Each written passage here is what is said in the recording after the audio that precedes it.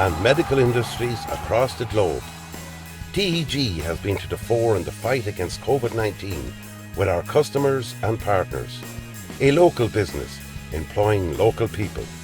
Visit teg.com/careers to learn more. Wishing all our GAA patrons a safe passage through the championship.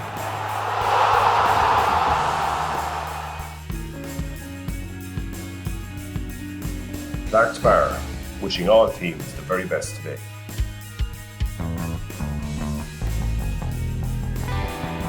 Rytech, proud sponsor of the Westmeath Intermediate Football Championship.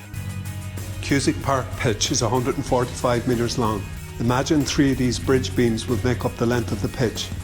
Now transport 30 of them from Harney to Kildare. A challenge overcome by a great team with the support of a great community. My name is Pat Barrett, Project Manager, Shamer to Precast.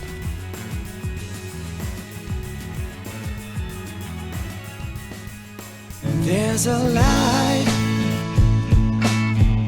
a certain kind of light that never shone on me. If I ain't got you, ain't got you, baby. You don't know what it's like, baby. You don't know what it's like. All new Renault Capture SUV for all your lives.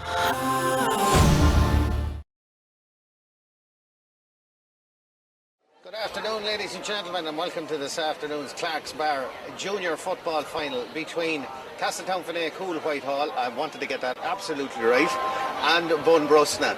A great day for both clubs, both actually ex-senior teams having gone down to the junior again. And I'm joined on co-commentary here on ARV TV by Paul O'Donovan and Tom Brown. We'll have commentary from Ray during the game, but lads, just looking forward to the game. I suppose, Paul, this is a game, youth and experience, is that fair to say? Yeah, absolutely. The experience of Bunbrosna against an up-and-coming Castletown team. I'm really looking forward to the game. It should be a good open game of football. When they met last time, Finney came out on top. I think it was 16 points to 2-5. So it's all to play for here today. Finney will, they've a good, the more attacking players on view here today, but Bun, lots of experience. You look at the likes of Peter Tormey, Aidan Finnan, the Newmans. You can go down to the whole team. There's so much experience there. Barry O'Mara, and it should be a cracking game here, Paul. Yeah, and speaking of that experience, Tom, you would have played with a lot of these boys and played against them, of course, with Maryland over the years when we had ARV TV in black and white, I suppose, at that stage. It's that long ago, but you'd know an awful lot of these players, including some of the Finney players, I suppose. Yeah. Kevin Brazel would have been around your time as well. Yeah, these are two clubs that I would have massive respect for. The likes of Maryland, a small club like Maryland. These two clubs we would have fought against in those 6 finals and in 08 in the quarterfinals and that. And they're two clubs that this is probably one of their greatest achievements, is getting back up into intermediate football. Back in 2012, Castletown won the intermediate, and back in 2010 then Bunbrosna won it, and they beat us in 06 then as well. So most of those players are still playing, so great credit to all those players. You have great experience on both sides, as you were saying. Kevin Brazel, Tommy Murphy from the Bunbrosna club, he actually made his debut against us back in 2009. So they're great club men to be still playing, and I would like to ask them in the morning how they're feeling when they're trying to get up from playing a good 60-70 minutes of football. See, can you make it yourself? Well, we had a chat earlier on with the two managers from Castletown Cool Whitehall and from Bunbrosna, so we'll pass you over to the interviews. Ray was talking to them earlier on today. Morning, welcome here to TG Cusick Park before today's Clark's Bar Junior Football Championship final, and I'm joined by the Bunbrosna manager, Mickey O'Connor. Mickey, congratulations first of all on getting this far, because I'm sure that was the aim at the start of the year, is to try and get into this and to get back up to intermediate status for next year. Yeah, it was. Yeah, look, last year was very disappointing the way it ended up for us, and the main aim was just to regroup and keep going, and very honest bunch of lads there, and just see where it got us.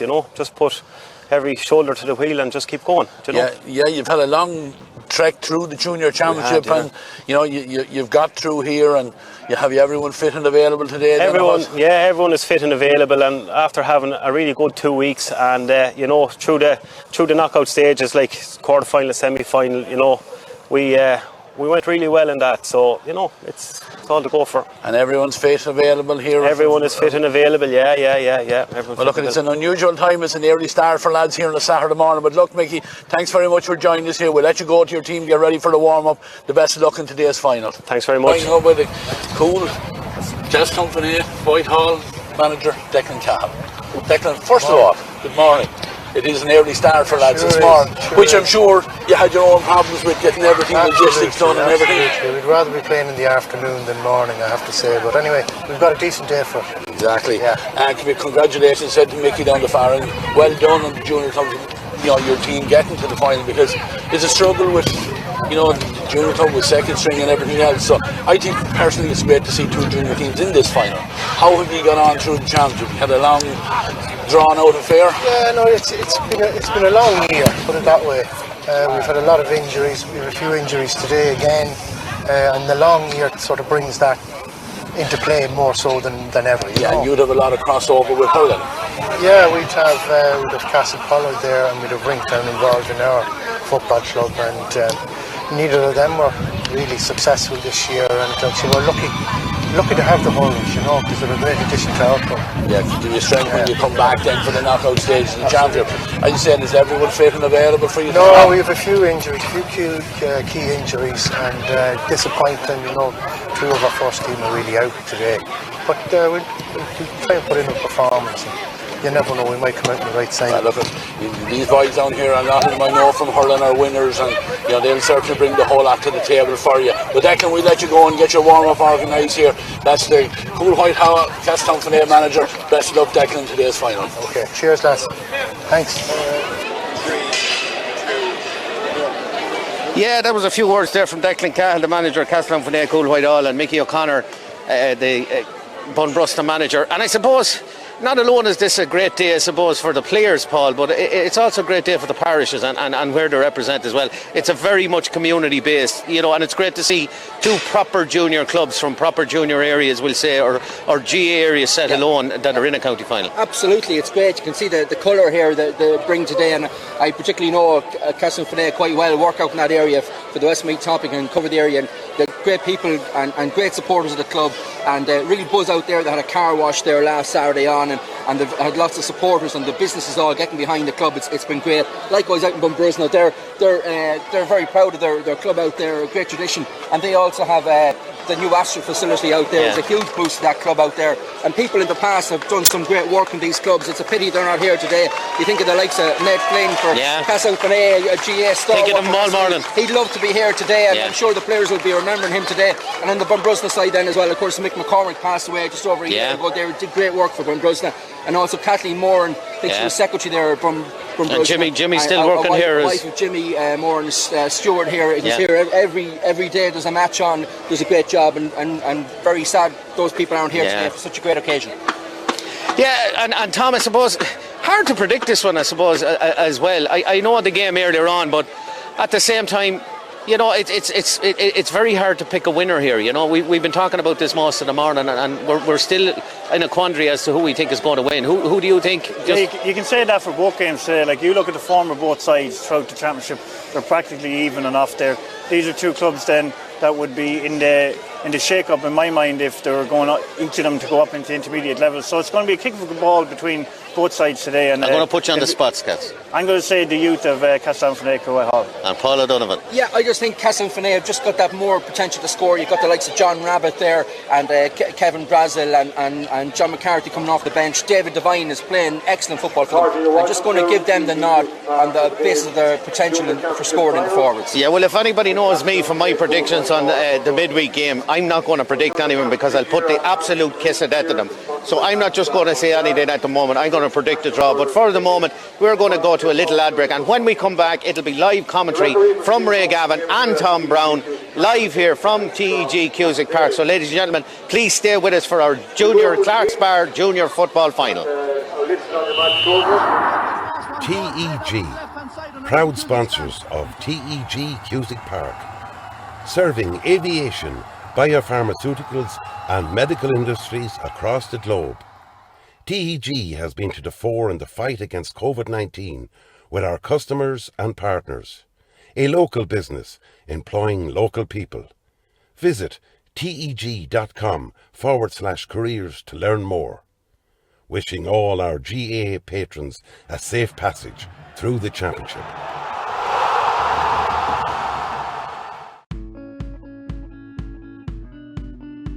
Clark's Bar, wishing all teams the very best today.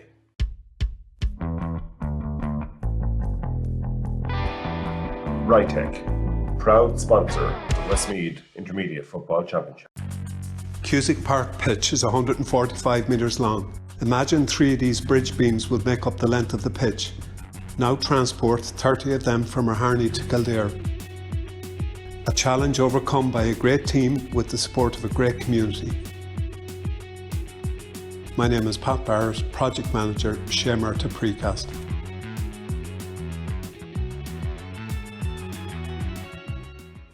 There's a light, a certain kind of light that never shone on me. If I ain't got you, ain't got you, baby. You don't know what it's like, baby. You don't know what it's like. All new Renault Capture SUV for all your lives. TEG, proud sponsors of TEG Cusick Park, serving aviation, biopharmaceuticals and medical industries across the globe. TEG has been to the fore in the fight against COVID-19 with our customers and partners. A local business employing local people. Visit teg.com/careers to learn more. Wishing all our GAA patrons a safe passage through the championship.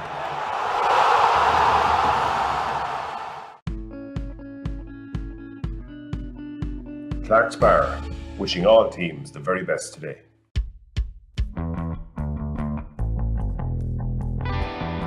Rytech, proud sponsor of the Westmeath Intermediate Football Championship. Cusick Park pitch is 145 metres long. Imagine 3 of these bridge beams would make up the length of the pitch. Now transport 30 of them from Harney to Kildare. A challenge overcome by a great team with the support of a great community. My name is Pat Barrett, Project Manager, Shamer to Precast.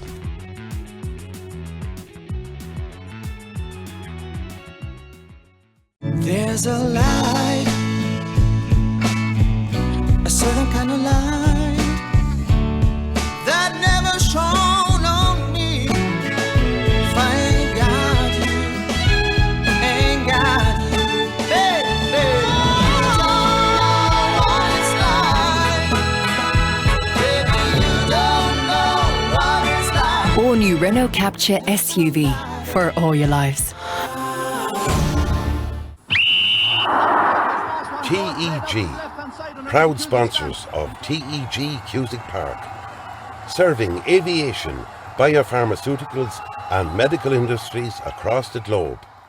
TEG has been to the fore in the fight against COVID-19 with our customers and partners. A local business employing local people. Visit teg.com/careers to learn more. Wishing all our GAA patrons a safe passage through the championship. I know. That's it. When the power down, it must have went back to SCA. Welcome everybody to TEG Cusick Park for this throw-in straight away here of the Clark's Bar Junior Football Final for 2021 between the men from Bunbrosna and Castletownfene Cool Whitehall.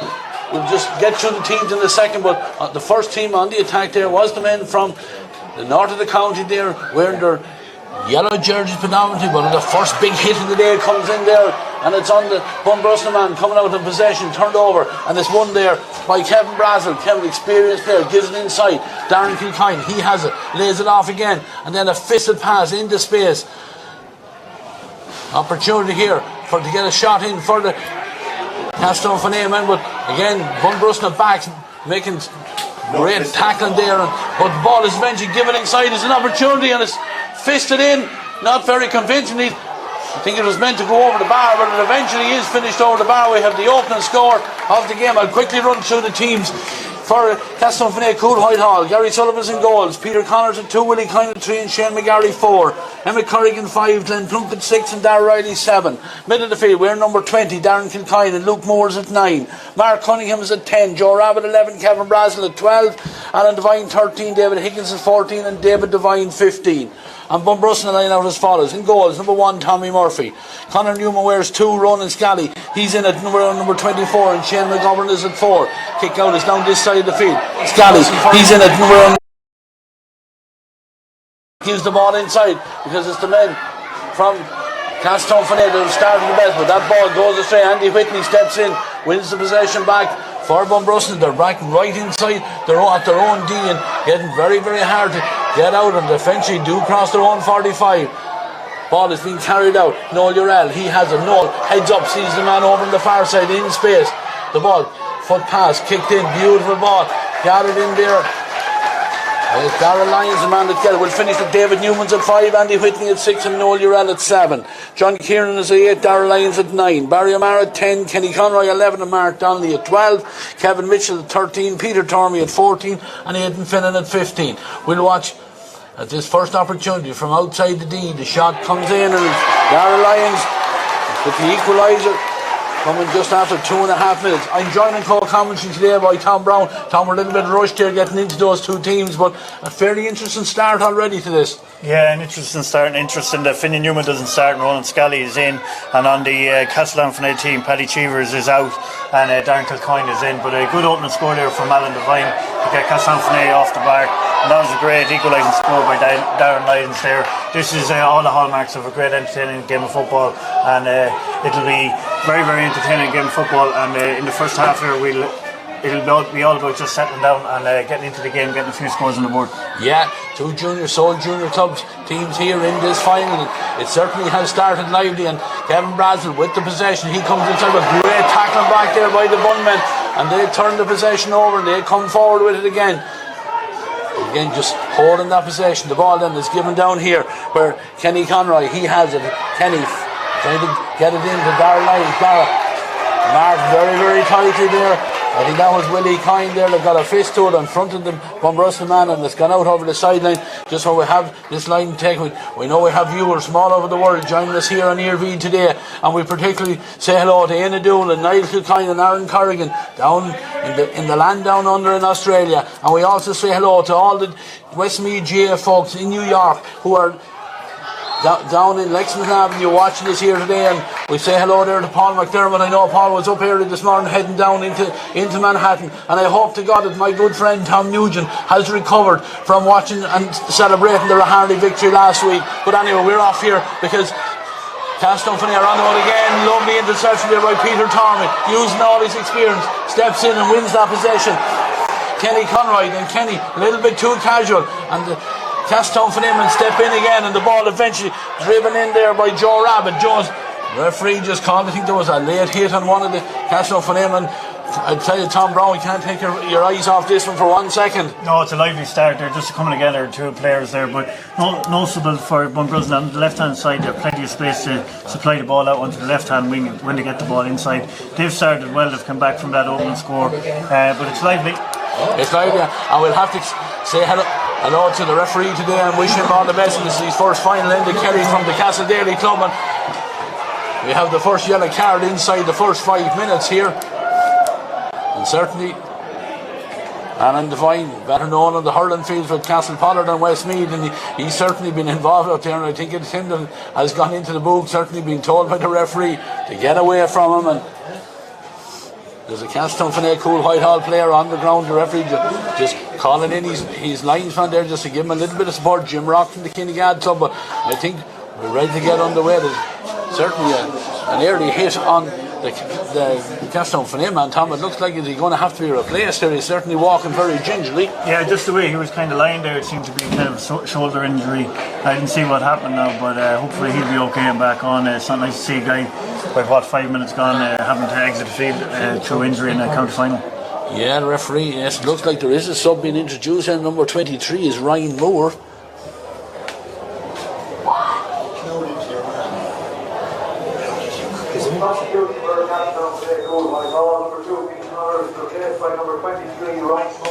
So nearly changed there. Certainly, you don't like to see any player prepare the whole year and end up having to go off after 5 minutes, but that it is, and the referee gets the play underway there by throwing the ball up, and the possession won very well there, and Darren Kilcoyne has it now. Darren moves it in, gets it inside, there's a chance, and the shot, the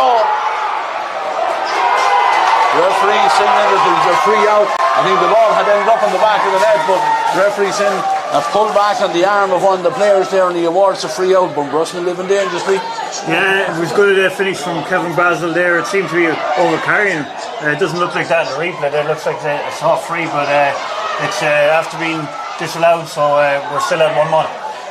Yeah, absolutely. And Bunbrosna have taken the free, but again being forced backwards there. David Newman, he's back inside his own 20-metre line. The ball eventually get it out here to Peter Tormey. Peter was listed to line out at full forward, but he's out there in the middle of the field, but they have possession. Shane McGovern, Shane takes on his man, he's gone round, he's heading into the Castletown end of the field there. Little pass, little bit high there, but Bunbrosna do very well to hold the possession. Then great anticipation there, because he knew that the play had moved on and there was an opportunity. Dara Lyons, Dara has gone inside, gives a pass to nobody in particular.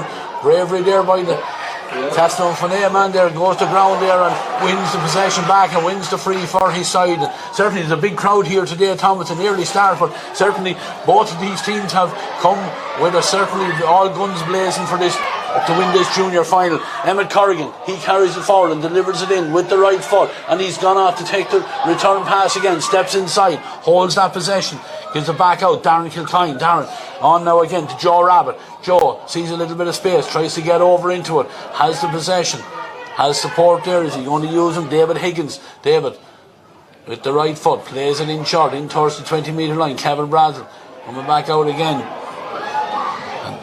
Castletown with the shot, it's dropping in and it's over the bar. Lovely score there. Yeah, great score there from Castletown, Croy Hall.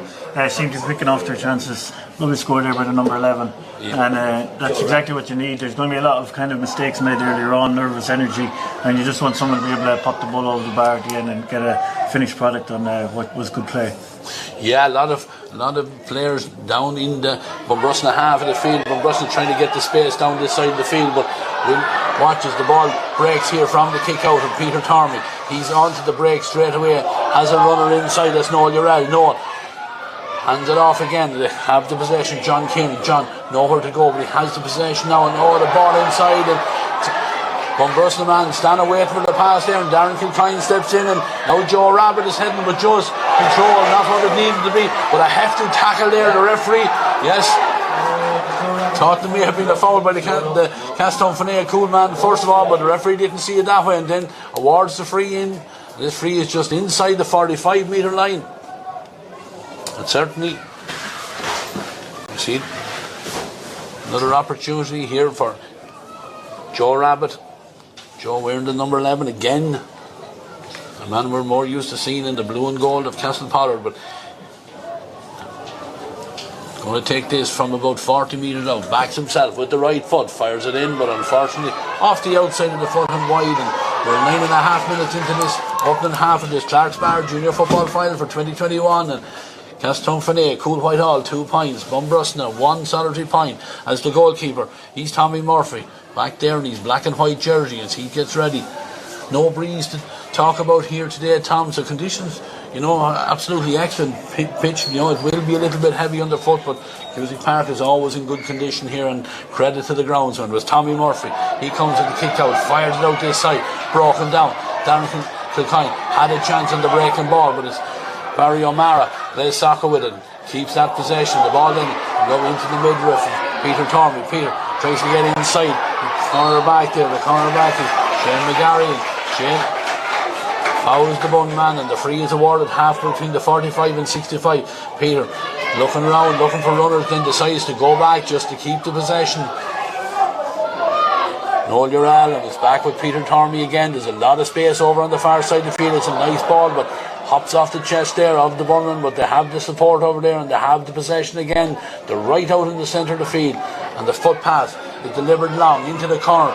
Again, there was a chance of a mark to be called there, but ball not held, and Alan Devine has the ball now. Alan, he's wearing number 13. He's back in his own half back line. Gives it on now to Darren Kilcoyne. Darren looking for somebody to make a run over into the space. That man is David Higgins. David heading towards the Bunbrosna 45-metre line, and then with the heads up delivered the ball into a dangerous ball.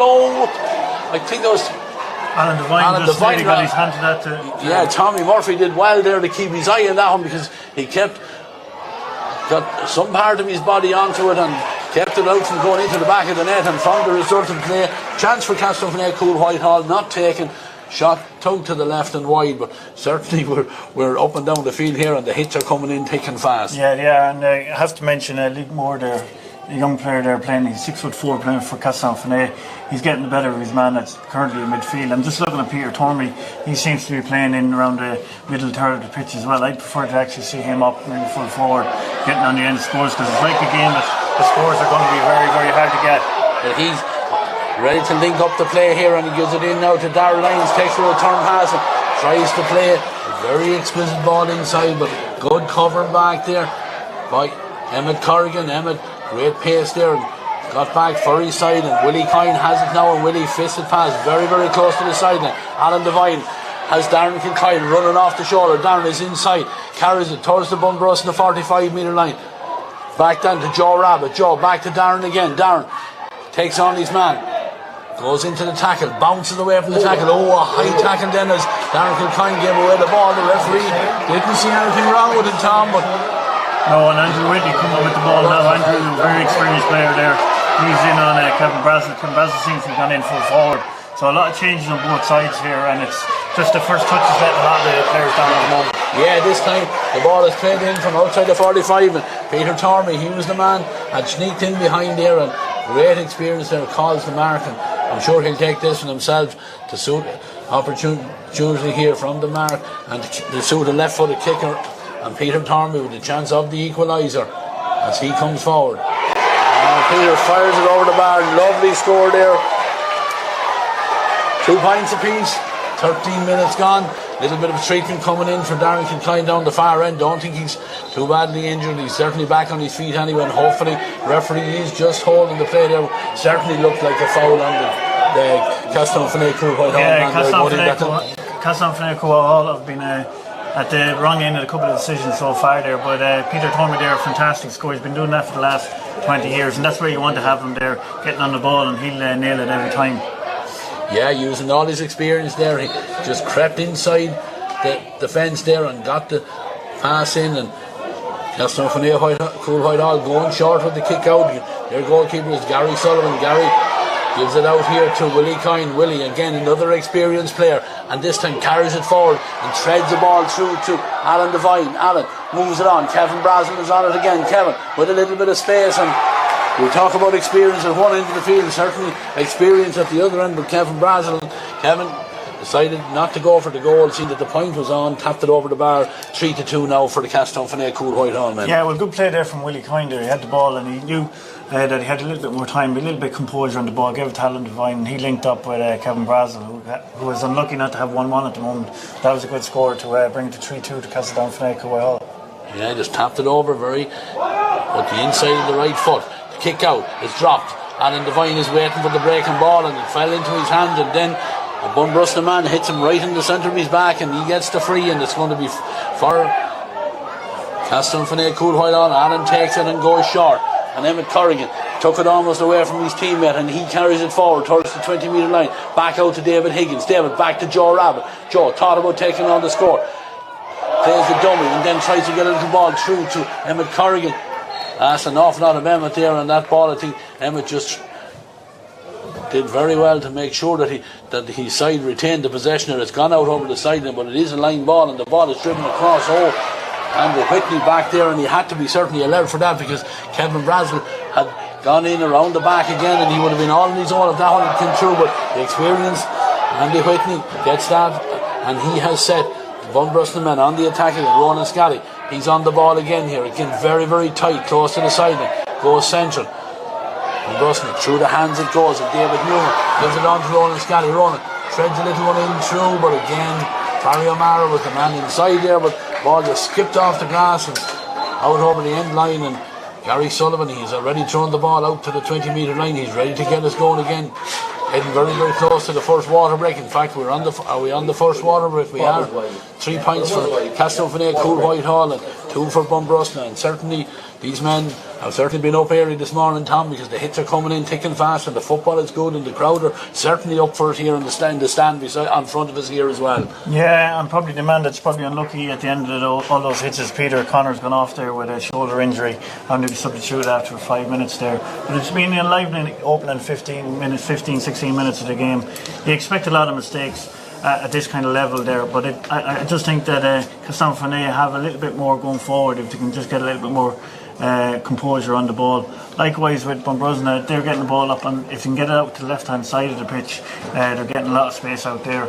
And as I was saying before, you need to get the likes of Peter Tomey on the ball and get him maybe earning frees or winning frees and pushing forward the ball. It is breaking down for them in the full forward line at the moment, but as I said, it's only 16 minutes gone. There's plenty of football to be played yet, and it's been lively entertainment, and it's both sides are very well supported here at the moment. You can hear them. Darrell Lyons as well has been pushed in. He was listed at number 9, but he certainly seems to be one of the focal points of their attack inside, and again he's an experienced younger player, and he got 1 point, and he'll cause trouble in there, so they just need to get the ball in quicker, maybe into that inside line, and try and make the most of it. But Castlefinaig, Cool Whitehall, their goalkeeper, he's Gary Sullivan. He's heading back down, ready to get us underway here, and with the right foot has a runner over there on the far side, and they get the possession, and they're on the move again. And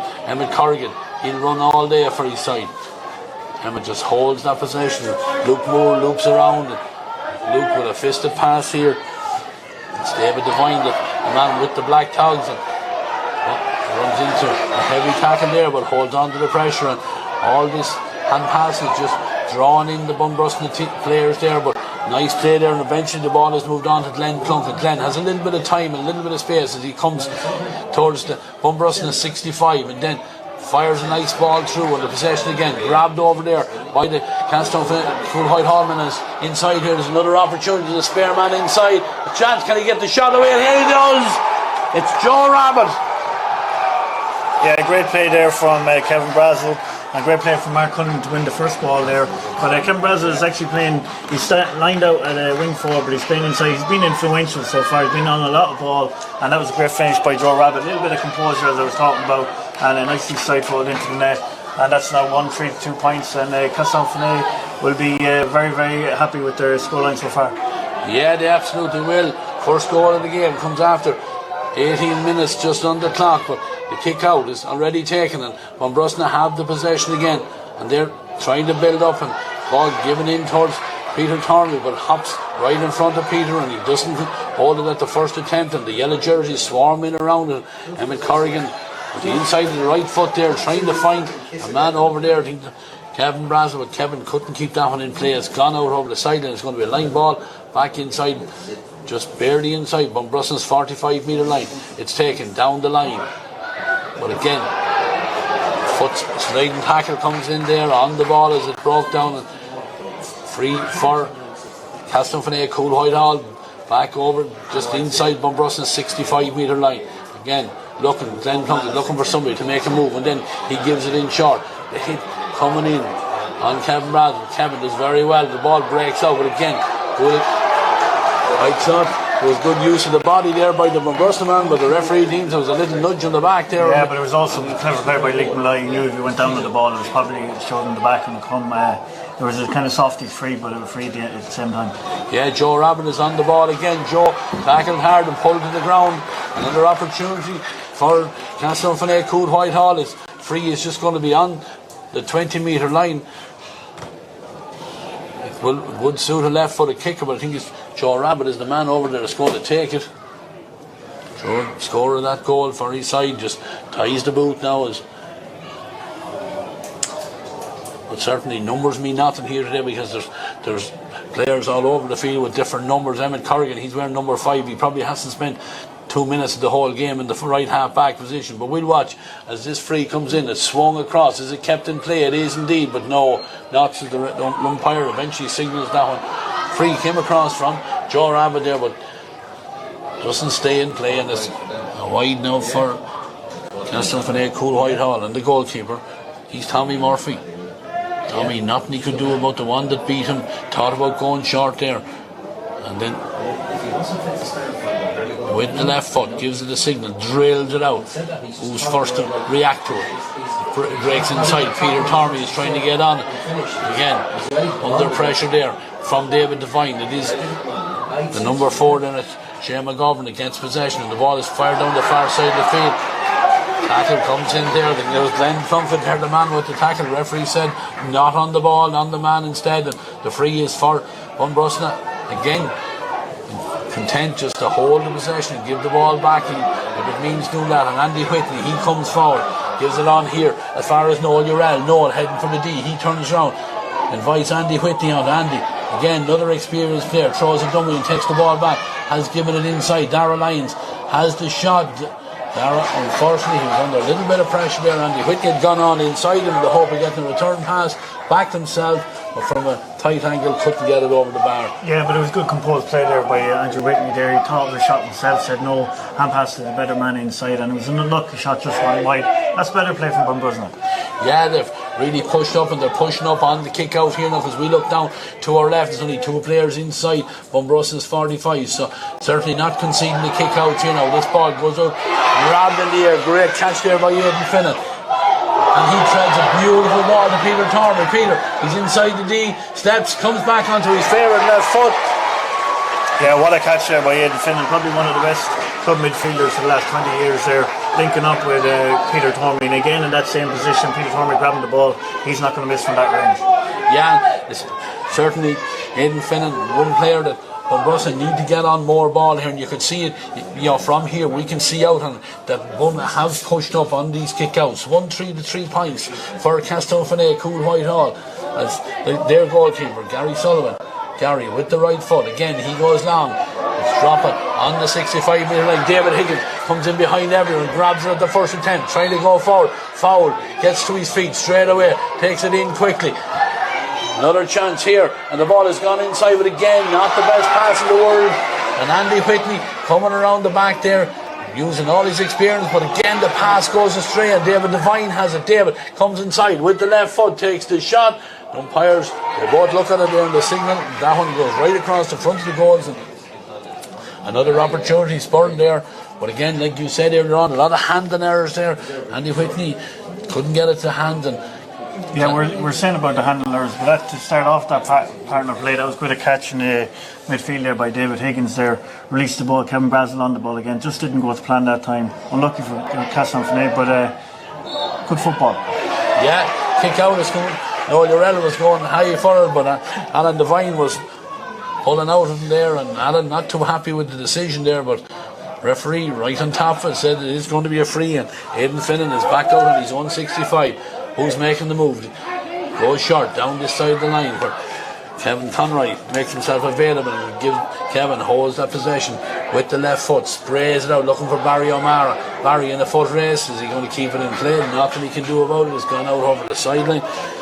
Ryan Moore, he's wearing the number 23 over there. Remember, replaced the injured Peter Connors inside the first 5 minutes. But Emmett Corrigan, he's gone now, and he takes the line ball, goes short. David Devine, he's wearing number 15. He's supposed to be in the corner forward. He's right out in his own half back line. Sees a little bit of a gap. David Higgins, he's supposed to be the full forward, but he's out there in the middle of the field as well. Gives it on to Kevin Brazel. Kevin, nice dummy. Gives the ball inside. There's an opportunity here. Alan Devine is inside with the shot, and did absolutely everything right, Alan Devine there, and just went to maybe go for power instead. A little bit of placement there, he had a goal, but again good play from Kevin Brazel there, but that was a gilt-edged goal chance that should have been converted. Yeah, we're watching it on replay here. There was a lovely player, Kevin Brazel, played a lovely dummy almost the whole Bunbrosna backline bought it, gave the ball inside. Alan Devine did everything, got by the keeper, one man at the goals, and then flashed it over the bar. But it is a score, and it just pushes the lead back out now to 4 points again for the Castletownfene Cool Whitehall. And Bunbrosna have already taken that kick out, and they're trying to build over on the far side of the field. Again, Darren Kilcoyne trying to get out there to slow down the progress. Darrell Lyons has come onto the ball now, and it's inside here, and the shot comes in. Not the best one in the world, but might still work out. Who's on it? Good covering back there by Dara O'Reilly, but then the battle there. Oh, we have a penalty. Yeah, it seemed to be just a handling error from the substitute there, and I think he just caught the Bunbrosna man there, and I think that's the right decision as a penalty. I'm just looking back here and replay. Seems to be the right decision. Yeah, in the Kelly, the ball was played in. There was almost an opportunity there for the Bun men, but handling there, the ball goes out and then pulled to the ground. There was even maybe the possibility there of a black card, but yeah, maybe a black card, maybe a little bit harsh in the county final day, but it's definitely a penalty and a great opportunity now for Bunbrosna. Barry O'Mara. Barry, cool as you like. Maybe that's what Alan Devine should have done up the far end of the pitch there. But I led off at one end of the pitch for Bunbrosna, and well converted there from Barry. And that livens it up now again, and there's only 1 point in it again. This is going to be a great final. Back to a 1 point game, yes. Barry O'Mara, all the composure in the world there as he rolled that one into the bottom corner, and the kick out is out from the middle of the field again. The Bunbrosna men, their crowd are really into this game. They had the possession for a second there, but David Devine is in there now, and David blocked by 2 or 3 blue jerseys there, and their supporters, they've come to life here in the stand here in TG Cusick Park, and they have the free there as well. Peter Tormey, he has possession for Bunbrosna, heading for the 45 metre line, has a runner on the loop around. That's Kenny Conroy. Kenny back to the goal scorer, Barry O'Mara. Barry, little ball inside again. Great awareness there by Darren Lyons. Slides out, gets the ball and calls the mark, and he's going to back himself. A chance of the equaliser. Yeah, and you wouldn't bet him against him after the way he struck the first one there. This would be a great score if it goes over. Yeah, he's wearing the number 9, but he's in on the full forward line. He takes this one with the right foot, doesn't catch it the way he wanted, but it's still in the danger area.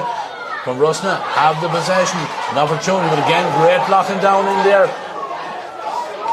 The opportunity was there to get the shot away, but with Mark Donnelly with that attempt, but the Castletownfene Cool Whitehall men, the bodies on the line there, and they get the block on it, and they get the possession, and they're on the move with Mark Cunningham down the far side of the field. Mark needs to come inside, but again intercepted here by the Bun men, and they have it on Barry O'Mara. Barry with the ball looks up and sees that he has a man in space here on this side of the field, Darrell Lyons. But Darrell thought he was out in Bunbrosna all on his own there, because while he dilly-dallied around with it, the Castletownfene Cool Whitehall men came in around him, but luckily for Darry, managed to get a boot to it and keeps the possession. And Bun still on the attack. Peter Tormey, he's inside the 20 metre line with the left foot, takes a shot. The umpire had a good long look at that one. I wouldn't say there was a whole pile in it. Didn't suit a left foot a kick and mind you down, but he certainly, they were looking closely at it, but it does go out over the end line and wide. Yeah, unfortunate miss there from Peter Tormey, but I have to commend Castletownfene. Their defensive structure when they're defending is very good. I know they've conceded 1-1 the last couple of minutes there, but defensively they're actually doing not too bad. Yeah, Willie Kind has taken the short kick out from his goalkeeper, holds the ball and comes forward here, and Emmett Corrigan runs into a hefty tackle there from Noel Urell, and he's on the ground. Referee, the yellow card there for the number 7 from Bunbrosna. Signal has down here below, as we can see, 2 minutes of additional time.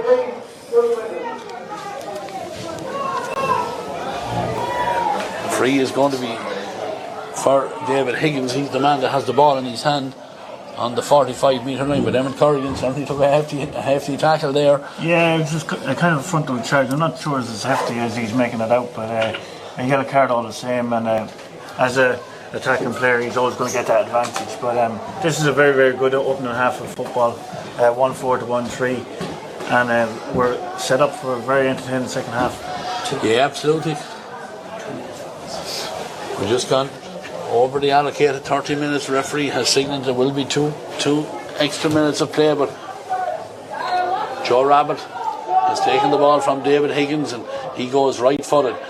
Route 1 is dropping in, up they go, broken down. Who's on the breaking ball? Is the men in the blue and white there, and I think that's Barry O'Mara right back in his own goal line.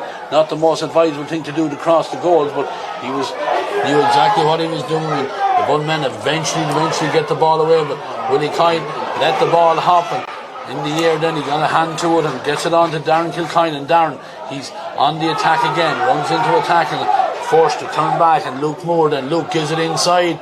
Was it outside the 45? Yes, or no, it wasn't to the referee, and David Devine, from the resultant play, he has the ball in his hand, gets the shot away.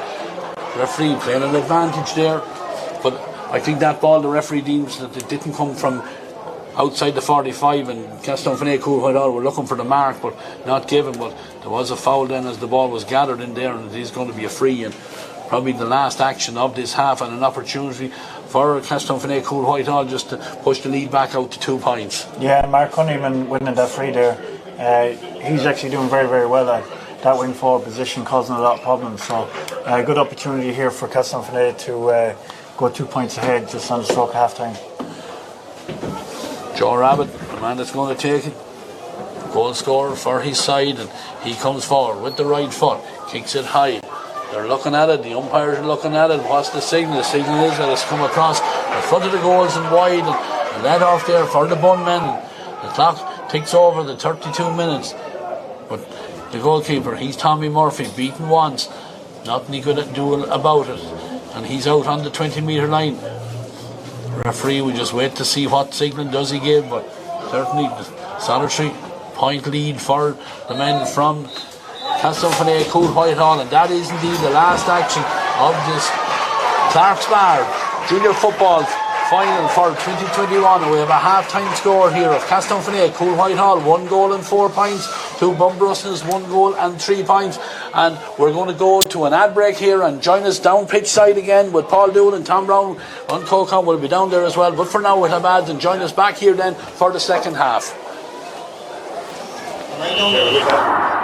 TEG, proud sponsors of TEG Cusick Park, serving aviation, biopharmaceuticals and medical industries across the globe. TEG has been to the fore in the fight against COVID-19 with our customers and partners, a local business employing local people. Visit teg.com/careers to learn more. Wishing all our GAA patrons a safe passage through the championship.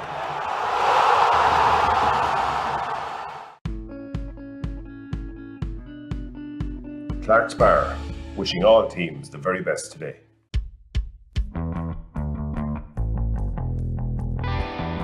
Rytech, proud sponsor of the Westmeath Intermediate Football Championship.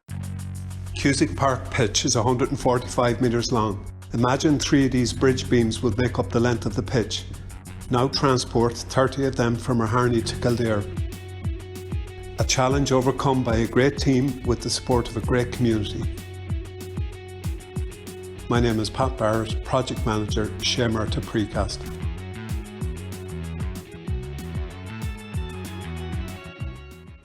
There's a light, a certain kind of light that never shone on me. If I ain't got you, ain't got you, baby, you don't know what it's like.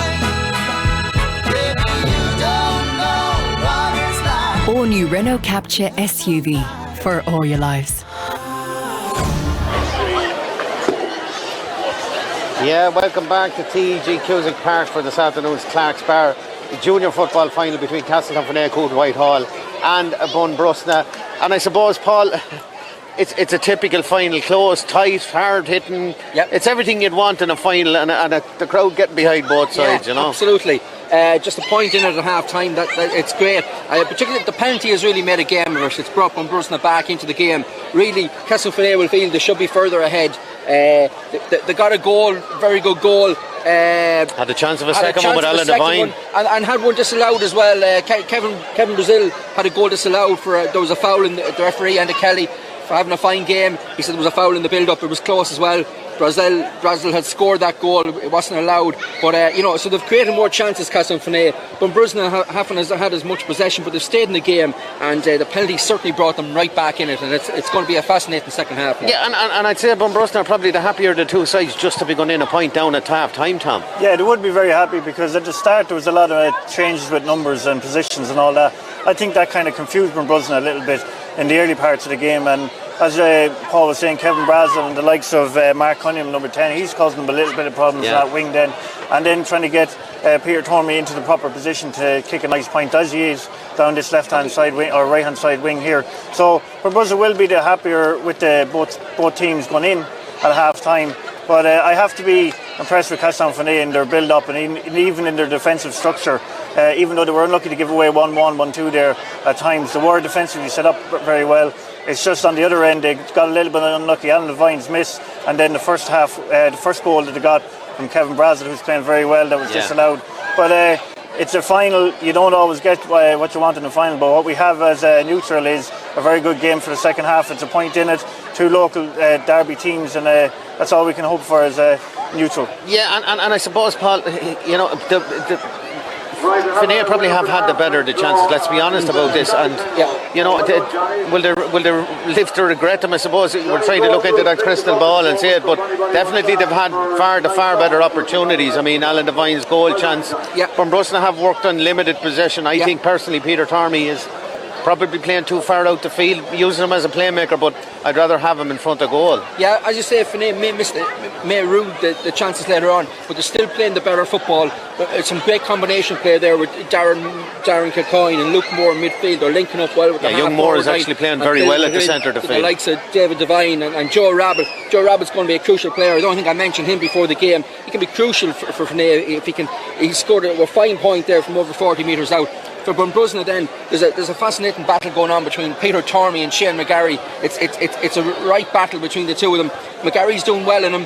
He's lost him a couple of times when Tormey's got in. He's played some good ball in and Barry O'Mara, a crucial player for Bunbrosna. But Darrell Lyons he's a huge loss for Bunbrosna, having to play in full forward. He's carrying an injury. He's been playing midfield for them all year, and he's been an exceptional player for them out there. And just the injury slowing him down, they're just forced to play him in full forward, and that's a loss for Bunbrosna overall. Yeah, and another loss, Finian Newman, just before the start of the game, Tom. I mean, any team to lose a player the calibre of Finian Newman, I mean, that has to affect her. And I think it seemed to affect their start to the whole game. As you said, their structure didn't look right to me. It certainly didn't look right for the first 10-15 minutes. Yeah, I think that was a late call, Finian being... he probably picked up an injury in the warm-up or whatever, but he's the kind of player that you can bring in any position, because he'll give you that die-hard attitude, and he's a good, skillful player, and he can take a score when he can defend, and he can take a score when he has the opportunity.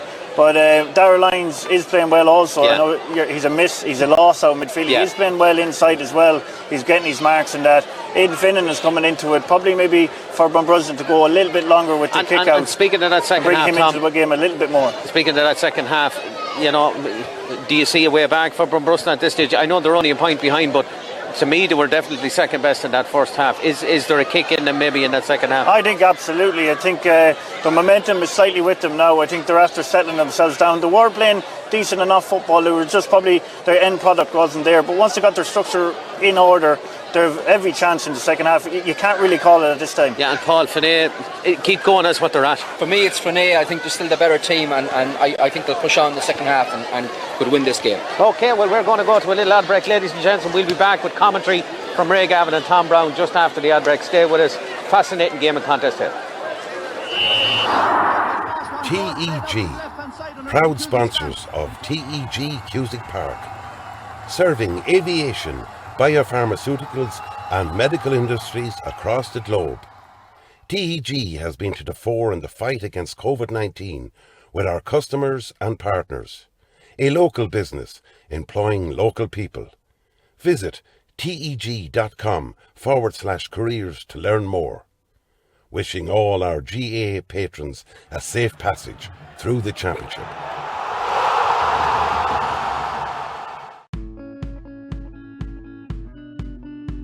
Clark's Bar, wishing all teams the very best today.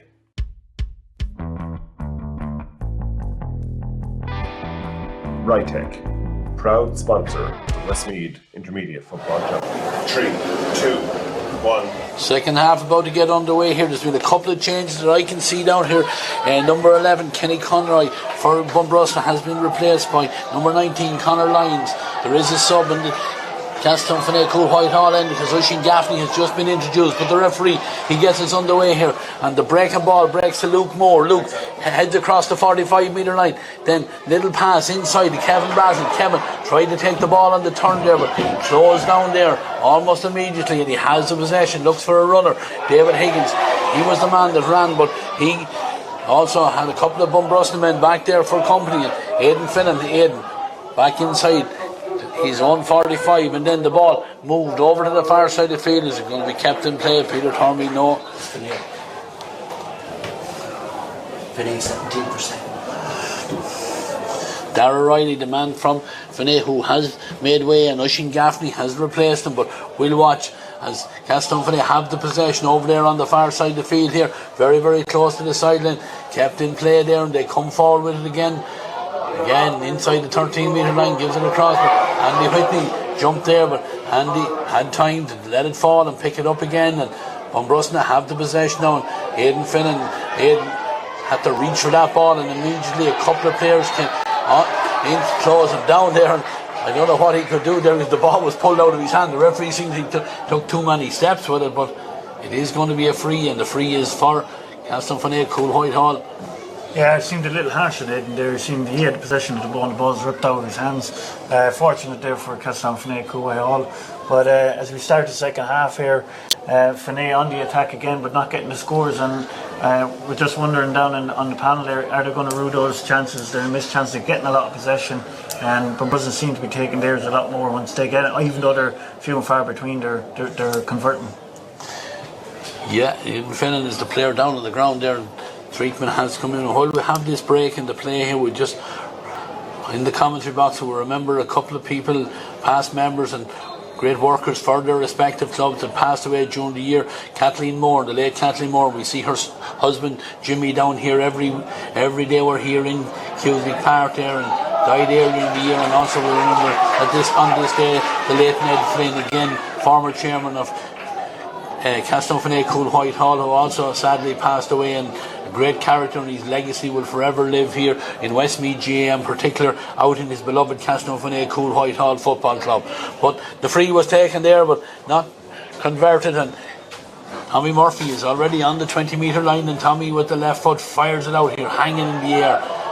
Broken down. Who's on the breaking ball? David Devine. He's alert. He's onto the breaking ball, and David carries it forward, trying to get a little bit of space, and then as he was about to get it onto his left foot, tackle came in from behind, and the trip there and the foul, and certainly an opportunity here for Castletownfene Cool Whitehall, and Kevin Brazel making his way out to take this free. It's just on the edge of the D, and certainly they've had most of the possession, Tom, since the start of the second half, but yet to register a score. But this certainly is a great opportunity, and Kevin Brazel makes the most of this one. And Kevin, a lot of play has gone through his hands in that inside line. He's causing trouble there, and yeah, and you have to credit David Devine for that there. He's been on kind of a couple of balls in the first half, didn't come off from, but that was much improvement from him in that play there, and won the free. Possibly could have had a chance if we had got another step, and it wasn't fouled to lay the ball off for possibly a goal chance. But again, just convert your scores and keep the scoreboard ticking. That's what Finney will want, and that was a good score from Kevin Brazel. Tommy Murphy with the kick out, but much to Tommy's annoyance, it's gone out over the sideline over there on the terrace side of TG Cusick Park, and it is going to be a line ball for Castletownfene Cool Whitehall, and it's already been driven in. Goes in. Andy Whitney had to be alert there because Kevin Brazel and David Higgins were in there waiting for any scraps that they could get. Andy, as he comes out with the ball this time, has the ball ripped from his hand, and the referee this time signals that it is a free for the Bunmen, and they've already taken it. It's back with the goalkeeper, and through the hands it's going here, and Roland Scally, and a little bit of space here between the 45 and 65-metre line, gives it on here to Mark Donnelly. Mark takes the return pass from Shane McGovern. Again, Shane looking for it again. Again, one hole in the possession, but go into the traffic and it's turned over. Darren Kilcoyne now with runners coming off the shoulder, and eventually Alan Devine has it. Alan heading towards the 20-metre line, and Alan beautifully off the right foot, but again Bunbrosna to making their own downfall there. Tang brought that ball into traffic there and too slow and moving it up the field. Yeah, kind of ran out of ideas, but we were kind of giving out about Alan Devine there in the first half there, about the chance that he missed, but it was actually a point. But that was good interchange play between the Castletownfene guys, bringing it back down. That's a huge score from Alan there to put them 3 points up and keep the scoreboard ticking, and that's all they want. Kick out again, it's coming this side of the field there, but caught there by the man introduced at half time, Conor Lyons. The mark taken, and it's already moved on here quickly. Barry O'Mara, their goal scorer from the first half. On now to Peter Tormey. Peter slips and goes to ground. 2 players in for the tackle, but the referee said tackling a little bit too strong there, and signals to the Castletownfene and wide. The free has been given against him there, and Peter Tormey with this opportunity for his side now is between the 45, just inside the 45-metre line. Thought about taking himself, but he's going to leave it for Darrell Lyons to come out and take it. But certainly, you know, and I know we're only 6 minutes into the second half, but this is a crucial opportunity here, needs to be taken for Bundy just to keep themselves in touch. Yeah, crucial, and he has it in his locker, but I would like to see him tap it more and maybe secure the score rather than taking it. I think it was a little bit too far out from him. Yeah, doesn't get it on target, Darren there, and out over the end line and wide, and the goalkeeper Gary Sullivan, he's heading towards the 20-metre line. A lot of his kick-outs in that first half, Bunbrosna allowed them to go short and keep the possession. Then Bun switched and pushed up on it, and it looks like they are pushing up this time, and they're forcing Gary to go along with it, and that he does, dropping it right out in the middle of the field and falls straight into the arms of Alan Devine. Alan gives the ball away here to Emmett Corrigan coming forward. Holds the possession back to Alan Devine. Alan into Darren Kilcoyne. Darren, lovely pass through, and the opportunity of the shot comes in. Alan Devine, as soon as it left his foot, he was spun around. He knew it was on target, knew it was over the bar. Certainly, if we were critical of him in the first half and maybe at half time in the analysis about the goal opportunity he missed, he certainly weighed in with 2 great scores here to start the second half. Yeah, absolutely. He started that play by grabbing the great ball in midfield there, finishing off the play. It just showed that as a dual player he has the skills in both courts. Yeah, that kick out again, much to Tommy Murphy's annoyance again, has gone out over the side and allows Castletownfene to keep the possession on there, and Kevin Brazel has him. Andy Whitney trying to slow him down there, manages to do that there, and Kevin holds the possession. Ball very close to being picked off the ground there, but Castletownfene have it again. They're working it in, short ball here, and eventually in over the top where David Devine is on, and David with the left foot takes the shot.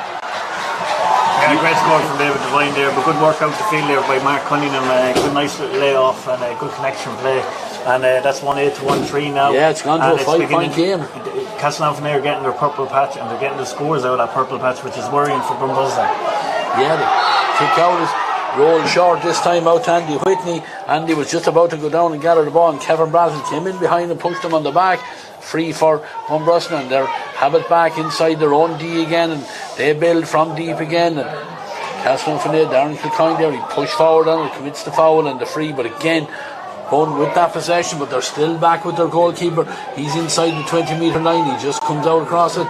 Peter Tormey then on the loop around, takes the possession, tries to get out by Mark Cunningham there, steps outside Mark pulls him back, foul committed, and it's a free, and Peter Tormey takes it himself right across the 45-metre line it goes.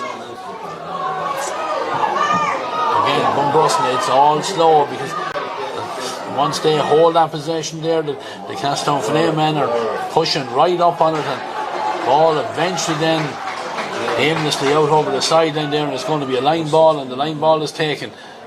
And Castletownfene, Cool Whitehall, they're on the move again, carrying it forward. Darren Kilcoyne goes through, had a man running off the shoulder, takes a good tackle and gives it away. There's another opportunity here, and this opportunity is taken as well. I think it is. Yes, the signal came there. Joe seemed to be confident with that from the first time he kicked it. Good score from Joe Rabbit, playing well as well. And just a substitution comes in from Bunbrosna. Maybe it's the impetus that they need. Yeah.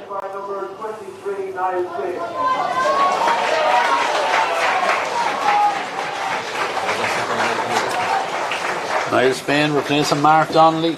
Niall, former Offaly inter-county footballer from the Ballyford club, previously just outside of Edenderry there. And again, the man with great experience just been introduced with the kick out. We'll follow the play because Bunbrosna had it, but Alan Devine has the ball now, gives it inside to David, on through the hands of goal. Joe Rabbitt fires it to the back of Tommy Murphy's net. Nothing he could do about it. 2 goals for the centre forward, and right now we have a lot of daylight between the two sides now. 2 goals and 9 points to 1 goal and 3. Great play by the two Devines there, and eventually Joe Rabbitt coming on the burst and with the right foot fires it to the back of the net. Yeah, David Devine there with the black togs there, great supply of the ball in, and it was a brave shot to go for himself. He backed himself, which he wanted as a forward, and Joey's on form today, and that's a great score, and now it's looking very worrying for Bunbrosna. Yeah, the ball from the kick out is worked in by the Bunmen, but Willie Kine is back in there, and that's the possession for his side. David Devine, he's becoming more and more prominent here. Darren Kilcoyne returns the ball to David. David steps again inside the tackle, still has the possession on the 20-metre line, but I was wondering how long the referee was going to give him on that one there, because to me it looked on a couple of different occasions that he had taken too many steps, and eventually referee Andy Kelly, right up in the play, in fairness to him, gives the free to the Bunmen, but it's back 23-24 metres out from their own goals, and they go short again. Bunmen need to get this scoreboard moving. They need to get possession into the Castletownfene end of the field. This time there's an opportunity to break down over on the far side of the field, and as the ball was given away there, a little bit of a reaction there by one of the Bun players. Is it Ronan Scally, I think, wearing number 24, and certainly the Castletownfene Cool Whitehall players not too happy with that tackle. Yeah, I think it was just a little bit of a late hit there on the player. I don't think it's anything more than maybe a tick or a yellow card. But Bunbrosna are going to need to, as we were saying at half time, push Aidan Finn and push Peter Tormey up into the full forward line, try and get some scores that way, because they are starved of possession up in that area of the field. When they get the ball up there, they have a lot of possession in the middle third of the field, but they're losing it, and it's like Castletownfene will definitely have their tails up. They look the better side at the moment, and it's important for Bunbrosna in this 15 minutes to try to get a score and keep on the coattails of Castletownfene. Yeah, the referee has issued a yellow card over there on the far side of the field to the Bunbrosna man, but Ronan Scally, the man that got it, but referee, even though he's given the yellow card to the Bunbrosna man, still allows Bunbrosna to hold the possession, and they eventually do lose it, and Castletownfene, they're the hungrier side now, and Darren Kilcoyne, he's becoming more and more influential as he comes forward, goes into a heavy tackle but holds the possession, has a runner coming off the shoulder there. That's David Higgins. David again, ball again, tried to get it through there. Andy Whitney slipped as he went for that one, but got a foot to it, and the ball is again mishandled there, and Castletownfene are in again here. There's an opportunity there, and this time it's fisted across, knocked down. It's still in the square. Where is it? It's on the ground. Bunbrosna man, he has it off his hands and knees, eventually gets the possession, and they're already gone out the field. But again, players slipping here as Bunbrosna tried to make ground up this side of the field here, and the ball is eventually with the right foot driven down. Barry O'Mara takes it, gives a nice ball on to Shane McGovern. Crooked Wood combining nicely here as the Bunmen come forward, fisted ball inside. Niall Spain, first chance for Niall to get into action, but tries to get a ball through there, but intercepted there, and Castletownfene men have it again, but Glenn Plunkett does very well there to have to turn and go back and get the possession. He has that possession. Again, another one of their experienced players sees that David Higgins has made a run. David gets the pass, and from the 45 he gives it inside, but it was Andy Whitney was the man that anticipated where the ball was going, and David Higgins gives that possession away, and Bunbrosna have it again, but again they're right back on their own 45 metre line. They have a player in space over here is Ronan Scally, but Ronan forced to go back, and all this time they're losing momentum, and Castletownfene just push up on them. Ronan has the ball, and again slow and ponderous, thought about giving the pass inside, but then realised that was being cut off, and eventually David Newman has it. David on to Andy Whitney. Andy has a player over on the far side of the field. Eventually, Bunbrosna get it on him now. They're in the Castletownfene Cool Whitehall half as Peter Tormey fires a nice ball inside. Darrell Lyons out in front of his man. Darrell pulled to the ground and a chance of a free here, and certainly an opportunity here that they need to take. I think that was Aidan Finnan, the man that was dragged down there. But certainly Peter Tormey needs to score. Yeah, and that was a good combination there between Andrew Whitney, Peter Tormey and Aidan Finnan, and many times have we seen that down through the years. I would say about Castletownfene, they have looked a little bit tired in the last 5 minutes there. They would want to stay tapping on the scores because these gunmen won't give up, and especially if they get a couple of more scores for the water break. Yeah, Peter Tormey in his normal style there fires it over the bar, just narrows the gap. That's their first score, but that score has come after almost 15 minutes of the second half. In the meantime, Castletownfene Cool Whitehall have pushed on. It's 2-9 to them and 1-4 to Bunbrosna. As the goalkeeper, Gary Sullivan. Gary is out on the 20-metre line. Again, Bun doing their best to try and push up, make him go along with it. And it looks like that's what he is going to do. And with the right foot, he fires it down. Ball broken down. Who's on the break? It's the Castletownfene Cool Whitehall men that's on the break there. And there was a slap in there on one of their players there, down on the far side of the field. Goes to ground, but the referee has already signalled that it is going to be a free, and this free from their own 65. Darren Kilcoyne, the man, gets back to his feet, and the free is taken short. Joe Rabbit takes the hit and holds the possession. Again, with a comfortable lead for the men from North Westmeath. They're content just to play the ball around, hold the possession, try draw the bun men in, but then, after doing all of that, then a sloppy pass there and the possession given away here, and Noel Urell spins into attack and gives it on now to Barry O'Mara. Barry has Ronan Scally on the run here, but Emmett Corrigan uses his pace there and intercepts it. Alan Devine gives it on to David Devine. David carries it forward, comes inside, and then has Emmett Corrigan on the loop around. Emmett, he's on the 13-metre line. What's he going to do? He gives it inside. Mark Cunningham lets the ball go through. It's on the ground, and eventually it's in the back of the net. Yeah, and it's that man, 40-year-old Kevin Brazel, has been absolutely lively out all day. Mark Cunningham did brilliantly there. He just kind of mishandled the ball. It fell in front of Kevin Brazel, and a fantastic score, and well deserved from Kevin Brazel.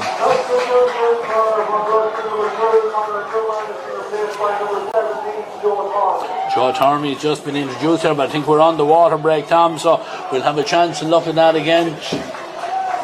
Yeah, kind of a soccer-sized finish there from Kevin Brazel, but that's not what Bunbrosna would have wanted just before the water break. And you can only feel now that Castletownfene in the next 13, 14, 15 minutes of this game, we'll see out this game. Unfortunate for Bunbrosna, they just don't have it up front currently within this game. Yeah, Kevin Brazel there, he used all his experience. He was cool as a breeze, sold a dummy to the keeper, stepped inside, and then just slotted into the corner. 17 and a half minutes gone in the second half. 3 yards and 9 points now, with 18 points to Bunbrosna's 1 goal and 4, 11-point game. Really, at this stage, Tom, it's very, very hard to see Bunbrosna to overturn in this. No, it's very hard to see Bunbrosna come back into this game, but they won't give up. That's one thing about Bunbrosna and the crowd. It's good to see them back here in the county final day. They are a very proud club, and they'll be back again, but it's just the youth of Castletownfene who are playing good football. David Devine has really come into it in the second half there. Alan Devine has been playing very well. Kevin Brazel is playing very well.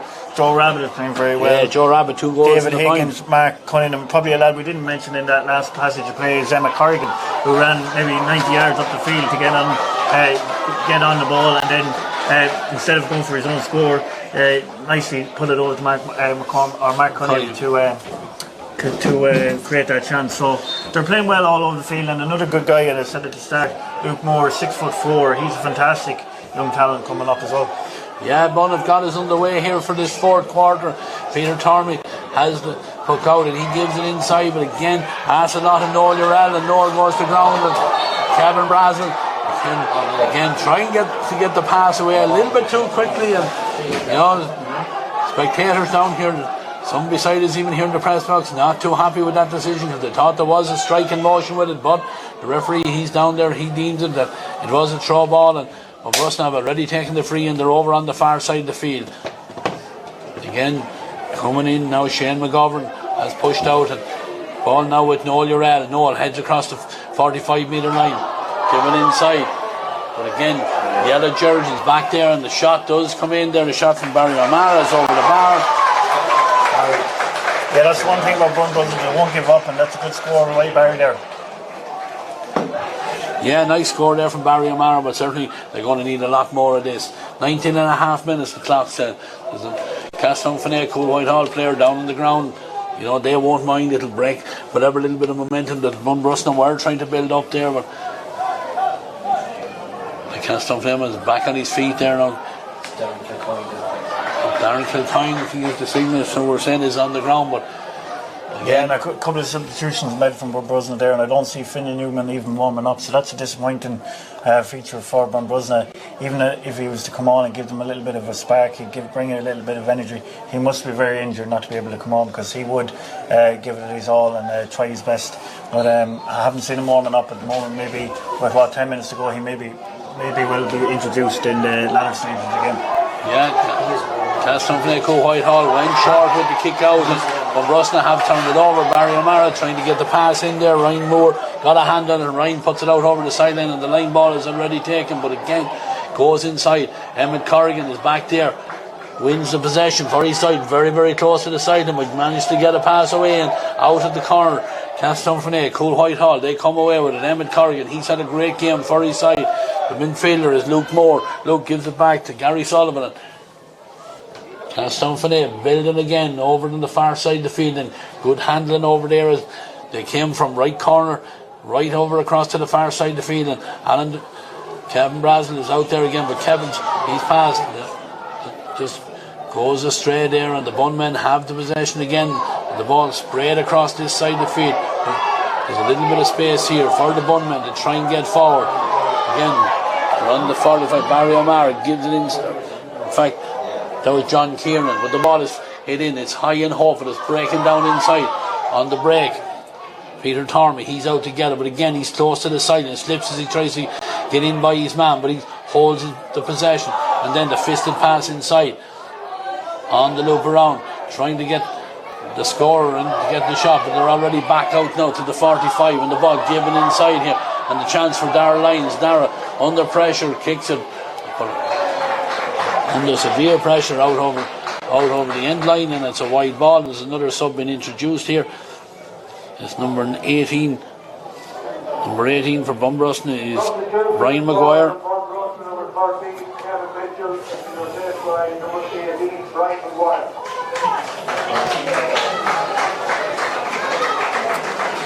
Brian Maguire, the latest one man to be introduced. The clock over here tells me there's 22 minutes and 13 seconds gone. 3 goals and 9 points now for Castletownfene Cool Whitehall. 1 goal and 5 for Bunbrosna. Gary Sullivan, having gone short with the last one, this time with the right foot, he drives it down the far side of the field. Goes off a hand there, I think, of a Bunbrosna man that's gone out over the sideline. It is going to be a line ball. Castletownfene Cool, they take it because they have a little bit of space up. Darren Kilcoyne is the latest to come on it. Does well to hold the possession. They work it inside on the 20-metre line. The shot comes in. I think you could see from the reaction there that one had gone across the front of the goals. Kevin Brazel with the shot, but Kevin immediately signalled that one had gone off the hand of one of the defenders there and has gone out for a 45. And certainly Castletownfene Cool Whitehall, they'll be in no hurry to take this from Luke Moore. He's out there, takes it in, walks away around with it, then just leaves it back. Is he going to take it or is he going to leave it? Is it David Higgins? Yeah, incidentally there was 4 or 5 lads looking to take it, but nobody inside, so they're gone running in now. Probably maybe a little bit of time wasting, whatever, but Castletownfene, trick play. Yeah, the ball is moved back as far as Ryan Moore, and they build again and carrying it forward. They were carried into traffic was David Devine, and the possession turned over. Ronan Scally has it, but again Bunbrosna getting very very hard to get it out of their own back line, but this time the referee awards the free and they have the possession. They're now out halfway between the 45 and 65 metre line. The ball given inside, but again Alan Devine just making sure that there's no quick progress made by the Bunmen, and the free is awarded and driven in long, and half an opportunity for Brian Maguire to get it inside there, where Barry O'Mara had slipped away inside, but foul committed, and the referee said it's going to be a free out. And at this stage, with 6 minutes remaining on the clock, certainly it's the men from Castletownfene Cool Whitehall who have all the aces comfortably in the lead now. 3 goals and 9 points to Bunbrosna's 1 goal and 5. Yeah, and I just see my man Finney Newman just warming up on the sideline now. Maybe he's going to be introduced in the next couple of minutes. A little bit too late, I feel, at the moment. But Castletownfene, you have to be very impressed with their play today. There's a lot of players playing very well as a team. Yeah, and they're on the move again here. Heavy tackle from there by Andy Whitney there on the Castletownfene Cool Whitehall man, and he's suffering a little bit. Bang on the leg there with Andy Whitney, wholehearted as always, carries it forward. He's gone inside the 65 metre and he's pulled to the ground by Alan Devine, and he gets up and takes the free. But the Castletownfene man, they have able to afford to leave a sweeper back in here, and referee. Good play from Andrew Whitney there, and it was a foul on Aidan Finnan inside there, and another opportunity for Peter Tormey to get another score on the board for Bunbrosna. But you can't say anything bad about Bunbrosna. Over the last couple of years, those same guys have been trucking away with each other for the last maybe 10-15 years of football, and they'll stay going until the end, and they can be proud of themselves for today as well. It's not all maybe about winning. It's a good sporting club that they have out there, a club that I respect a lot, and they'll keep going until the end. Yeah, Darrell Lyons contentious to tip that one over the bar. That's his second point. And down below us we see the number 3 there is Finian Newman. It looks like he is going to be introduced for the last 5 or 6 minutes of this 2021 junior football final, sponsored by Clark's Bar. And there's another sub being introduced by the Castletownfene Cool Whitehall man. It's John McCarthy wearing the number 18 jersey. He's introduced, and Finian Newman does come in, and Ronan Scally, the man making his way. Ronan wasn't listening to start, and eventually. Yeah, Ronan Scally hadn't a bad game either. He deputised for Indian there, full back. He had a good game. He did a lot of hard work off the ball there, and he can be happy with his performance. It's just probably bringing in a little bit of I won't say youth, but a little bit of experience there to see out the rest of this game. Yeah, and the Castletownfene Cool Whitehall men, they're replacing the man wearing number 12 as he gives the G up to his teammates to finish out the job. Kevin Brazel, the experienced player, a goal and 2 points to his name, and just a shake of the hands there even from the linesman, and Kevin makes his way off. The kick out has been fired over and grabbed there by Niall Spain. Niall about to take the mark kick, but man too close to the ball and hits off him, and the referee just moves the ball forward. It's now with Dara Lyons on the 45 metre line. Dara fires it in with the right foot. Is it going to be kept in play?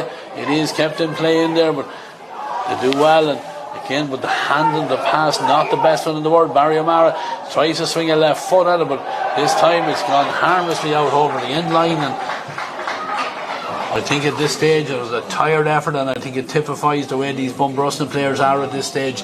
They're deflated. You know, everything that they've tried hasn't worked off. The shot coming there from Darrell Lyons, not on target, put his teammate under a lot of pressure, and eventually out over the end line. And Gary Sullivan. Yeah, but you have to give credit to Castletownfene. Their defensive structure was very good today.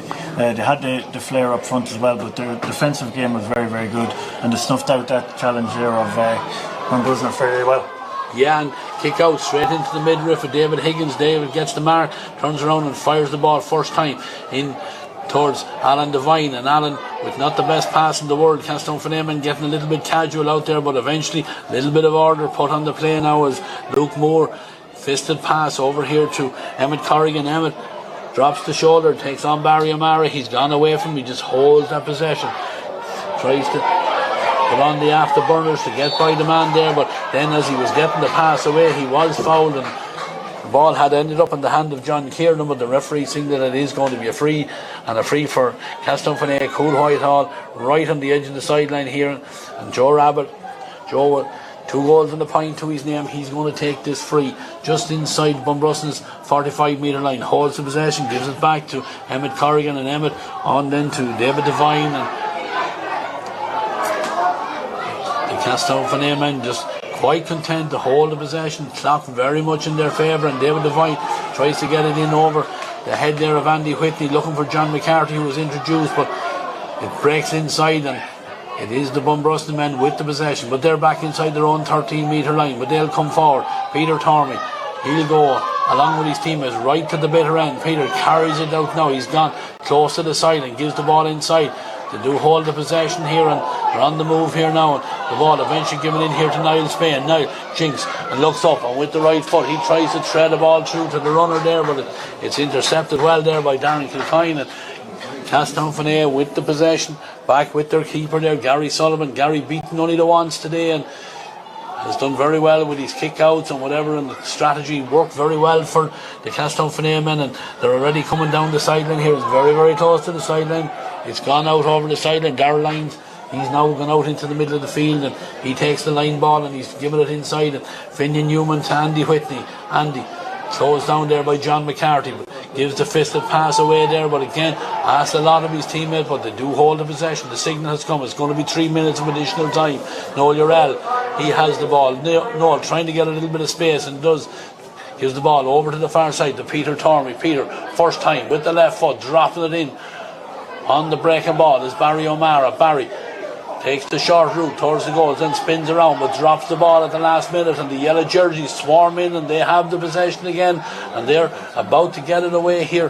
They're right back in their own corner, but Emmett Corrigan has done very well in this very narrow little piece of space there, and he's runs into one of his own teammates there, and a little bit of confusion there, and the free is won by Bunbrosna men, and Shane McGovern gives it inside, and Bunbrosna trying to manufacture a goal at this stage, but again Castletownfenay men diving in, blocking balls. Andy Whitney, he has it. Andy with the shot, rifles it over the bar. Yeah, and great reward for Andy's display today. He can not fault himself for his performance. Yeah. He's been brilliant. They're the full-back, centre-back for Bunbrosna, and good reward for him to get a score there.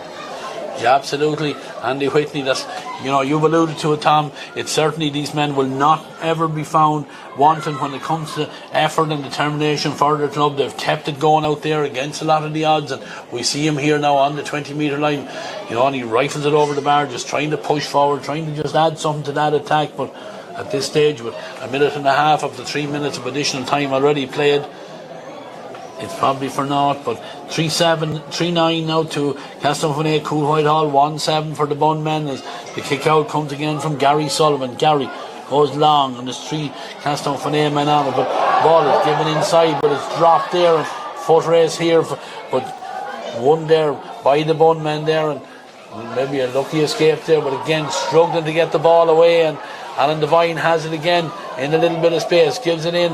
Alan is on it again from the 20-metre line, gets the call from the stand to put it over, and that's exactly what Alan Devine has done.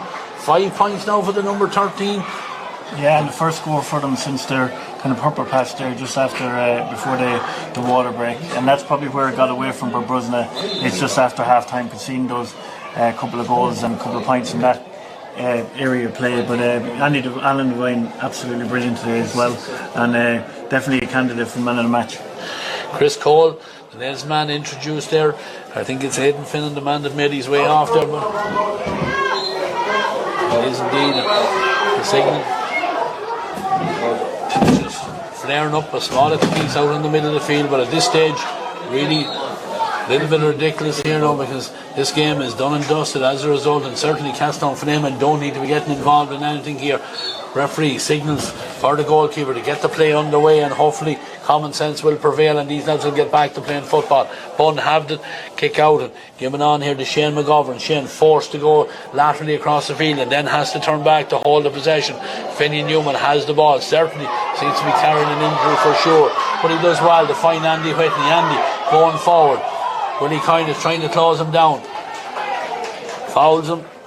The free already taken in, driven in long, it's dropping right into the square, ball breaks down. Is there a chance? Hold on. I think that was the sub there, Chris Cole, that got the shot on it there, but off the upright, and I suppose that about typifies the day for the men for Bunbrosna, off the upright, and eventually the shot comes in for Bun, but it's gone out over the end line, and it's a wide, and we're at 3/4 of a minute over the allocated 3 minutes. All eyes as far as the Castletownfenay Cool Whitehall supporters are concerned. They're on the referee out there, Enda Kelly, and I think this is going to be the last kick, because Enda looking around him. What? Goalkeeper Gary Sullivan, Gary with the right foot, and that is indeed the last kick of the game. And its victory in this 2021 Junior Football Championship final sponsored by Clark's Bar here in Mullingar, and it's victory for the men from Castletownfenay, Cool Whitehall, on a final scoreline of 3 goals and 10 points to gallant Bunbrosna's 1 goal and 7. And I know here in the commentary box, Tom is going down to do some analysis after the game, so we'll take a break here for a couple of minutes here, and we'll join the lads down for the celebration, for the presentation on the side of the field. But it is the men from North Westmeath who are victorious and certainly well-merited champions for 2021. TEG, proud sponsors of TEG Cusick Park, serving aviation, biopharmaceuticals and medical industries across the globe. TEG has been to the fore in the fight against COVID-19 with our customers and partners. A local business employing local people. Visit teg.com/careers to learn more. Wishing all our GA patrons a safe passage through the championship.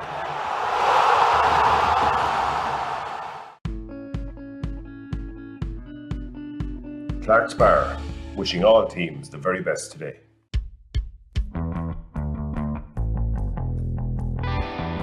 Rytech, proud sponsor of the Westmeath Intermediate Football Championship. Cusick Park pitch is 145 metres long. Imagine 3 of these bridge beams would make up the length of the pitch. Now transport 30 of them from Harney to Kildare. A challenge overcome by a great team with the support of a great community. My name is Pat Barrett, Project Manager, Shamer to Precast.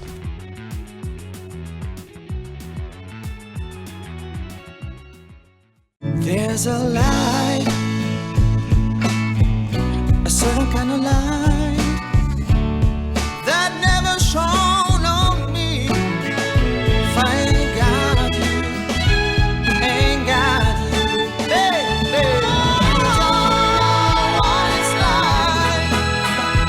Baby, you don't know what it's like. All new Renault Capture SUV for all your lives. 3, 2, 1. Yeah, you're very welcome back to TEG Cusick Park here at the end of our junior football final, the Clark's Bar junior football final. A win for Fenay on a very convincing scoreline, 3-10 to 1-7, and with Paul O'Donovan and Tom Brown. And I suppose, Paul, there's no question about it, the better team won here today, and won it probably in that third quarter when they outscored Fenay. I think was it 2-5 to a point. Yes, absolutely, 2-5 to a point. You're right, Paul. Blistering start to that second half from Fenay, and fully deserved. They kicked over some great points. I suppose instrumental behind it all was Alan Devine. I think he was involved in a lot of the scores. Then Joe Rabbit and Kevin Brazil came up with the goals, and they were the crucial scores. Bunbrosna had no answer. They just faded. They're out on their feet, and and going back even to the first half, the amount of times that Fenay turned over the ball today was crucial. And Donny and. They just constantly turned over the ball, one possession, and they were worthy winners on the day. Yeah, and Tom, I suppose you can't deny the winning margin. They were that good. They were that much better. Yeah, it was a very good team performance from Castletownfenay Cool Whitehall. Defensively, I thought even though they conceded the 1-2 in the first half, they were very, very well set up. And then that, as you say, just after half time, the kind of class came to the fore. I thought David Devine really got himself going in that second half there. Alan Devine got going. Kevin Brazil, what can we say about him? He's been absolutely 40 years fantastic. of age, Tom. He was fantastic. He was involved in all the play in the first half there, and he had a great second half then as well. But and was probably the fulcrum for the vast majority of the attacks that Fenay had. Yeah, he was able to be the supply of ball inside and that target man. But the man I thought that did very well in midfield as well as that Darren Kilcoyne. He went about his business very, very well. Did all the kind of donkey work and then laid off the ball for all the other lads to kind of flourish on. But you have to say with Castletownfenay, they won't fear intermediate football on next year. There's some savage footballers on that team, and a good young players coming up then as well. Yeah, one of those young players, Paul, we remarked on it when we said that for Luke Moore. But for the moment, we're going to transfer over to our presentation here. Frank Maskell, our County Board Chairman, is about to present the cup from Kieran Clark over to the captain.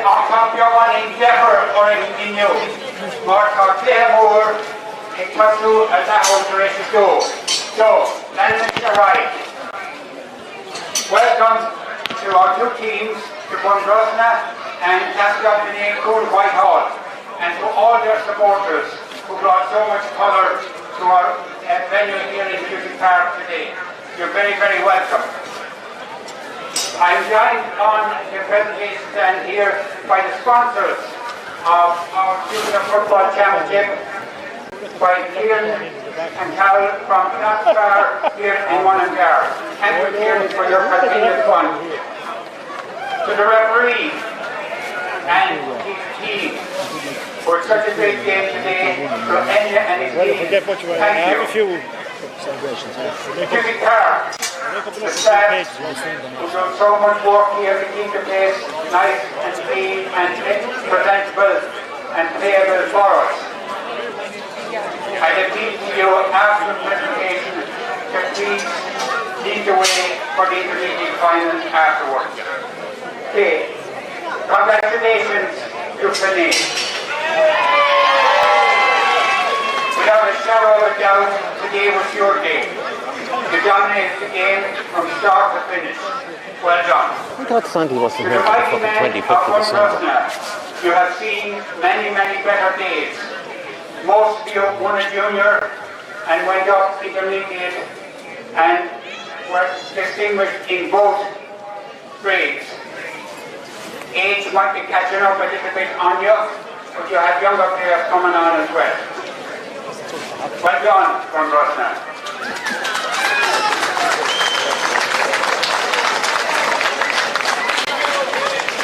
On such a joyous occasion, it's pity to bring a sad note into it, but I want to mention two men, Ned Flynn, so much connection with North Westmeath, and would be so delighted with the performance of Castlefine Cool Whitehall today.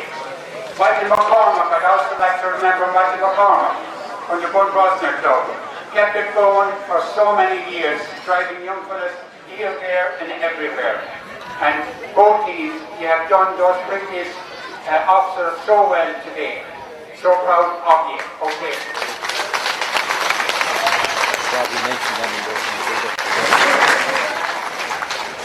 I have two captains, and I'm going to get Kieran to hand over the cup. I don't know which one is going to take it, Gary or Joe. They can fight it out among themselves. Kieran, will you do the honours, please?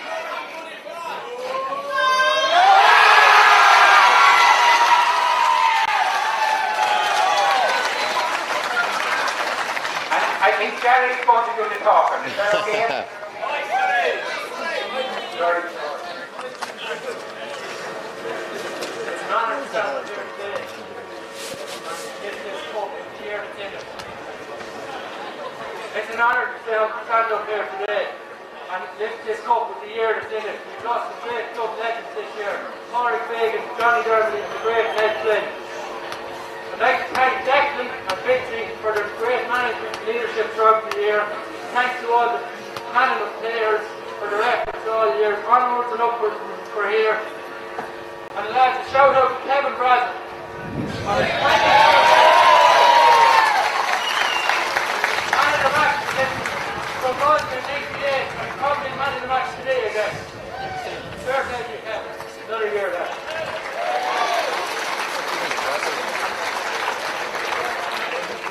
Bunbrosna, thanks very much for a great game, lads. Thank you. Man of the match. Oh, yeah. And thanks to all the people who work behind the scenes doing fundraising and all that. You know who you are, so I'm not going to name it all. And thanks to the selectors, videos, up for there. Thanks very much.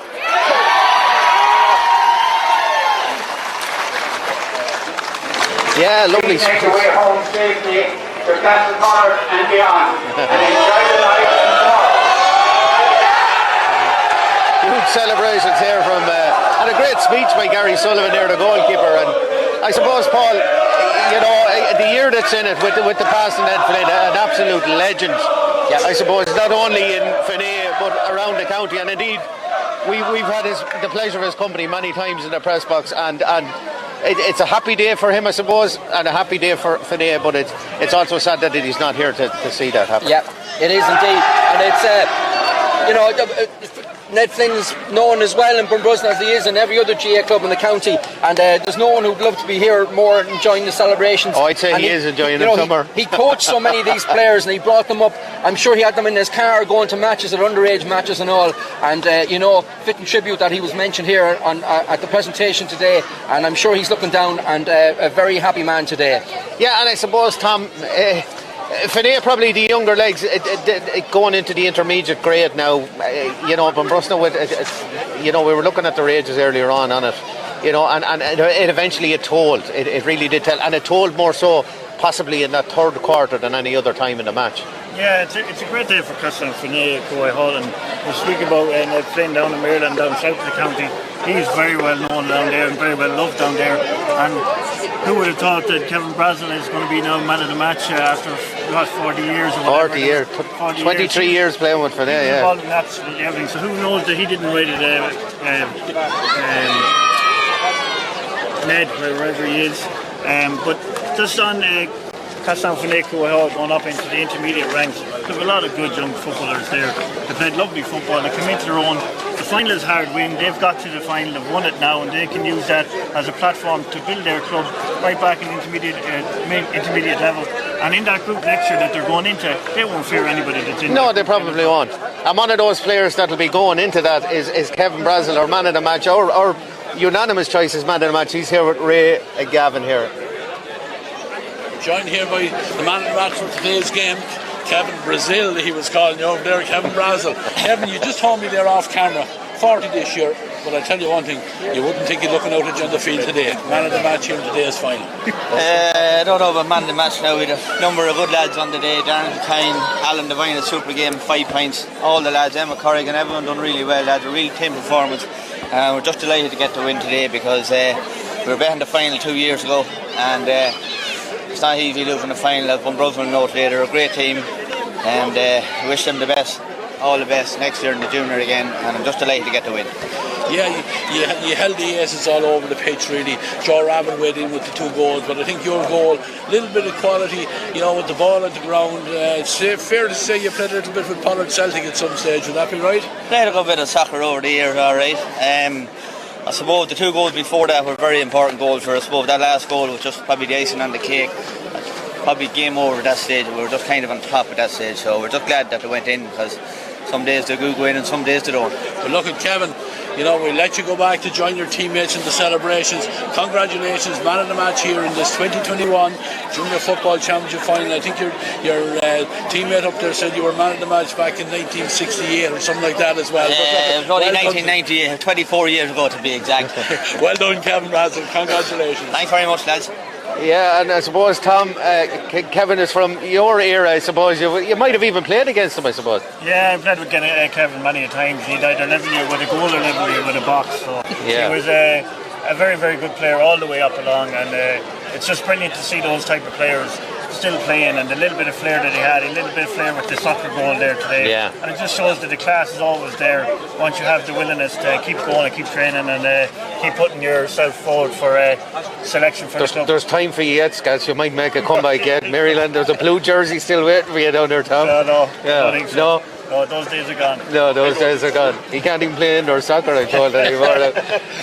Paul, this is not only a great fill-up, I suppose, for Finay as a club, but also for that area. You work out in that area, and it's a huge thing to win any sort of a county title, if it's no matter what sort of a title it is. Yeah. For that area, it's a huge fill-up, and a nice thing to push on, maybe an underage section to drive on, maybe something to emulate to be playing intermediate football. Yeah, and it's a huge catchment area, and it's a hurling area first and foremost, and you can't forget that. And a lot of good hurlers out there in the pitch today, and with various clubs, with Castle Pollard and Ringtown, and but they've come together with the football. They've put the effort in this year, and it's really paid off.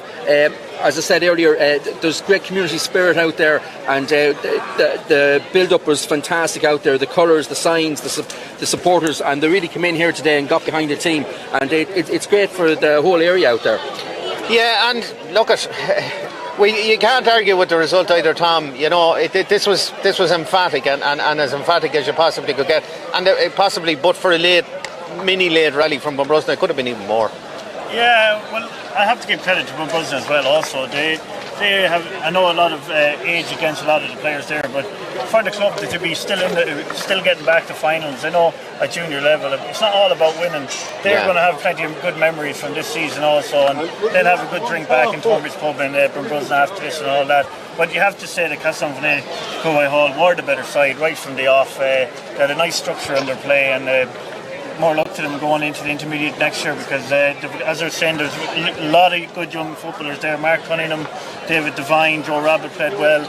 Yeah, Joe Rabbit, I thought, had a really, really good game. Like, you know, Luke Moore, who his stature at 6'4", a young player, he's only 19 and can play a bit too as well. Can play football. He's what's there's not too many 6'4" young lads with his stature, so they can be plenty confident what they want to build on going forward for Castletownbhean Coolwhite Hall. Yeah, and I suppose, you know, a new management this year, and we actually have Ray with the winning manager there. Declan Cahill is over there talking to him at the moment. Joined by the victorious manager Declan Cahill here on TG Cusick Park. Declan, we spoke before the game. You said you'd prefer the game in the afternoon, but whatever you did out there, you had them up bright and early this morning. No, they stood up today, I think. They were here in 2019. They had no involvement with them. But those lads, every man stood up today, I think, and they played some fantastic football at times. We still have a lot of work to do. We want to do Westmeath proud in the Junior Championship, Junior Leinster Championship. We wasted a lot of ball, we converted a lot of ball, but we're a team in progress. We're a team that's building. Yeah, absolutely. You held all the aces today anyway. You know, Joe Rabbit 2 goals, and then of course the evergreen Kevin Brazel right at the end or in the last 10 minutes. Beautiful goal just to put the icing on the cake for you. He's a fantastic stalwart for Finney, and he's a natural leader. You know, even if he wasn't able to walk, I'd probably have him on the field. He's just a natural leader. They all look up to him. And any score that Kevin Brazel gets is worth 3 or 4 scores for a team. Yeah, he's held in such esteem. Yeah, absolutely. But look, you're out there and you're fighting. You know, probably it's fair to say a battle with hurling and whatever else. And you know, but these lads certainly we see Alan Devine playing for Westmeath and hurling, but 5 points to his name from play today. Yeah. You know, David Higgins handled a lot of ball. Darren Kilcoyne named synonymous with hurling. Emmett Corrigan, excellent. You had the aces all over the field really today. Yeah. You know, all those lads you've mentioned, all those lads have worked hard since last January, February with a ball. There was a ball given to each of those lads, and their natural is the small ball and the stick. But they were given an O'Neill's ball, and they were given time to practice with it, get their skills, hone in on their skills, and it paid off today. Yeah, absolutely. Really paid off today. Yeah, absolutely, Declan. But look, I dragged you away from the celebrations. We'll let you go back up to your team. It's congratulations, Declan Cahill, manager of the victorious Castletownbhean Coolwhite Hall team. Congratulations, Declan, and well done. Thanks very much, thank you. Yeah, congratulations to Declan and the Coolwhite Hall management team. And indeed, you know, it's one of those days. Bunbrosna will be a little bit unfortunate and won't be happy with their performance today. They know they played better than that, but it's all about Finney today. Let's be honest about this, and probably in memory of the great Ned Flynn. Yeah. It's been a great day, and they really deserved their win from the very start. We spoke at half time that they'd missed a couple of goal chances, and I suppose the penalty brought Bunbrosna back into the game just before half time, and I suppose we all thought we were going to get a good close second half, but they really hit the ground running in that second half.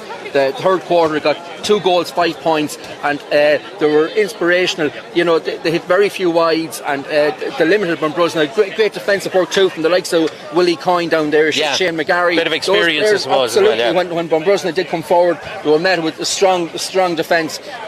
And they lost Pete Connors early on, one of their good players, but they still had the momentum and had the drive. As I said earlier, the amount of times they turned the ball over and won it back off Bunbrosna, and fully deserving winners, and a good bright future for them out there. Younger players, younger than Bunbrosna, and you wonder. You look at Bunbrosna, and you know a lot of the players have had a good innings. It's a county final, junior final. You wonder, you know, will many of them be back next year? Will some of them retire now? And if 1 or 2 of them go, and a good few of them could go, they're at that age. They owe nothing to the club. They've done great years of service there. But you know, Bunbrosna will really feel it now if these players retire. But it comes to an end sometime. Yeah, and one player I'd like to mention, I thought he was exceptional for them, even in defeat. I thought Andy Whitney, you know, rolled back the years there a bit today. You know, it really stood up when they needed him most, but they just hadn't enough leaders, Tom, let's be honest about it. They didn't have enough leaders, no, but you have to commend Andy Whitney. That was a great performance. Even at the end, he got his point there in the second half to kind of top off his performance. But Bunbrosna will take this defeat on the chin. They will be back next year. A lot of those players will come back next year. They're well able to come back here into the final. Don't forget, Castletownphenay Hall were beaten in a couple of finals as well, and they're back. They're there today. That's sport, and somebody has to win, Tom. Yeah, somebody has to win. Yep. And they were fighting relegation this time last year, so it's a great turnaround for Castletownphenay. Yeah, but look, that's the way it is. It's a great day for Castletownphenay Coolfight Hall. Winners here in a scoreline of 3-10, 2-1-5 or 1-7. Good value for that win. They are the junior Clark's Bar junior champions for this year. We're now looking forward to the intermediate final between Tang and Milltownpass, which takes place here at 2:30.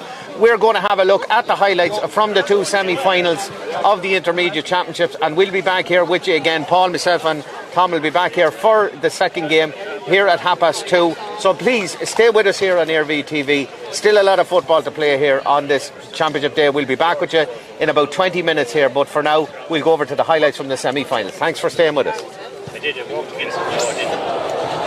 Good afternoon, everybody, and welcome to TG Cusick Park for this second quarter final of the championship this year, the Rytec Intermediate Football Championship. And this is a local derby, and we're all certainly looking forward to it. Roger Bridge in the open half, and the referee throws it up, and it's broken down on the breaking ball. The first opportunity is Sam Plant here for Roger Bridge. Sam wearing the number 12 gives it over to the far side for the Bridge. Come down the far side of the field, and again uncontested. Beautiful ball played inside, laid off. There's a great chance for Cameroon. Goals in the net. Brilliant goal from Cameroon. Well, that's the player I wanted to see at the start of the game there. Seen him all the way up through underage. Got his chance, and that's an absolutely fantastic start from St. Mary's. Yeah, the absolute perfect start there.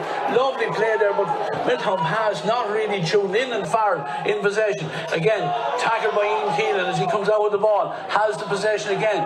Then runs into a hefty tackle there, and Roger Bridge turn it over. Was the ball touching the ground? Knows that the referee. Eventually, it's Niall Cully, the man that was fouled, and the free is awarded. The free is just outside the 45, and Niall just takes it, plays it back as far as Jake Byrne. Jake wearing the number 6, coming forward.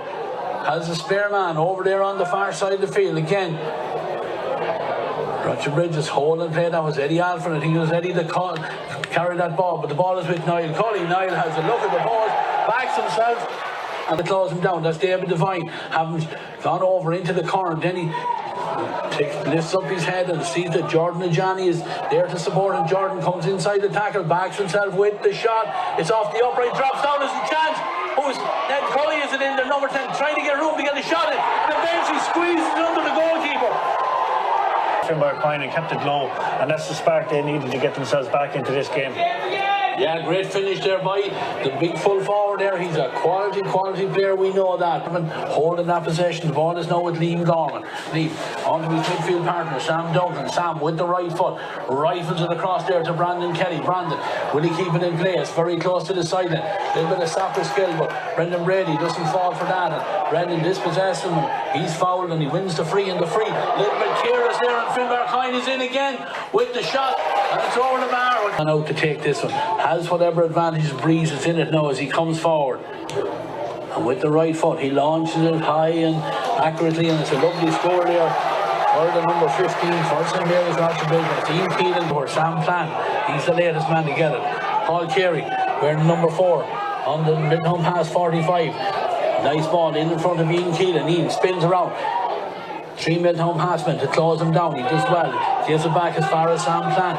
Patient play there, and eventually Sam looks up and sees there's a one-man inside. Oh, and it's off the fist of Ned Cully, and that was a super save there by the goalie, Owen Gerry, that he created what they've been looking for to get that man with plenty of speed on him there, Ian Keenan, but the ball just ran away from him, and the goalie does very well there on Milltownpass with a handle error of their own over there, and possession won back by Roger Bridgeman. Eddie Alford, the latest man to be fouled, and he wins the free, and there's a free on the Milltownpass 65.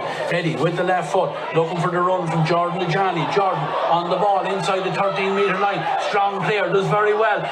Comes inside, loses the possession, but then got a toe on it and got it over as far as Ian Keelan, and you can't give Ian Keelan that much space. He'll punish it. Jordan on the ball inside the 13-metre line. Strong player, does very well. Comes inside, loses the possession, but then got a toe on it and got it over as far as Ian Keelan, and you can't give Ian Keelan that much space. He'll punish every time. No, but good play again there from Jordan and Johnny. Two guys combined there for a good score, but if they combined just before that, it was a fantastic ball from Jordan in, just a little bit ahead of Ian Keelan. The goalkeeper came out well, but that's better play from St Mary's going forward. Yeah. Kick out taken and Noel O'Reilly for the Milltownpass men, hold the possession back to Gavin Glennon. Gavin thought about kicking it, holds the possession, and then a fisted pass takes a couple of St Mary's men out, and Gavin Glennon is on the move again. It's in now as far as Liam Gorman. Liam, he's on the D, backs himself with the shot, and a nice reply there by the Milltownpass men right from the kick out from Fran Heavey. Goes over the head of his intended target, but Sam Duncan got a toe to it, and Milltownpass have won the possession again. Gavin Glennon, Gavin having more and more of an influence here, gives it in now to Owen Gallagher, the latest man. Gavin Glennon comes forward, Gavin with the shot. And Gavin Glennon wearing the number 17. He did start and he fires that one over. Lee with the right foot drives it in, but if there's a sweeper at one end, there's a sweeper at the other end as well. That man is Sam Plant. Sam does very well to get the ball down here to Ned Cully. Ned ducks away from a tackle, but again there's another Milltownpass ready to line him up straight away. Ned does very well, holds the possession, holds his man off. Good strength there by the number 10. Gives it back to his brother Niall to Sean Lester. Runner coming off the shoulder, and eventually it's Enda Cully. But Enda, in his haste to try and get the ball away, goes to ground, but lovely skill there from Ian Keelan. Ian spins around. 3 Milltownpass men to close him down. And you can't give Ian Keelan. He did start and he fires that one over. Lee with the right foot drives it in, but if there's a sweeper at one end, there's a sweeper at the other end as well. That man is Sam Plant. Sam does very well to get the ball down here to Ned Cully. Ned ducks away from a tackle, but again there's another Milltownpass ready to line him up straight away. Ned does very well, holds the possession, holds his man off. Good strength there by the number 10. Gives it back to his brother Niall to Sean Lester. Runner coming off the shoulder, and eventually it's Enda Cully. But Enda, in his haste to try and get the ball away, goes to ground. But lovely skill there from Ian Keelan. After a quality point there. But look like, with the wind on his back this time, he drives it long. Again, all right down almost to the 45. Finbar Klein. Soft enough free there in my opinion, but it's a free and the referee has allowed him to kick quickly into Brandon Kelly. Brandon trying to get it into the space, and he what an opportunity for Brandon Kelly, and certainly a man very much on the knife, which is nice. One spark away from Milltownpass to get back into it, but then again if St Mary's go down and get a couple of scores, this game could be over. But it's all still to play for with 10, probably 15 minutes left realistically with the injury. Andy Devine has won this line ball. He kicks it in, looking for Finbar Tyne. Finbar, ball on the ground. Who has it? Good tackling there by the Rochester Bridge backline, but Finbar has the ball in his hand and he manages to get enough room to swing the right foot of that one and fires it over the bar. That's the start of this third quarter. Kick out. Bad kick out there straight to Gavin Glennon. Gavin carrying it in. A lot of steps there, but again tackle well, and again he commits the foul there. Great play there because Fran Heavey certainly put his defender under a lot of pressure there, and the free out, and there's a free for St Mary's Rochester. Yeah, another score from Milltownpass. St Mary's will be happy with that. I think it's a black card for it because the referee said it was a hand strip by Gavin Glennon there on the sim. Yeah, Tom Brown's reaction, yes. You know, he can never. Adam, through the hands it goes. Peter Loftus, he's the latest to get on it. He was introduced earlier on, back after a lot of injury this year, does very well to hold the possession. St Mary's trying to just manufacture a score here again. Paul Carey is again. Nice ball inside, and they're on the move again. And it's the corner back. They'll send the Cully in and takes a shot. We see it's awesome. That's a fabulous score from the corner back now. They come forward. And right foot, it kicks it out. But again, couple of Milltownpass players not watching the ball and ends up straight into the hands of Ned Cully with Ned. A little bit too casual on that. And the Milltownpass men, they come back and take it off him. But things coming to life here now, certainly the crowd really getting into this game as we head into the closing stages. The ball given in long, to find Brandon Carey, the one time, Brandon, down the back of the net, he dropped the shoulder. The first chance he's got all day, and that's two. It will certainly be a quality point if he gets it over the bar with the left foot. He kicks it in, it's dropping in, Has a fabulous point there by the soul. Owen Gorman.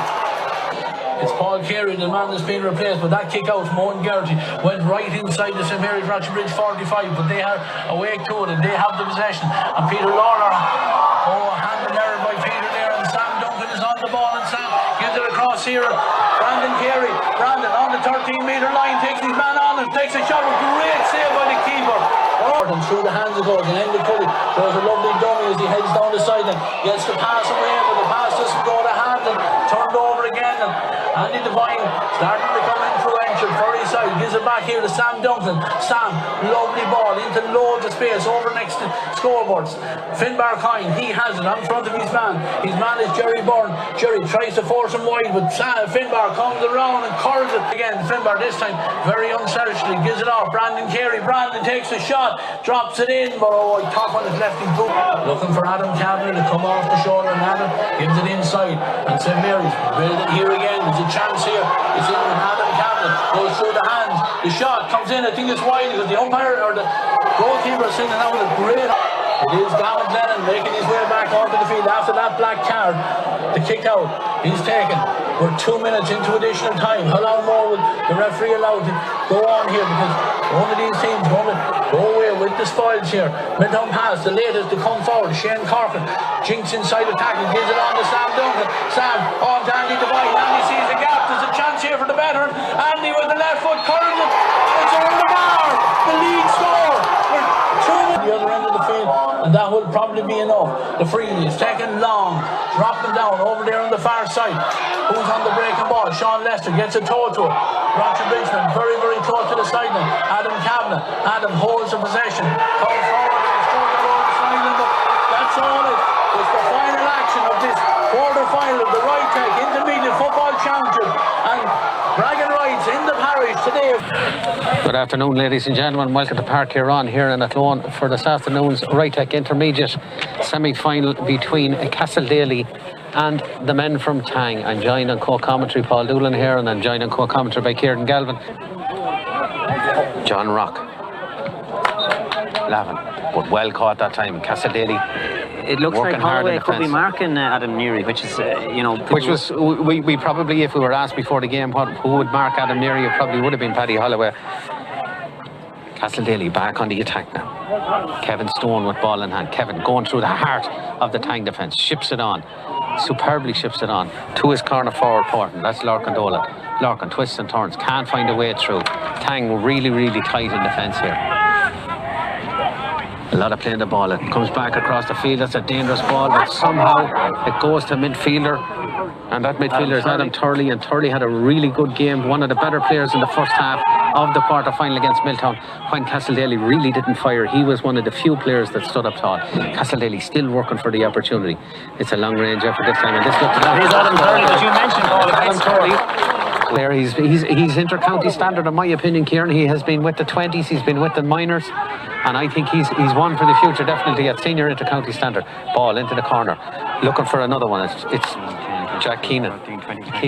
Oh, and there's a shot at goal, but Jordan was, it was more of a poor kick, Kieran, I suppose, than Jordan was in the right position at the same time, and he's controlling that defence well. He was under a bit of a pressure kick in it, yeah. A little bit of a pot shot. Good play before that. The first real attack. Yeah, the first real attack. That's it, and I suppose if you're trying to find a positive for Tang, it'd be hard, but the only positive you can find is that they're only 2 points behind. It probably is. And then again, McKiernan, he's been one of the few players that have stood up for them. He looks as if he's moved out to a half-back position. Back it comes. But if you look again here, we're talking about Lorcan, don't look where Shane Coughlin is up midfield, and Adam Neary in a similar position. Probably one of the smallest players on the pitch. Yeah, it looked like a throw ball. Very strange hand pass. Looked like a very unusual hand pass. Lennon now. 22. Has he a chance to pop this one over? And there's the first score. There's the first score for Tang. It's 2 points to 1. We're almost 11 minutes into the game, and Kieran, for their lack of possession, Tang are only a point behind. That's it. That's the kind of boost they want. Dan Heaven, and that's kind of a good jewel that's in there. But this time Heaven got the better of him. He kind of got a yard on him. But possibly a foul on Kevin Stone as he kicked it. So it was going to be a free from where the ball landed anyway. It looked like actually Kevin Stone was pulled back after he kicked the ball. In fairness, or it could have been even Fergal Hines at that stage. It looked like he was held back on it. But Brendan Keenan, in fairness, he's trying his best to keep up with the play and trying to let it flow. He's been notified by his linesman. I think that Shane Maher is the linesman one on the far side, and he's been very sharp with picks off the ground or anything like that. No, and that's all we want. That's all players want. Is applying the rules as he sees it. And there's no better man to apply the rules than Brendan Keane. I think he's an absolutely perfect appointment for this type of game, with it being a semi-final and with it mattering so much to both sides. Kick comes in and that looks like it's over this time. Yes, it is. Kevin Stone. Apart from the scoring department where Castledaly, with the amount of possession and the amount of ball that they've had, probably could be further ahead, Kieran. Absolutely, Paul, and Tang are committing a lot of fouls because they're under pressure. Another free here. This one is not a scoreable one, but it's one that Castledaly will be looking to work a chance from. I think Alan Stone is going to take it, and again Heaven and Dolan will be making moves, I'd expect. Ball across the square. Who's going to get to this one? It's well worked, lovely, good, great work this time by Dan Heaven. Out it comes again. Kevin Stone, he's a long way out. But that's a super score from Kevin Stone. His first from play. But Tommy Lennon has gone off. Looks like Aidan Burke. And it looks like Aidan Burke. It looks for me as if it's Aidan Burke anyway. And not a bad sub to be bringing on, Kieran. But I'm not 100% sure how certainly not a bad sub, but at the same time, I don't think Tang could afford another injury because, as we said already, without Tumblety, without Marlowe, coming in, without. I expect us to see Marlowe before the end of this game. I know he has a shoulder injury, but I know he has been training as well. So I really expect the game could be over by the time he comes on, Paul. Yeah, it's all hands to the pump here for Tang at the moment. They really haven't been involved in this game at all. Ball back out again. Just holding on to the ball. Larkin Dolan, nice ball through the centre to Turley again. Turley makes that lovely incisive run. Is he going to have a shot at this one? He is. And that's gone up and over the bar. That's a super score. It was just clear it out is what it looked like. And again, Shane Coughlin is playing in a cornerback position. He's not named at number 15. There's not a single Tang player inside the opposition at 45, Kieran. And that is the telling statistic. Good ball by Kevin Stone, but he was looking for the killer pass, and he had a man inside that time. There's a late tackle, looked like a late tackle on Jason Coughlin at that time. Ball into the corner, looking for Burke. Into Burke, yes. Burke now, his first chance on it. Aidan Burke ships it up and pops it over the bar. Good ball in by Jack Keenan. Yeah, it was a seriously good ball. It just hasn't been a great game, but look it's early doors yet. It's as we said, an awful lot of this is getting to know you. It's a local derby, it's a semi-final. It'll matter not a jot to the management teams or to either side how this game has been played, so long as the result is right at the end. And it looks like Conal McKiernan has actually gone out to mark Conal McKiernan at centre forward. Is that a score? It is. Larkin Dolan, that's his first of the game. The Castledaly deserved to be that far ahead. It's 7 points to 3 here. We're into added time here at the end of the first half. I wouldn't think there'd be a whole lot of that. I don't think there was any much stoppages, apart from maybe the injury to Tommy Lennon. Might be a couple of seconds, but it's actually not. He's played exactly a half a minute overtime, and at half time here it's 7 points to Castledaly, it's 3 points to Tang in what has been an eminently forgettable first half, Kieran. Absolutely, and Adam Turley set up that last point. He's been one of the bright lights of this match. I think he scored 2 points himself. I think him and Fitzpatrick have been excellent for Castledaly. Kevin Stone kicking good frees, one great one from play. Dan Heaven's been a threat. Castledaly much the better team and certainly deserves to be at least 4 ahead. And just to update our viewers on AirV TV, the other game in the Intermediate Championship, the other semi-final is going on this afternoon in Cusick Park in Mullingar, and that currently at the moment it's Milltownpass 1-5. It's Malachi's 6 points. So Milltownpass now haven't come from absolutely nowhere, I suppose it's fair to say. They're now in the offer toll behind us. Kelly has gone off, so be interested. Could be Justin Coughlin, but we need a better look to see who it is, because Justin did play, of course, and scored a goal against I have a feeling it might be Cathal Dolan actually that's gone in, but Tang going on the attack now. They have to get a score here in the second half. Cutting through here this time. This must be the score in anything, and there's a point. Looks like John Rock. John Rock, I think, got that one. Yeah, good work. I think as he comes closer, you're right. It looks very like him anyway to me. Yeah, it's numbered, I think, wrong maybe on the team sheet that we got, but there's a chance here this time, and that's a super score. Lovely score off the left foot, and if it's that we mentioned at the start of the game that we were worried about the Tang midfield, but he definitely has come up trumps now. Shane Coughlin now, heading towards goal. He's surrounded by several Castledaly defenders. Gets it back though. Nice run this time with Shane Coughlin. He looks like he's going through, gives it out this time. Is there anybody in a scoring position? Is there anybody who wants to take a shot? And yes, Adam Neary at the end. Looks like it's up and over. Adam Neary's first score of the game. But he has been very influential for the men in green and gold. Ball out again, and it's Castle Daly working the ball through the centre. Ships it on again. It's into Cathal Dolan. Cathal Dolan gives it back. They're looking to get the shooter in place. This time it's Kevin Stone. Kevin Stone running through. Is he going to get a shot at goal? He is, but that's a good save by Galvin. Oh, it's going to be a free. It's a free in. He's gone back for the free, and I think that's a few notches. But I think in order for it to stay a contest, of course, Tang needs to kind of keep the momentum and get the next few scores, because you could see Castleley pulling away if they don't do that. Well, they need a score. I would say start from the beginning, get one score and work on it for the next one. Ball into the corner, into Coughlin. Coughlin now turns. That's a lovely pass into Keenan. Keenan now. Is this going to be another score? It is. That's a super score right from their own. Ball into the corner, into Lorcan Dolan. Lorcan tries to get past Conal McKiernan, a tight marking defender. There's two men around him, but somehow Lorcan Dolan retains possession, and that's showing his quality, showing the inter-county experience that he's been to. And again, two Tang men go for the one, and it's Lorcan that kicks it off the goal. If we were looking for the best score of the game, there it is now, Kieran. 4 points for Lorcan Dolan. To the game, if we're being honest. I think he's been given a marking job of sticking onto Neary, and he's kind of sacrificing his own game. Lorcan Dolan, is he going to get another chance at it? And again, it's become the second half has become the Lorcan Dolan show. That's his 5th point. How gets it out to Fergus Fard? Jason Coughlin now. Again, Aidan Burke into the corner, looking for Shane Coughlin. Coughlin now, is he going to take on his man this time? He does. Ships by him. That's a lovely ball in. It's the number 12. It's Jack. Is he going to have a shot at goal? It goes back across the goal and fist at it. Is it going to go in? No, it's taken off the line. Keenan has certainly come into it in this second half. Can they work the ball across? Nicely worked across into Fergus Farrell, I think this time, but slipping on the ground here. Ball into the corner, and a man on his own. That man is Martin Rock, and Martin Rock is only into the fray, and Martin Rock has already slipped to the forward line. Lovely work by John Rock. Finds the man in possession. Into Fergus. Farrell looks like he's been held. He is been held. Here's the chance for the equaliser, and Kieran, this game has turned on its head. Absolutely turned on its head. We were looking for Tang to step up. Castellali on the attack. Great block down by Kieran Duncan.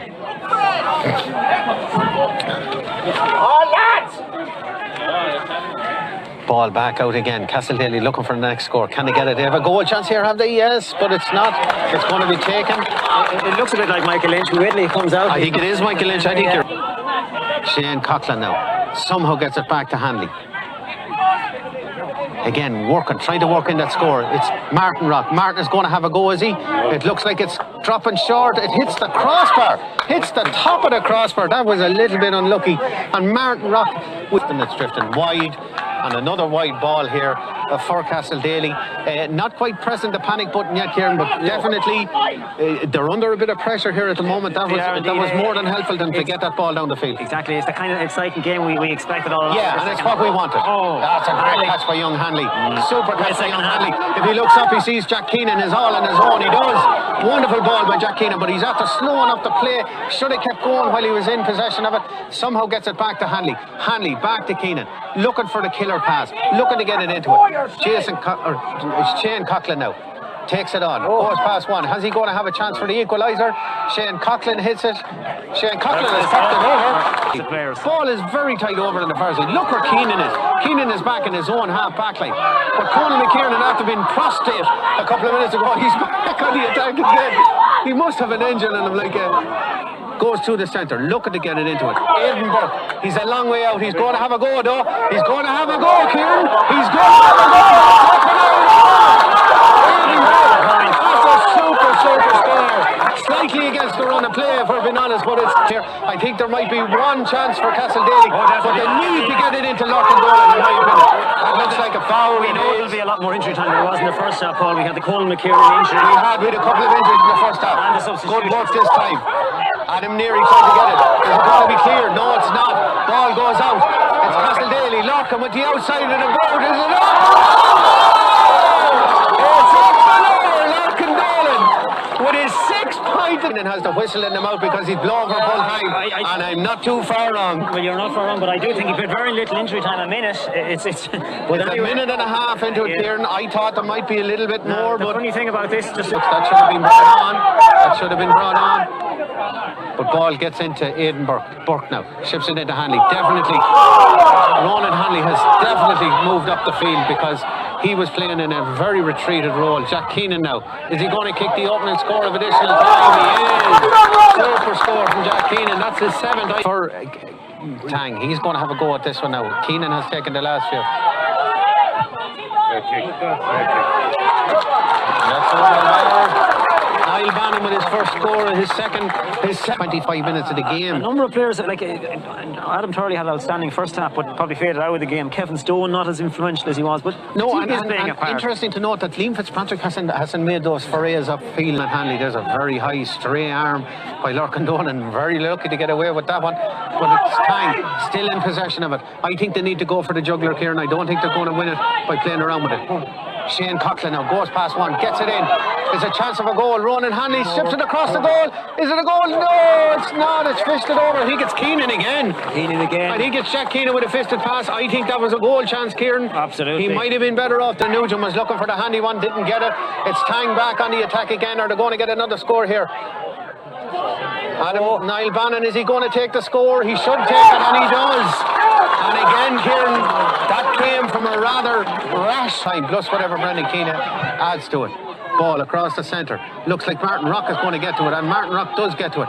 Ships it on this side. Shane Coughlin. Coughlin gets it in. Near he is, and a goal!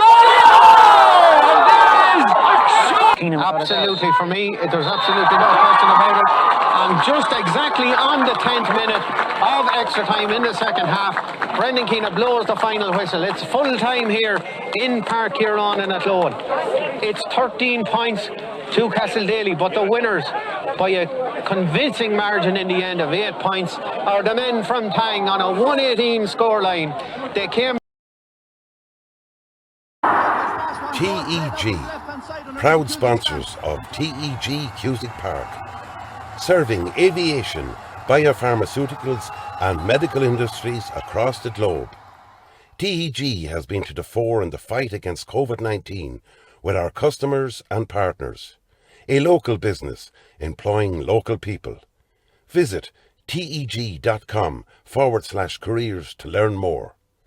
Wishing all our GAA patrons a safe passage through the championship.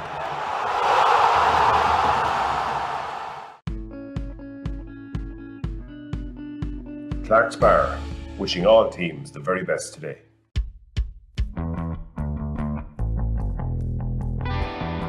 Rytech, proud sponsor of the Westmeath Intermediate Football Championship.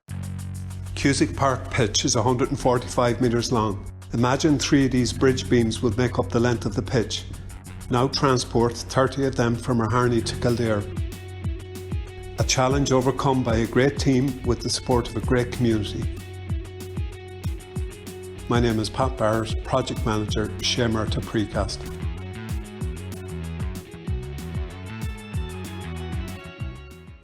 There's a light,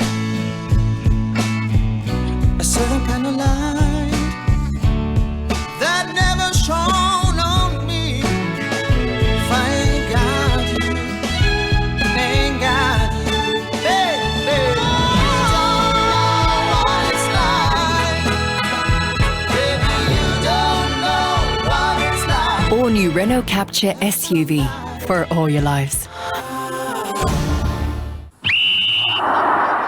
TEG, proud sponsors of TEG Cusick Park, serving aviation, biopharmaceuticals and medical industries across the globe. TEG has been to the fore in the fight against COVID-19 with our customers and partners. A local business employing local people. Visit teg.com/careers to learn more.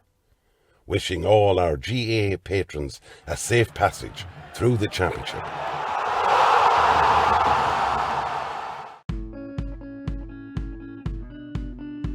Clark's Bar, wishing all teams the very best today.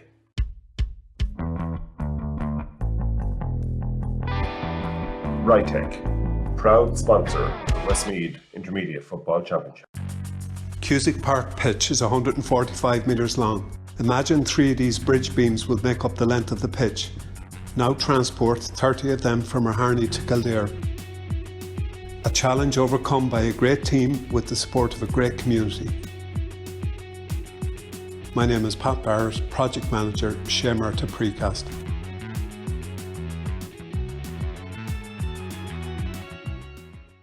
There's a light, a certain kind of light that never shone on me. If I ain't got you, ain't got you, baby, you don't know what it's like. Baby, you don't know what it's like. All new Renault Capture SUV for all your lives. TEG, proud sponsors of TEG Cusick Park, serving aviation, biopharmaceuticals and medical industries across the globe. TEG has been to the fore in the fight against COVID-19 with our customers and partners. A local business employing local people. Visit teg.com/careers to learn more. Wishing all our GAA patrons a safe passage through the championship.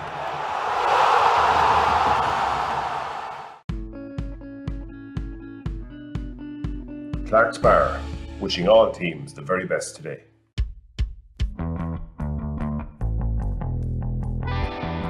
Rytech, proud sponsor of the Westmeath Intermediate Football Championship. Cusick Park pitch is 145 metres long. Imagine 3 of these bridge beams would make up the length of the pitch. Now transport 30 of them from Harney to Kildare. A challenge overcome by a great team with the support of a great community. My name is Pat Barrett, Project Manager, Shamer to Precast.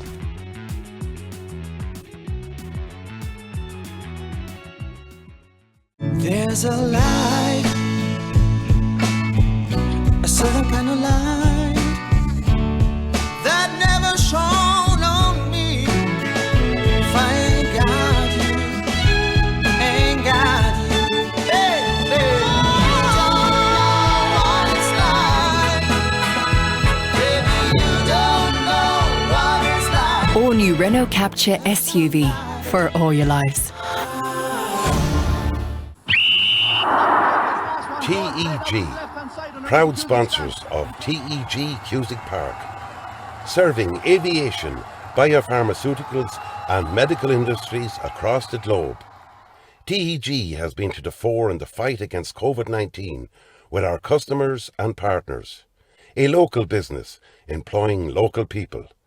Visit teg.com/careers to learn more.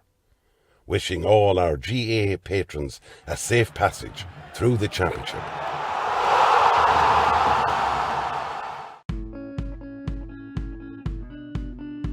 Clark's Bar, wishing all teams the very best today.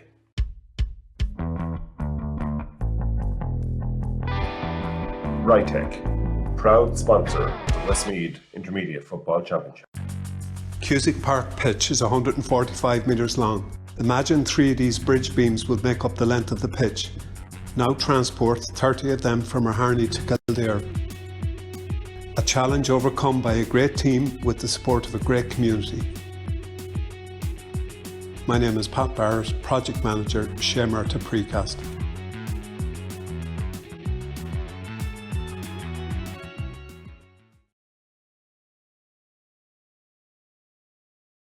Very welcome back here to TEG Cusick Park for this afternoon's Rytech Intermediate Football Final between Milltownpass and Tang. I'm joined again for analysis by Paul O'Donovan and by Tom Brown. We've been talking for a long time about this final, maybe since the semi-finals even, and we're still divided. As picked the way, I suppose. Just goes to show you the nature of intermediate football, Paul. Is that fair? Yeah, close, tight, competitive. And I suppose a lot of favourites have fallen along the way. You know, people had, a lot of people at Castledaly down for St Mary's Rocher Bridge and St Mary's Rocher Bridge, and Milltownpass have come through some tough games there, but those favourites were knocked out along the way, and I suppose two teams, Tang beaten last year's final, Milltownpass coming again with a burst. But still, a lot of people would have thought the Bridge and Castledaly and those would be featured today. Malachy's as well. Yeah, absolutely. And Milltownpass have beaten both the Bridge and Malachy's on the way to this. So it's going to be an interesting final, all to play for. I'm really looking forward to the game, Paul. Yeah, I'm not going to ask you for predictions yet. You're certainly not going to get one from me. But Tom, I suppose as a Maryland man, to see Tang in a final, contrast of emotions, I suppose.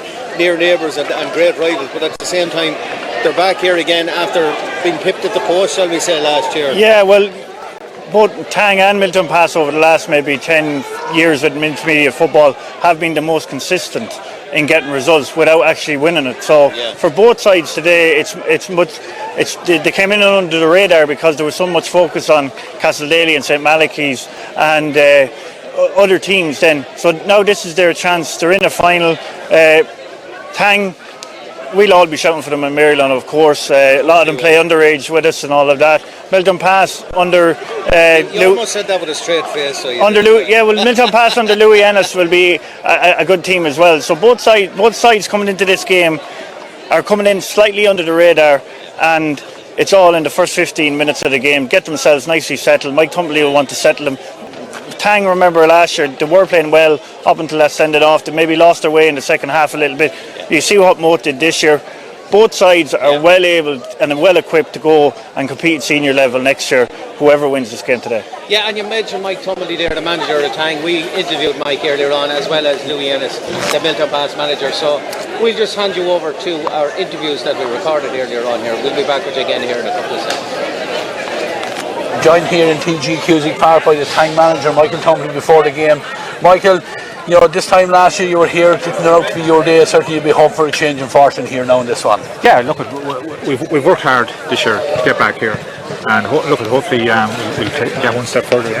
Yeah, and it's been, again, COVID affected year as well. So, you got your players going, you got them all back, and you're looking forward to today's game. Yeah, look, it was.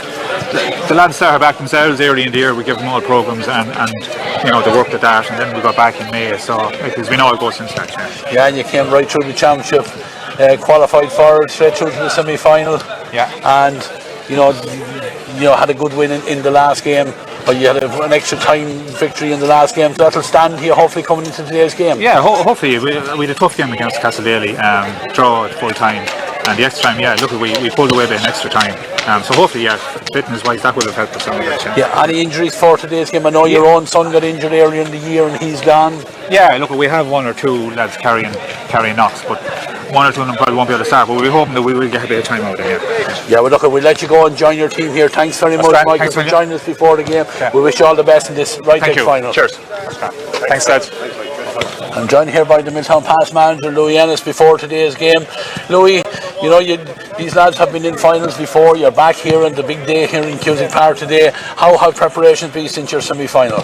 Yeah, no, we've a good 2 weeks training. We're delighted to be back here, and as you said, the boys have experience of playing finals, and hopefully that'll stand to them. It's been relatively low key enough in Milltownpass, which is what any manager wants a bit as well then. So they came through a very tough game with Malachy's. That could have gone either way. We got a little bit of luck at the end, and hopefully we want to capitalise on that and come out here and win today. But we know it's going to be a very tough battle, and how good Tang are. Yeah, but you're battle hardened. You had a quarter-final victory and a tight one here as well in TG Cusick Park. So these lads must be ready for a final now. No, they're mad ready to go. All right, they've built momentum. They've been steadily improving since the knockout stage has started, and we're thankful that we've had a lot of injuries over the summer and still small bits of knocks and stuff like that, but they've been kind of clearing up a little bit lately, and that's kind of helped us on our way into the knockout stages. Yeah, we had another unusual year with COVID. I was talking to the Tang manager beforehand. How did your lads done? Did you let them start off the year on their own, or what did they do? Yeah, we gave them a little bit of a programme, and nearly to a man they all did it as well. We didn't work them too hard because we were hoping it was going to be a long year there, but they certainly had a good base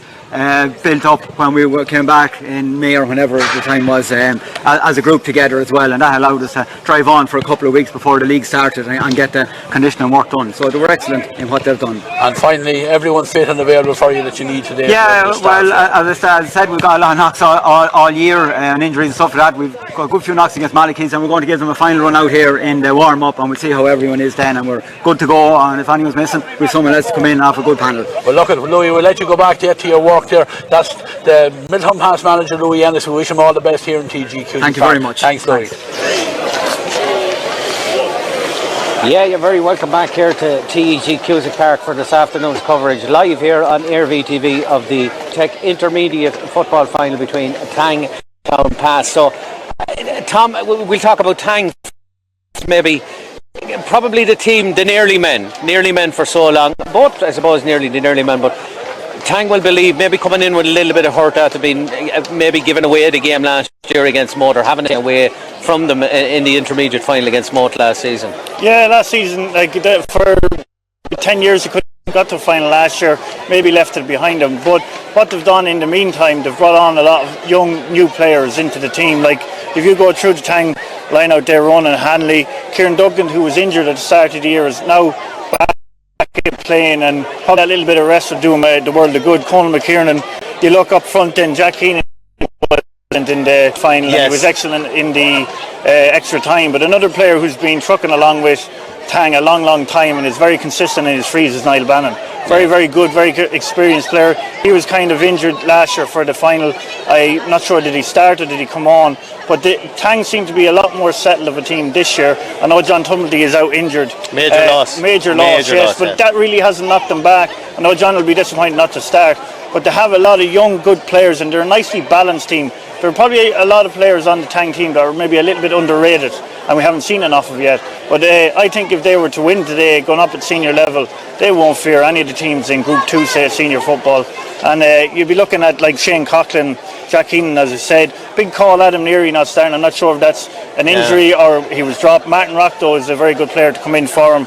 As I said, turned the semi-final when he came on, Tom, in fairness, like Tang were looking very poised in front of goals, and all of a sudden Martin Rock comes on to lift it up another gear. So they have that bit of a bench, I suppose, as well. They have that bit of a bench, but they have a little bit of being able to control possession of the ball. They've nicely passed the ball and they don't panic on the ball, and that's what they'll need in the earlier part of this game today, is just nicely get themselves in and get the scoreboard ticking early. Yeah, and Milltownpass, Paul, of course, you know, I'm nearly persona non grata in Milltownpass at the moment. I haven't tipped them for a single game all season, but they've defied the odds. And look, you don't become bad footballers overnight. Like 4 finals in 5 years, kind of, it tells. And you know, the likes of Finbar Coyne and these lads playing inter-county football, Brandon Kelly and lads like that, you know. Yeah, and just looking at Shane Corcoran, a big loss for them today. Not starting. Surprised at that. That'll be a disappointment to Milltownpass. You mentioned there Finbar Coyne, Brandon Kelly, their main forwards. Finbar's class, you know, recovering from an injury, a very serious injury.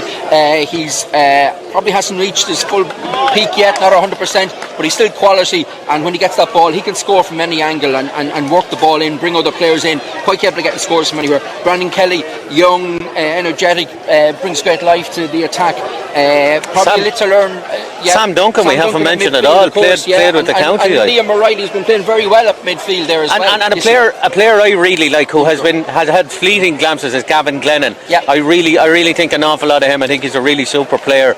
You know, he's been very industrious. He gets around the pitch, links up play very well. Another vital player for them today. And you know, they've all to play for. They've gone to the well a few times, and they'll be hoping to push on today. Of course, Louis Ennis, you know, has great experience at the finals, multi, getting them to the All-Ireland and that, and you know, he'll be using that experience again here today. And I suppose that's not a bad thing to be in those type of battles, because it gets you battle ready and hard and ready. You know, maybe a little bit stronger words, but it gets you ready to play when it counts most in a county final, you know. Yeah, there are times in Milltownpass, look, they thought they were dead and buried and gone in matches, but they've shown that extra resolve and character to come through when it's mattered most, and won. Some games were very tight, they were able to come through them, and that will stand to them today. So Tom, I'm going to go to it. We're going to ask you for your opinion on this one. It's time. It's prediction time. Where do you see the Peter Geraghty Cup going this season? It's very, very hard to call this one. It's 50-50. I can see this going to extra time, and maybe I would just go with Tang tweaking it from that little bit of experience and the good gameplay that they had last year. I think my tip would be Tang. I know a lot of the lads in Milltownpass, but I've seen Tang, and again, just like the last game, the firepower, the extra firepower today seems to be with Tang. They've notched up scores like 118, 119, 213. Scored when the sides met earlier in the year. They bet Milltownpass, I think it was 212 to 19. I think that they've got that extra firepower in attack today, and I'm going for Tang to win this one, Paul. So both going for Tang. Again, just in case our RVTV viewers are working, I'm tipping nobody because I put the absolute kiss of death to them. I just see our referee Keith O'Brien is out onto the field. Keith, one of our more experienced referees, and hopefully he's not going to be a talking point here today. But look, it's a final. It's all to play for here in TEG Cusack Park. We're coming close. We're coming close to throw-in time here. We'll be transferring you over now to our commentary team of Ray Gavin and Eddie Casey, who will be commentating on the game here for us on RVTV. Do stay with us, ladies and gentlemen. We're going to have an ad, and then it'll be back with Ray and Eddie for today's Rytech Intermediate Football Final between Tang and Milltownpass. We'll be back with you again very shortly.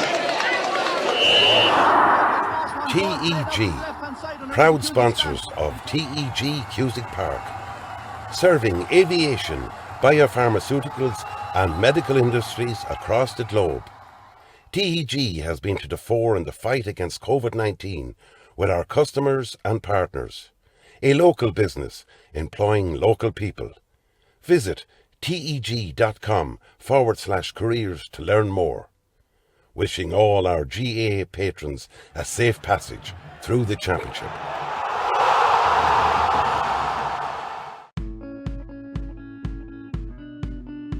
Clark's Bar, wishing all teams the very best today.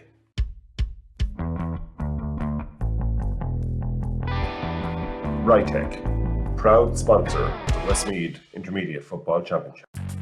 Cusack Park pitch is 145 metres long. Imagine 3 of these bridge beams would make up the length of the pitch. Now transport 30 of them from Harney to Kildare. A challenge overcome by a great team with the support of a great community. My name is Pat Barrett, Project Manager, Shamer to Precast.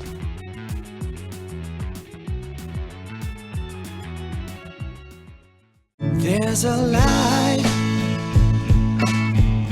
a certain kind of light that never shone on me. If I ain't got you, ain't got you, baby, you don't know what it's like. Baby, you don't know what it's like. All new Renault Capture SUV for all your lives.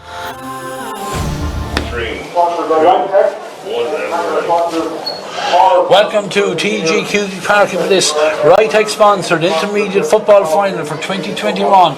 My name is Ray Gavin. I'm on commentary today, and I'm joined by Eddie Casey here, newly appointed to his new role as selector with the Westmeath hurling team. Eddie, you're welcome to TEG Cusack Park here. Looking forward to a good and exciting game here. Yeah, thanks, Ray. Dry day for football, Ray. It's after yesterday's rain, yesterday early morning rain. I walked the pitch there before the game.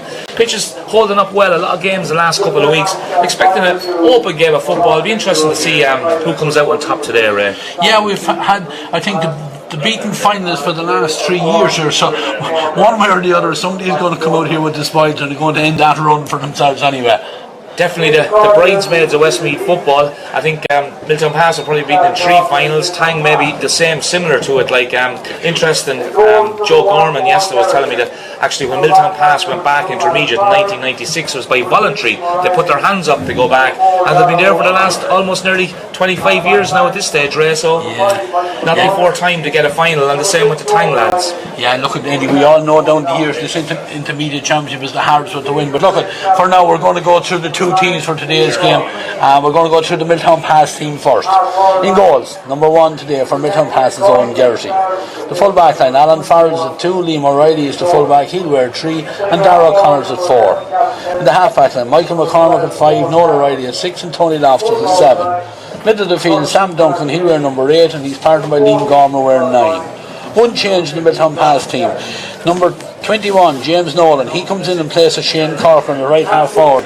Gavin Glennon is at 11 and Owen Gallagher at 12. And the inside line, Mark Gagans at 13, Finbar Kine at 14, and Brandon Kelly is at 15. And the Tang team, they line out as follows. In goals, number 1, Michael Galvin. Full back line, Roland Hanley is at 2, Kieran Duncan is at 3, and Conor McKieran at 4. The half-back line, Richard Laffin is at 5, John Rock is 6, and Jason Coughlin is at 7.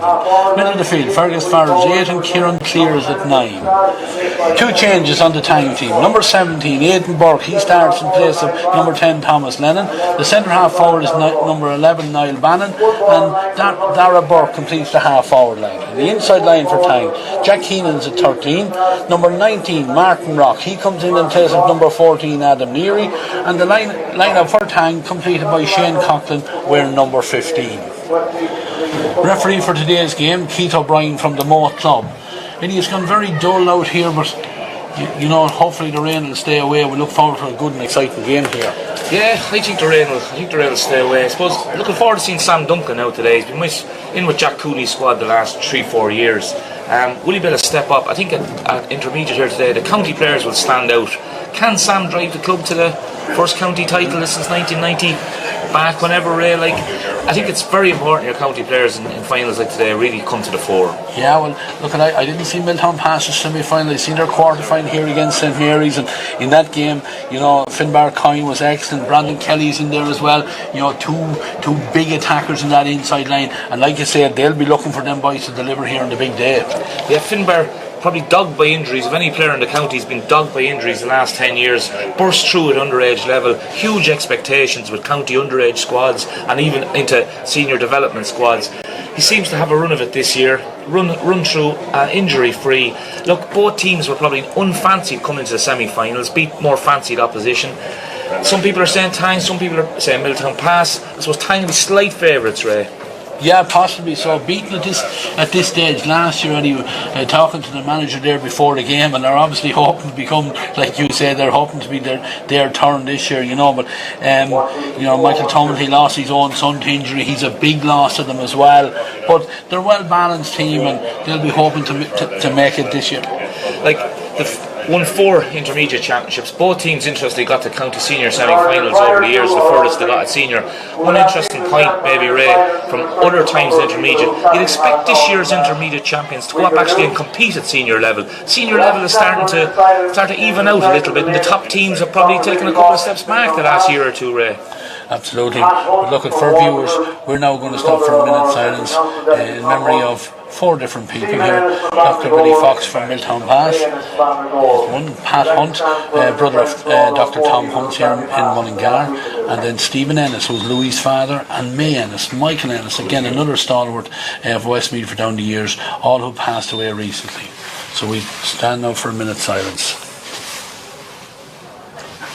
Good time.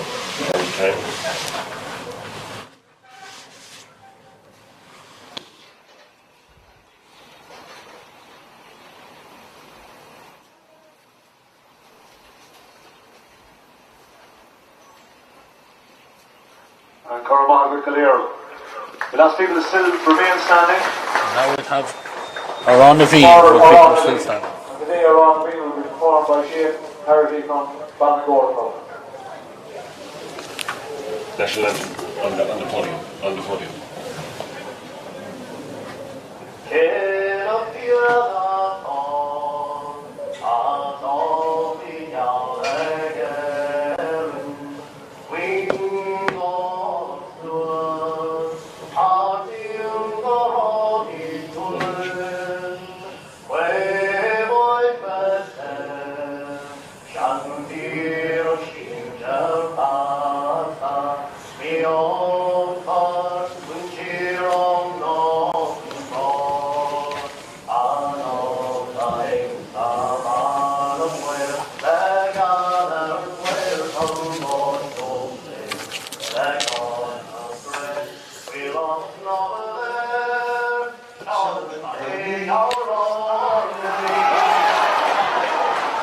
large crowd gathered here in TG Cusick Park for this Rytech sponsored intermediate football final.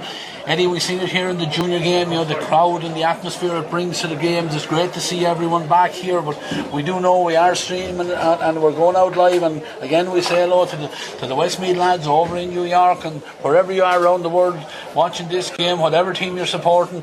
We wish your side the best of luck here, but we're looking forward to a close, exciting game, and the hope that one of these teams is going to emerge victorious. Eddie, just before the break, like you were saying about going up and competing, we've seen what Moat did last year, and we're probably looking now into the quarter final of the Championship Senior afterwards. Yeah, look, Kinnegad going very close to Toplin and St. Lomans in the senior semi-final. I think there's a changing at the guard at the top level of Westmeath football.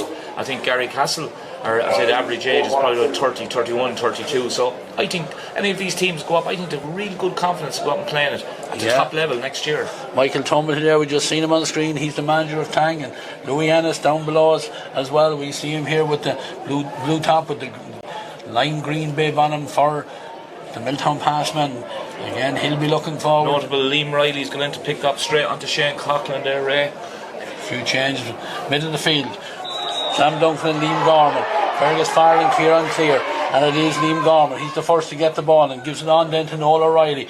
Milltownpass just through the hands it goes. They're gone back just outside their own 45, and eventually Sam Duncan steps forward again, but two red jerseys in front of him and he's forced to go back towards his own goal. Gives it across there to Tony Loftus. Tony onto the full back. Liam O'Reilly again. Noticeable that Tang, very few bodies inside that 20 metre line, but Milltownpass have broken the press and they head towards the 45 metre line of Tang. Ball is given down into the corner where Brandon Kelly into the action straight away, takes on his man, gets the shot away, but under pressure. And for that, ball forced him there, and you said it there, that would have been the ideal start for Brandon Kelly, but he's been picked up there and under severe pressure, got the shot away. The cornerback there for Tang is Ronan Hanley, and Ronan is going to have a busy afternoon in front of him, I would expect. But the goalkeeper is Michael Galvin. He has the ball on the 20 metre line. Again, going across towards the far side of the field, goes right footed. Runner over on the far side, well gathered, and the mark called. Referee Keith O'Brien from the Mothall White team. And the mark taken, not the best pass in the world, but Tang do have the possession there, and Niall Bannon, but Niall forced towards his own goals, has support there from Jason Coughlin. Jason through the hands it go. Richard Laffin has the support there. Ball is given on now to Dara Burke. Dara onto the centre half forward, Niall Bannon. Again, Niall, a little bit of a handling error there. Conor McKieran, he's fouled, wins the possession, looking for the runner inside. Ball played in on front of the corner forward there. That's Shane Coughlin. Shane does very well, has the possession, he's on the 45 metre line, takes the return pass, great quick hands there, and eventually the shot comes in from Aidan Burke there, but that one unfortunately for Aidan not on target. First wide for Tang, two wides, a wide apiece after just 2 minutes. Eddie, a little bit of teasing going on here at the moment. It'll take a little time for this to settle down. A little bit of nervousness on both teams, Ray, playing very tight football, looking for probably the same ball, one man inside, and probably two bad wides to start the game, but I'm sure the game is going to settle down now. Yeah, kick out. Fergus Farrell jumps highest, gets the mark for his side on his own 65 metre line, has time to give it back to Conor McKieran, and Conor has time then to gather it up, and Tanger on the move again here. Dara Burke.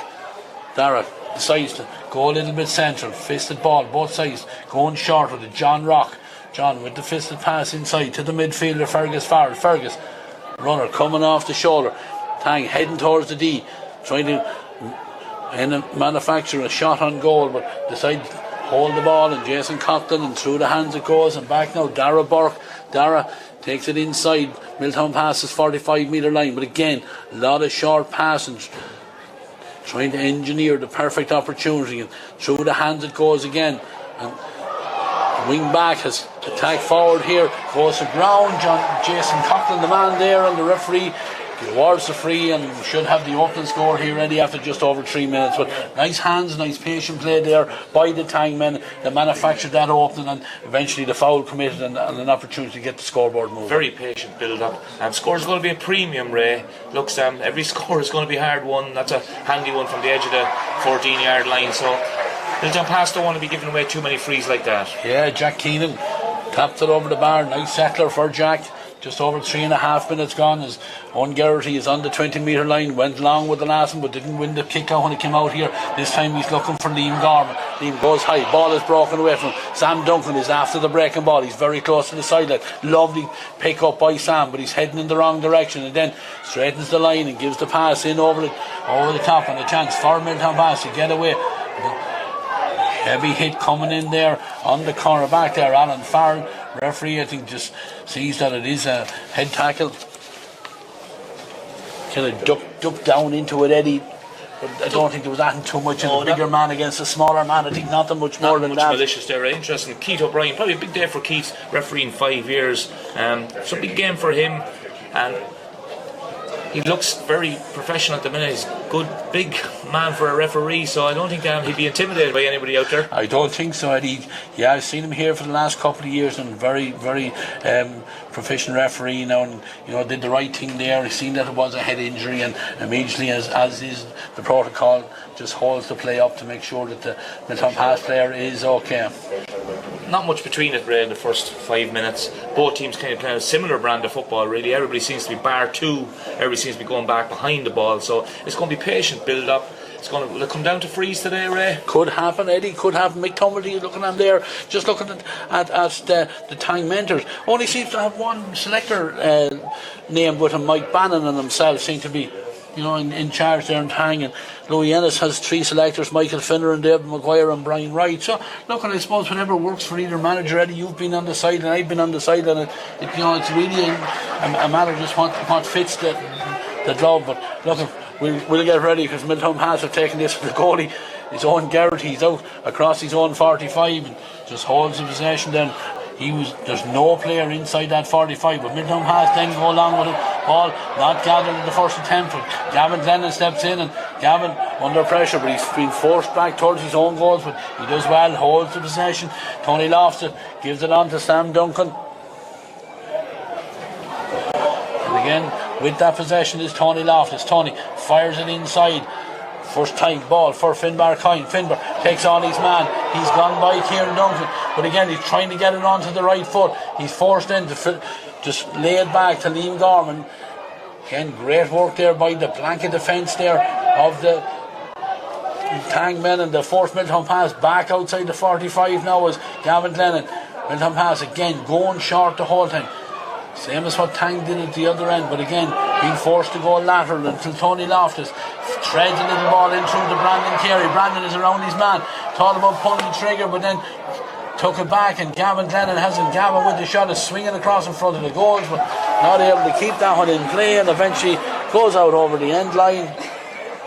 Just looking at Brandon Kelly, it's twice he slipped there, Ray, in the first couple of minutes. I know what boots he's on, but he'd want a bit of a stud on it at the minute. Interesting, we both know Kieran Duncan from his time at the Westmeath Hurlers, one of the fastest players in the county. Kieran's heavily strapped. You'd like to see Finbar Coyne taking him on after time, because Kieran has a heavy strapping on his right leg. Looks like the hamstring is damaged.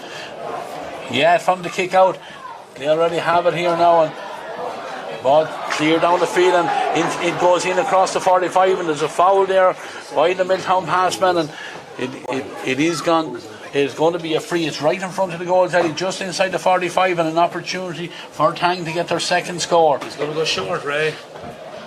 He's looking to go short. Maybe this guy is going to... Niall Bannon. Yeah, Niall Bannon might be have a stronger foot. Definitely, definitely Shane was looking to go short.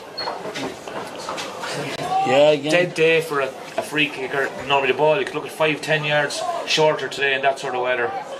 Yeah, he's backing himself here, and with the right foot he fires it in. It's dropping in, but it did not have the distance there. Milltownpass have it under their own crossbar there. Liam O'Reilly, he's the full back, and he did very well to take that one down, but Milltownpass just settling into this game. They come out of defence there. Tony Loftus is handling it on, the ball eventually given on here to Gavin Glennon. Gavin wearing the number 11 in front of Brandon Carey. Brandon misjudges the hop, and Kieran Duncan doesn't, because he reacted, and again gets the possession, gives it back on here now to Kieran Clear, but again mistake there, and very, very close to the sideline there. Mark Yegan, the number 13 came out a long way from that corner, but the ball knocked out of his hand. It's gone out over the sideline. Owen Gallagher has already taken this line ball, and Gavin Glennon with the right foot. A lot of space over there for Finbar Coyne. He's out in front of his man. Finbar backs himself with the right foot, takes the shot. The umpire's at the post, and he signals that one pulled to the left and wide. 3 wides now for the Milltownpass men. Certainly, they had showed great patience, Eddie, to try and engineer scores. That time, Finbar Coyne just backed himself under pressure, got the shot away, but couldn't get it on target. Yeah, the 3 chances they've had, you'd imagine we getting 50% of them at least. Will this cost them at the end of the game? We've seen them in county finals before, having numerous chances. They need to start getting that scoreboard ticking. Yeah, the longer it goes without a score, the more anxious, the more nervous they become. But Michael Galvin, he won't mind what Milltownpass, what wides they kick, because he's already delivered the ball out here onto the far side of the field, where it's won by Shane Coughlin, holding that possession into John Rock. John coming across his own 65-metre line, gives the ball on there to Dara Burke. Dara, big man, wearing the number 12, getting on a lot of ball already around the middle of the field, and he gives it on now to Jack Keenan. Jack with the left foot, threads one inside, coming across to get it. It's Shane Coughlin, very, very close to the corner flag. Tang working and holding that possession, not kicking it from an impossible angle or anything like that. Work it back to Dara Burke. Dara, fisted ball inside. Tang coming off the shoulder because John Rock is there. John goes across the far side, has support over there. That was Kieran clear, and the ball is driven in, but again broken down in there, and Milltownpass have the men to sweep it up, and they have the possession again back inside their own 20-metre line, and they're coming out now. Sam Duncan, the latest man, to get the ball and fist it on to Tony Loftus. Tony comes through, a little bit of a gap there, and they come forward. Milltownpass holding that possession now, right out in the middle of the field. There's a chance here to get a ball in because Brandon Carey, he's been isolated inside, grabs the ball, 2 Tang men around him, can't get room to get the shot away, been forced back, but eventually, the Tang player slips there. He had the chance.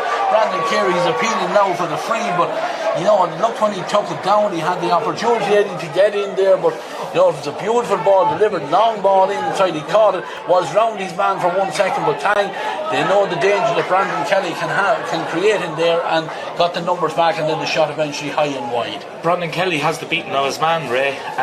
You could argue there, I think he was fouled myself. We're looking here in the replay, it's hard to make out in the replay, but then when he got his chance, right foot, should have put it over the bar, Ray. Yeah, absolutely, the opportunity was there, but he couldn't take it, and the referee allowed the play to go on. The kick out now is very, very close to the sideline, over on the far side of the field. It's gathered over there by the Tangmen. John Rock has it now, and John gives it on to his cornerback. The 2 cornerbacks combined there, Ronan Handy and Conor McKiernan, and they come forward here now with Dara Burke. Dara, lovely ball inside where Shane Coughlin is out in front of his man. Shane jinks back and then fires the ball across the 20-metre line to nobody in particular, but there's a Tang man, he reads that, and he's come on to the ball here, but good tackling back there by the Milltownpass men, but the referee, much to the annoyance of the Milltownpass supporters there, I think there was a pull back there on the Tang man in fairness, but referee, I think maybe didn't blow the whistle that loud, and the supporters didn't realise he was given the free, and the play just called back, and an opportunity now, we can see it there was a tug back on the Tang man there, and an opportunity for them to double their score. 1 point, remember, we're just 12 minutes gone in this opening half. Shane Coughlin, I think, is the man that's taken with the number 15. It looks like he's going to kick it with the left foot. We're halfway between the sideline and he started off very well, Shane Coughlin. He's won 3 out of 3 into the corner, Ray, causing trouble. He's their go-to guy. Yeah, with the left foot, cool as a breeze, taps him over the bar. In fact, it's the number 13, Jack Keenan, is the man that got it there. Jack, nice and relaxed, 1 step, taps it over the bar. 2 points for Tang. Milltownpass yet to register. Next score is important, Ray. Yeah, Milltownpass need to get the scoreboard taken, Eddie, I would say, but for the moment the kick out is broken down there, broken away from Sam Duncan, but Noel O'Reilly, again, another experienced player, he gets it and gives it on to Gavin Glennon. Gavin brushes off a tackle there from the Tangmen, but they're being forced back towards their own goals, and Tang tackling, great work there. Owen Gallagher trying to get by, but Owen is fouled, and the free is for the Milltownpass men. But again, we've seen it, a great tackling there by the Tangmen, shut the door on the Milltownpass men, didn't let them get out of that half back line. A little bit of handbags pushing and shoving. Referee, does the right thing, moves the ball forward, and the play starts. Ball is now with Tony Loftus. Tony, he's wearing the number 7. He's supposed to be left out back. Gavin Glennon comes on to the play straight away. Fists the ball inside. Takes the return pass, doesn't go to hand, but Gavin, he's gone to ground, but he shows good strength there and holds that ball. And Tony Loftus, just trying to squeeze one down the line, looking for Mark Aiken there, goes out off the Tang man and out over the sideline, and the line ball is already driven and drops in the D. On the breaking ball is the Milltownpass, but again that shot comes in. That shot was James Nolan, and unfortunately for Milltownpass, James high into the right and wide, and again the clock, we're 14 minutes gone. Milltownpass yet to get on the scoreboard. Tang with those 2 points. Whatever breeze is in it, Ray, and Milltownpass have playing it down to the complex end, as our older listeners will know what I'm saying about there. So I find it always easier end to score. Yeah, kick out. Great fetch there by Dara Burke. Again, a good target man for the kick out from his keeper. He takes the mark, takes the kick straight away, and Tang are on the move again. Tyrone clear. Holding that possession, he's on Milltownpass' 65 metre line. Dara Burke gives it over to the far side, and it's eventually threaded in there. Nice ball looking there for the number 17 there, that's Aidan Burke, and Aidan is fouled, and it's going to be a free. Another free there, that needlessly to give a free in that position. They're going to try and play the ball into Shane here now. Quick little pass, look for a 1-2 and try and get another free. So Milltownpass need to cut out the foul on these dangerous areas. I've gone backwards, right? What would we gone back, yeah, with holding the possession. That seems to be the idea this weather these days, Eddie. You don't give the possession away, you hold it and you work it around and get it in closer to the goals and engineering that scoring opportunity. But Tang, they have the possession. Dara Burke gives it on, just got a push there as Jason Coughlin comes on to it, but the Milltownpass man, they step in and possession turned over. Milltownpass with that possession. That's their corner back there, that's Alan Farrell, right back on the 20 metre line. They go right across the field with it, trying to get a little bit of space over on the terrace side of TEG Cusick Park, and eventually Sam Duncan, with the possession, straightens the line and he heads into the Tang half of the field. He's gone inside the 65, still room for him. Then he tries to get a little ball through there, but I thought there was a late hit on Sam Duncan there. He was looking for from Markine, but Tang intercepted and the referee allowed the play to go on, and Tang have the possession, and John Rock is bursting forward from the centre half back position. Gavin Glennon trying to stop his progress, but he does well, does the centre half back, and the ball goes inside. But again, Tang with the numbers there. Niall Bannon, the latest man, on to Jason Coughlin with the right foot, kicks a little bit aimlessly inside here. Good work there by the Milltownpass. That was the full back, that was Liam O'Reilly, got a hand on that ball, and the ball was in with Martin Rock, but Martin was tackled a little bit too hard for the referee's liking, blows the whistle and it's a free in on the 45 metre line. But again, Tang take it quickly, go backwards with the hold of possession. Niall Bannon, throw the hand as he comes to the 45 metre line, and the ball inside, big hit coming in there, and a fair hit, says the referee. Mark Yegan did very well for his side there, but the ball driven long, but straight down the throat to John Rock there. John knocks it down and has Niall Bannon for support, and Niall off to Dara Burke. Dara starts the attack again. Fergus Farrell, he has it, comes back inside to Dara again. Dara spins away from a lot of players and finds a lot of space here right out in the centre of the field there, and Jason Coughlin, right across the field. Tang just probing, holding that possession, trying to draw out this Milltownpass defence and then get the opportunity to get the score. The ball is with Shane Coughlin. Shane tripped, Shane fouled. His free is about 40 metres out. We'll see. I presume it'll be Jack Keenan that'll come out to take it. No, Shane Coughlin staying on it, Ray, after the last one. No. Change of free tail. Niall Bannon is coming out, whether he's going to take it with the right foot. But certainly there must be a breeze rising out there, Eddie, and I think it is favouring, like you say, Milltownpass, because Tang are just taking their time with all these frees and absolutely no hurry at all now. You'd like to see Milltownpass hitting a little bit earlier into the full forward line, where Brandon Kelly has won 3 out of 3 cut inside to him, and even that time Sam Duncan, he could have let it go just that 10 yards before that, Ray, and moving. I think there's plenty of room for exposure, and here we go. Niall Bannon with the kick, but unfortunately for Niall, after all the time he took out of that one, just pulled to the left and wide. And I think we're at the first water break, are we here? I think we are already at 18 minutes gone in this opening half, and those 2 points for Tang, the only 2 scores of the game. Milltownpass yet to get off the scoreboard. They kicked some bad wides, but look, they can be dangerous, like you said. Brandon Kelly won 3 out of 3. Finbar Coyne is always going to be a threat in there, but both sets of supporters getting behind their side now and hopefully get a livelier second quarter. Yeah, I'd like to see Milltownpass playing just maybe a little quicker ball from just past the midfield, hitting Kelly and Coyne inside, and because there is room in there, and Tang are holding a high line with their half back line, so there's room inside, and I think they will get frees. We seen the Milltownpass line going mad here about 10 minutes ago when Brandon Kelly, was he pulled back, was he not pulled back? They're going to all make a difference. I think there's still room for Milltownpass to get some scores with Tang are on top at the minute. Yeah, we see Louisiana certainly laying down the law here. The managers get up a minute and a half. McTownship down the other end doing the same thing. It's a short break, but certainly Milltownpass could do with a little bit of momentum, and their supporters are anxious here, and they'll be certainly happy to get that scoreboard open and get it moving for themselves. And like Milltownpass coming in after being beaten in so many finals, they really you come with all the confidence at the start of the game. Gradually that can be drained out of you, so a score for them is vitally important here. Garrity has started to play the ball. A great catch out here in the middle of the field. Sam Duncan goes to the clouds, gets the mark. Hangman don't allow him to take the free, so the referee has brought it forward once and he's brought it forward twice. Sam Duncan has gained about 30 metres for each side there, and now it's going to be a free on Finbar Coyne. Again, silly stuff there, and the stuff that managers pull their hair out there. A ball on their own 65 is now brought forward to Tang's 45, and it's an opportunity for Finbar Coyne to get a shot and goal and get a score. It's a scoreable distance, but I'd rather a little bit closer myself. He's gone short, Ray. Yeah, Gavin Glennon makes himself available and he gives it back to Finbar, and Finbar with the right foot is dropping it, and as we said, Finbar Coyne, talisman, he's a quality footballer, like Eddie said earlier on, being dogged by injuries through the early part of his career, but certainly a player with great potential, and worked that himself and Gavin Glennon. He took the return pass, fired it over the bar. 2 points to 1 now for the Tang men, as Michael Galvin is back there on the 20-metre line, and with the right foot he fires it out. Up they go.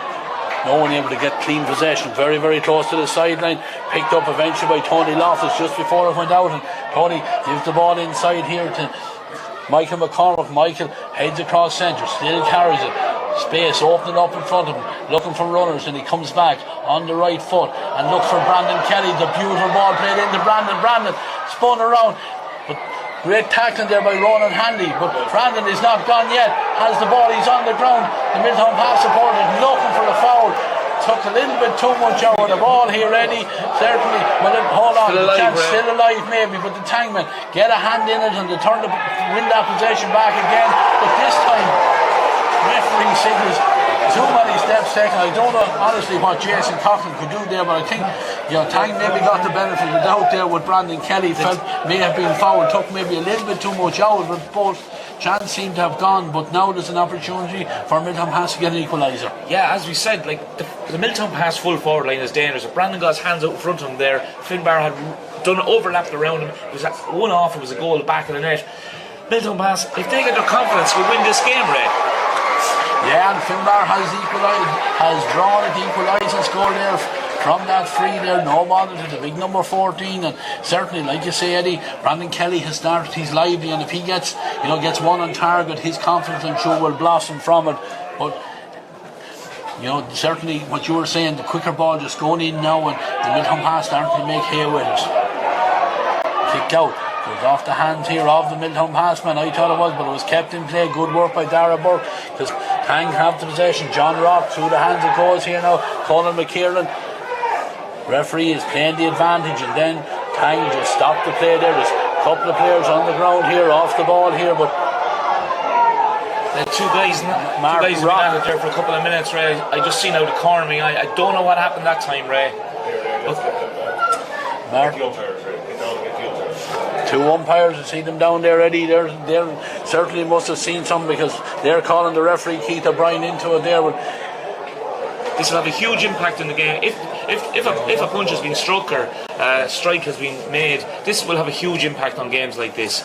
Like both teams playing on defensive systems. Milltownpass probably playing a little bit more than Tang, but giving them an extra man makes some difference here, Ray. Yeah, these two umpires seem to be fairly adamant in what they're seeing there, having the strong words there with the referee, and the referee, he's calling. We see who is he calling. He's looking at the notebook, and we'll just see who it is. I can't see the number of the man that's on the ground for Milltownpass, but he's back on his feet here. I'd say, Eddie, look, common sense should prevail here. Probably.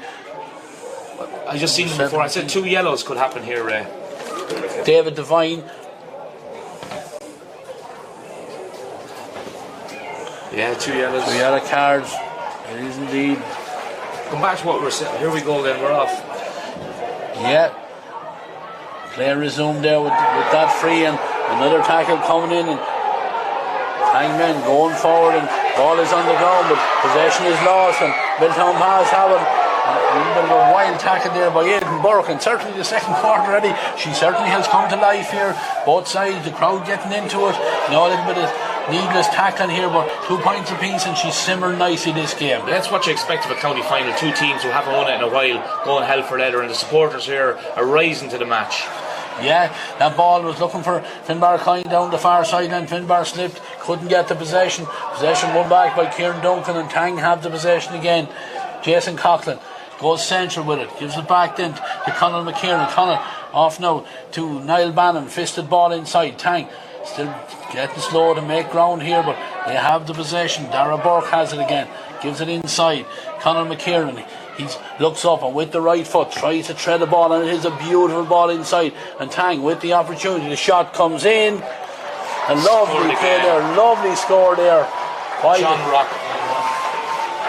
Lovely score there by the time. It was a beautiful ball played in there, and the shot eventually fired over the bar, puts the Tangmen back into the lead, 3 points to 2.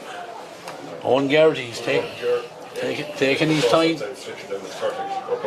with this kick out. Thought about going short with it, and then does go to his full back. Ball wasn't touching the ground, it was there.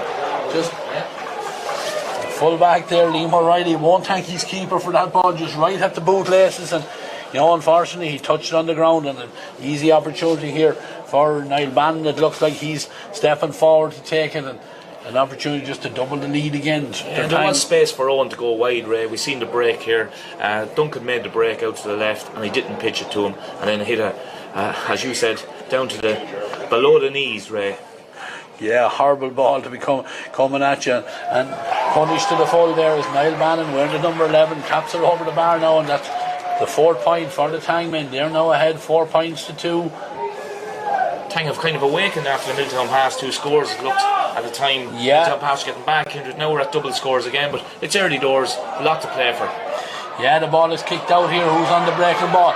Gavin Glennon almost got it, and he has support there. Owen Gallagher is there to help him. Owen is under severe pressure. The ball is on the ground. Owen had been dispossessed, and he got up because the ball was nicely sitting waiting for him, and Tony Loftus is very well.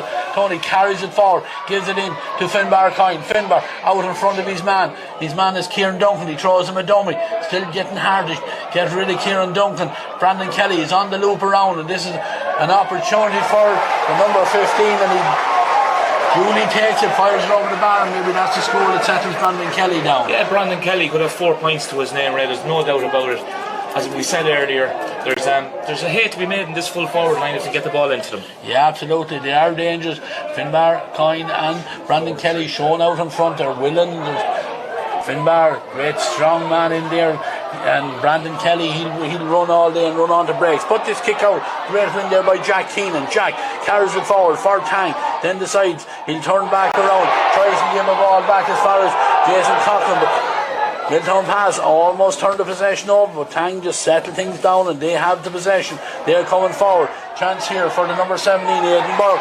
Aidan with the shot, but just took that one to the left and wide. There was an opportunity, Eddie, probably one that should have been taken. Yeah, it looked over the bar from here, just tailed off to the left at the end. Milltownpass gone short this time again, working it through the fence, working it through the lines. Can Tang turn them over?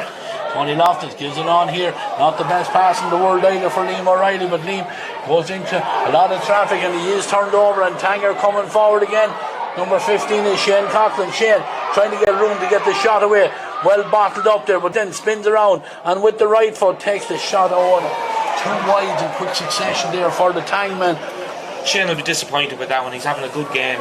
He's probably Tang's go-to guy and main player, and impressed with him so far at the start of the game, Ray. Yeah, there was a chance that for the Tang men, and this game has been tight, Eddie, and there's been wides coming in here and chances that we reckon should be taken. But look, it's very easy up here in the commentary box to criticise players or whatever, but they'll do their best. A long great kick out by the keeper, because Gavin Tennant came forward from the centre half forward position and he wins it, gives it on to Liam Gorman.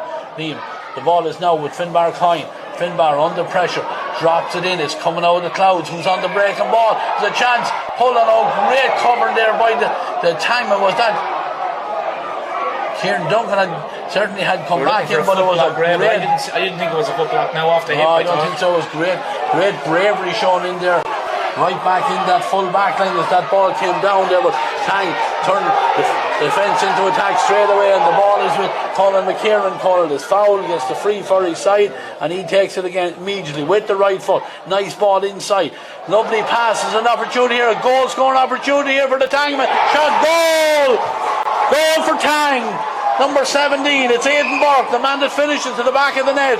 It was great heads up play there by the Tangmen. Got the overlap, the man was take inside. by Shane Coughlin, Ray, out in front of his man, out in front of O'Reilly again. Sunderland handed it off, lovely pass inside, and Aidan Burke absolutely made sure it probably walked in on top of the keeper before he hit it. Yeah, buried it, not in the keeper. Big score, Ray, big score. Yeah, certainly in a game that's this tight there was nothing that Owen Geraghty could do about that one. And Owen from the kick out then just pulls it out over the sideline, and it's going to be a line ball, and already Tangmen have taken the line ball. But Eddie, that goal came at where there was probably an opportunity for Milltownpass down the other end, but we'll just watch the play here for the second, because Tang are on the attack again. Shane Coughlin bottled up, but he does well to give it back to Dara Burke. Dara takes the shot in, half blocked down, straight into the chest of a Milltownpass man, and they're on the move again. Good play there, coming out of the fence, the foul thing. But Eddie was just saying there was a chance of a goal at one end, and then it was taken at the other end. Yeah, and since the water break, the game has really opened out. There's not as much short pass and going through the lines. They're going for it. Both teams are going for it. Here we go. Yeah, that ball kicked in high, kicked in aimlessly. It was dropping on top of Finbar Coyne, but there was three maroon and white jerseys in around it, and they got the breaking ball, and they end up with the free and have the possession. Down the far side of the field they go again. Tangmen, full of running. Ball is given inside, well gathered inside. It's the corner forward, Shane Coughlin. Shane spins around, gives it to his other corner forward teammate, Jack Keenan. Jack trying to get onto the left foot, but that door was closed on him, and he's back now with Shane Coughlin, holding that possession of the Tangmen, very, very patient. Kieran Clear, through the hands it goes again. Martin Rock, and over the far side it goes, and again Tang quite content to just hold that possession. John Rock then comes forward. He's inside the Milltownpass 45 metre line, back with Dara Burke. Dara moving it forward until he takes a return pass. There is a spare man over on this side of the field, but Dara straightens the line, and a beautiful ball, great vision. Is another opportunity here. Does he go for the goal? No, didn't. He decided to take the point. Like that's John Rock attacking from the centre half back position. I can't understand, Ray. Like, we're looking at the Tang team. Milltownpass should know they're not going to go long with the ball. There's no big men inside the full forward line, the half forward line. They're going to go through the lines. The next thing, Milltownpass 12 men back, and still they're finding spare men. Tang, so going to have to sort that out at half time. Yeah, that was a beautiful ball played in. John Rocket kept up in the attack there and got on the ball. Maybe an opportunity for a goal, but just decided and tapped it over the bar, and from the line ball over on the far side, a little bit of a crazy kick across, and Milltownpass win the possession. They're on the move again, heading towards the 20 metre line. Sam Duncan, Sam has gone to ground. Referee signalled that it's going to be a free, and great play by the midfielder. But again, where were Tang going with the line ball, Eddie? You know, they tell you never kick a ball across your own goals, but that was almost as bad, right out in the middle of the field, turn the possession over. And that's what I was expecting from Sam Duncan to start it again. That driving forward through the middle, drive players into him and get pulled down, and handy 14-yard, 21-yard free here. You'd imagine Finbar tipped this over. It'll be a 4-point game going into the break. Yeah, certainly. Without preempting anything here, we expect that Finbar will convert this one, and umpires look at that one, and Finbar 3 out of the 4 points for his side now. 1-5 double scores, 8 points to 4. Michael Galvin, he's in there on the 20-metre line. Just 2 minutes of additional time, I think, was the call, Eddie, wasn't it? And yes, that's it. The referee is Keith O'Brien, and he calls for the ball. So half time here in this intermediate football final, sponsored by Rytech, and it's a half time score of 1 goal and 5 points for Tang. That goal, the difference between the two sides there, really Edinburgh, the man that finished it. Milltownpass 4 points. Eddie, it's been, heavy, some nice scores, but again some heavy hitting going on in it as well. It's a typical intermediate final. There's not much in it. I think the management teams on both sides could get their money paid here if they make a few switches here. I think there's openings on both ends. I think, as we said, we've got inside, we've got Brandon Kelly and Finbar Coyne probably have won 80% of the possession. And also up front for Tang, Shane Coughlin is causing untold trouble, Ray. Untold trouble. Eddie, we're going to finish up here in the commentary here for the first half, and we're going to go to an ad break and then join us back here in the commentary box for the second half here. But for now, we're going to an ad break and we'll join the lads down on the sideline after that. Okay, Chair, we're going TEG, proud sponsors of TEG Cusick Park, serving aviation, biopharmaceuticals and medical industries across the globe.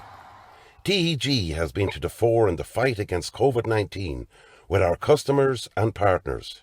A local business employing local people. Visit teg.com/careers to learn more. Wishing all our GAA patrons a safe passage through the championship.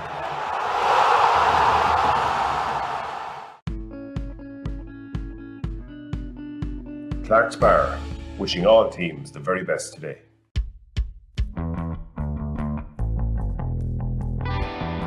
Rytech, proud sponsor of the Westmeath Intermediate Football Championship. Cusick Park pitch is 145 metres long. Imagine 3 of these bridge beams would make up the length of the pitch. Now transport 30 of them from Harney to Kildare. A challenge overcome by a great team with the support of a great community. My name is Pat Barrett, Project Manager, Shamer to Precast.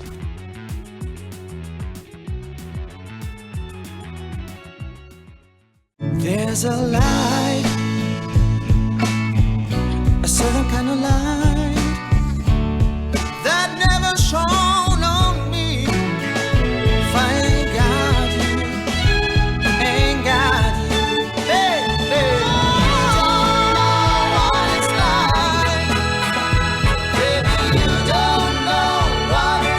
All new Renault Capture SUV for all your lives.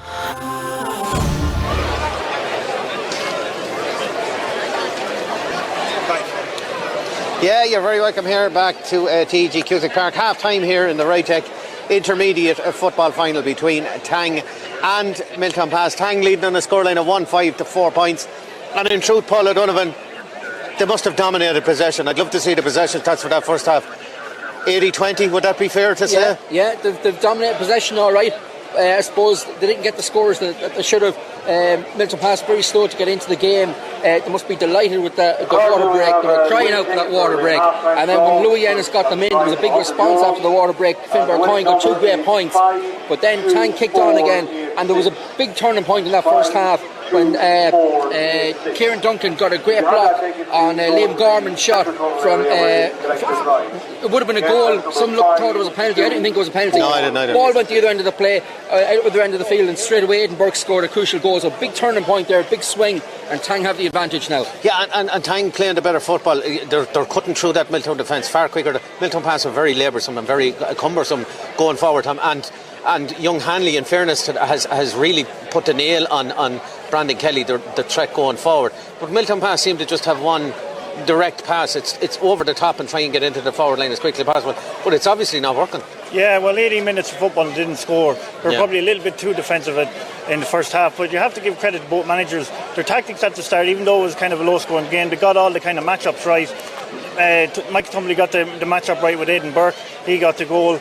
That is a great battle going on inside between Brandon Kelly and Ronan Hanley. Ronan Hanley is kind of letting him get the ball, but then he's not fouling him after that. So it's very good back play, and Brandon Kelly is just beginning to hold on to the ball a little bit too longer. If I was Brandon Kelly, I'd try to bring Ronan Hanley out a little bit from the full forward line to be able to get onto the ball. But you must say that it's a very intriguing, very tense first half. I know there was a bit of break and play with Aidan Burke. That was a very composed finish, but it's still tense, it's still all to play for. Tang were in this position last year where they were ahead at half time and they kind of fell away in the second half. That's going to be a big challenge for them. And then Milltownpass really are a danger if they let the ball in early to Brandon Kelly and into Finbar Coyne inside. They just need to go a little bit more direct with the ball, and Milltownpass will be right back in this game then as well. Yeah, and even though, as we've said, Tang have probably dominated the possession stats, Paul, only 4 points in at half time. I would say Louis Edis maybe I know he won't be happy, but he might be the happier of the two managers because of the fact that they haven't really played. Milltownpass haven't really played in that first half at all. As you say, 4 points in it, but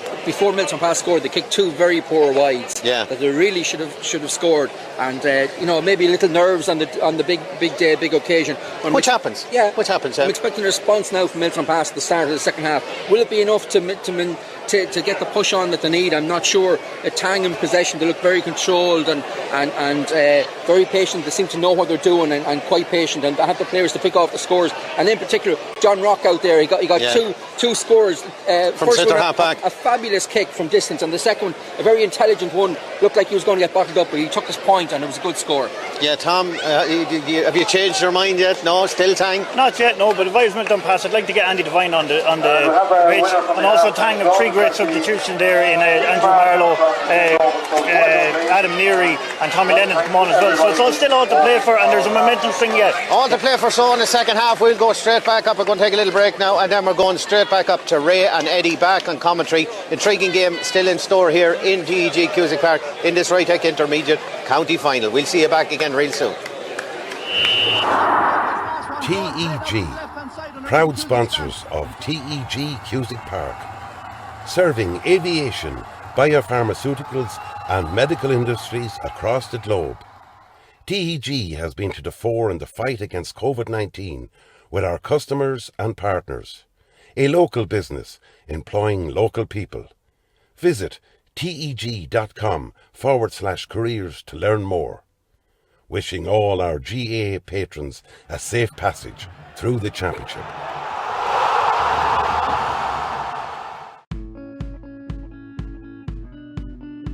Clark's Bar, wishing all teams the very best today.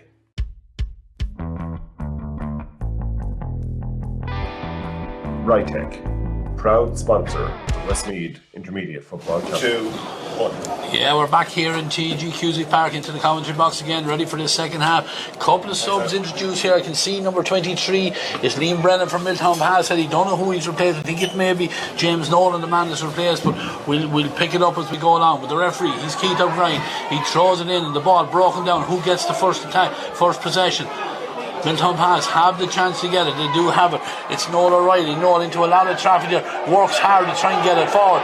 Referee doesn't see anything wrong with the tackle from the Tangman, and then Tang's Niall Bannon just goes to ground, gets the free, and the free is for Tang and is taken already by John Rock. Tang ahead on the scoreline of 1 goal and 5 points to Milltownpass is 4 points, and they have the first opportunity to come forward again. Richard Laffin gives it back as far as Fergus Farrell. Fergus fisted ball inside where Dara Burke. Dara been utilised out around the middle of the field for his side here, but Tang just holding that possession again here.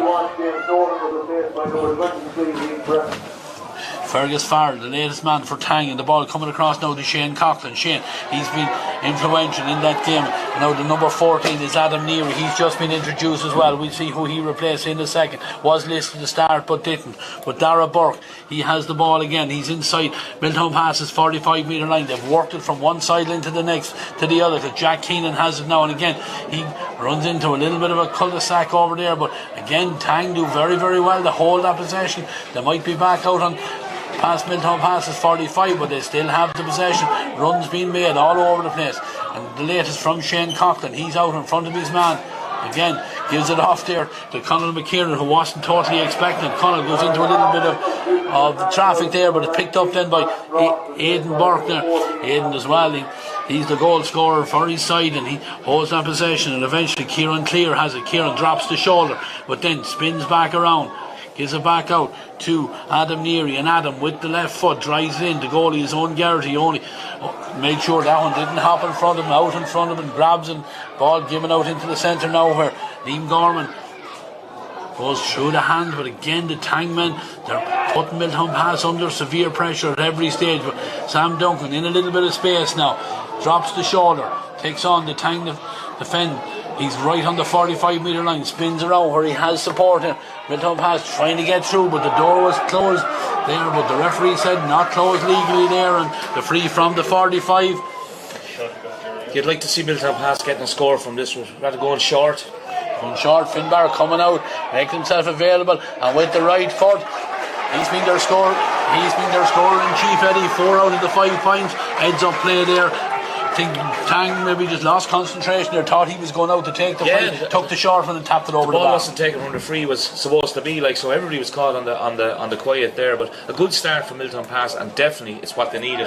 3-point game. Yeah, that goal there from Edinburgh, the difference between the sides. Michael Galvin drives it out into the centre, broken down. Who's after the dirty ball? There's a couple of players on the ground. The referee, I think, he signals that he's going to throw it up. It's the 2 number 11s that are in for Niall Bannon and Gavin Glennon. Bannon threw himself at the ball there. Wasn't his ball to win. Yeah.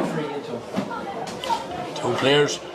Justin here has it thrown up and it's palmed out here. And Liam Brennan, who was introduced here, didn't win that one either, but Tang have it again, and Dara Burke, he has the possession, and with the left foot, lovely ball inside again.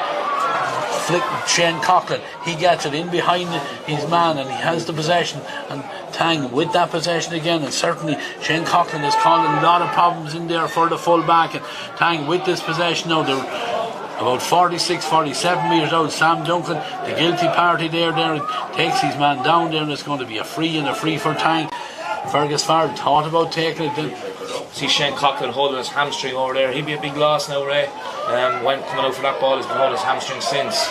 Dara Burke goes short, and Adam Neary, and through the hands it goes, but Tang men, they're comfortable on the ball, they're comfortable even in the tackle, they're holding that possession. John Rock typifies that, he does well. Little ball over the top here, and there's a chance now for Kieran Clear, and Kieran Clear gives it out, and there's an overlap there, but Adam Neary backs himself with the shot, and why wouldn't he back himself? He was listed to start, Eddie. He didn't start, but he certainly has shown great life after being introduced here. He might be trying to prove a few people wrong. I thought he might have been injured that he wasn't starting, but he's had 2 shots, 1 point, so his ratio is higher than most of the rest of the guys today. Yeah.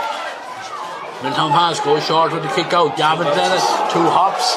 The referee doesn't see it there, but he has the possession of Mark Gagan, and Mark with the left foot. He drops it in, is dropping. I think Finbar knew that the man was right on his back there. Maybe thought he might just get it in behind him, but that kick in hops harmlessly out over the end line. And yeah, certainly Milltownpass, Tang would have been very aggrieved that Milltownpass certainly with 2 hops there by Gavin Glennon, and the referee didn't cop them, but came to nothing in the end. And Tang have taken the kick out already, and the 2 corner backs have combined here, and Ronan Hanley is coming right down the field, and Ronan with his legs strapped as well tries to tread a little ball in front of the full forward line, but good anticipation there, and Sam Duncan gets into Sam, looking for Brandon Kelly over there in space, but it's over Brandon's head. And Kieran Duncan, he read that one all day, and he has the possession. Kieran Duncan is a full back, Eddie. You think, maybe a weak link at time, but no one ever seems to take advantage of him. He's as steady as a rock. Kieran Duncan, one of the most underrated players in Westmeath, both football and hurling. I know from his stats, I think, on speed, he's the quickest to over 50 yards in Westmeath. He was in his earlier days, so one of the most underrated and unassuming players, and a nice lad as well to boot, Ray.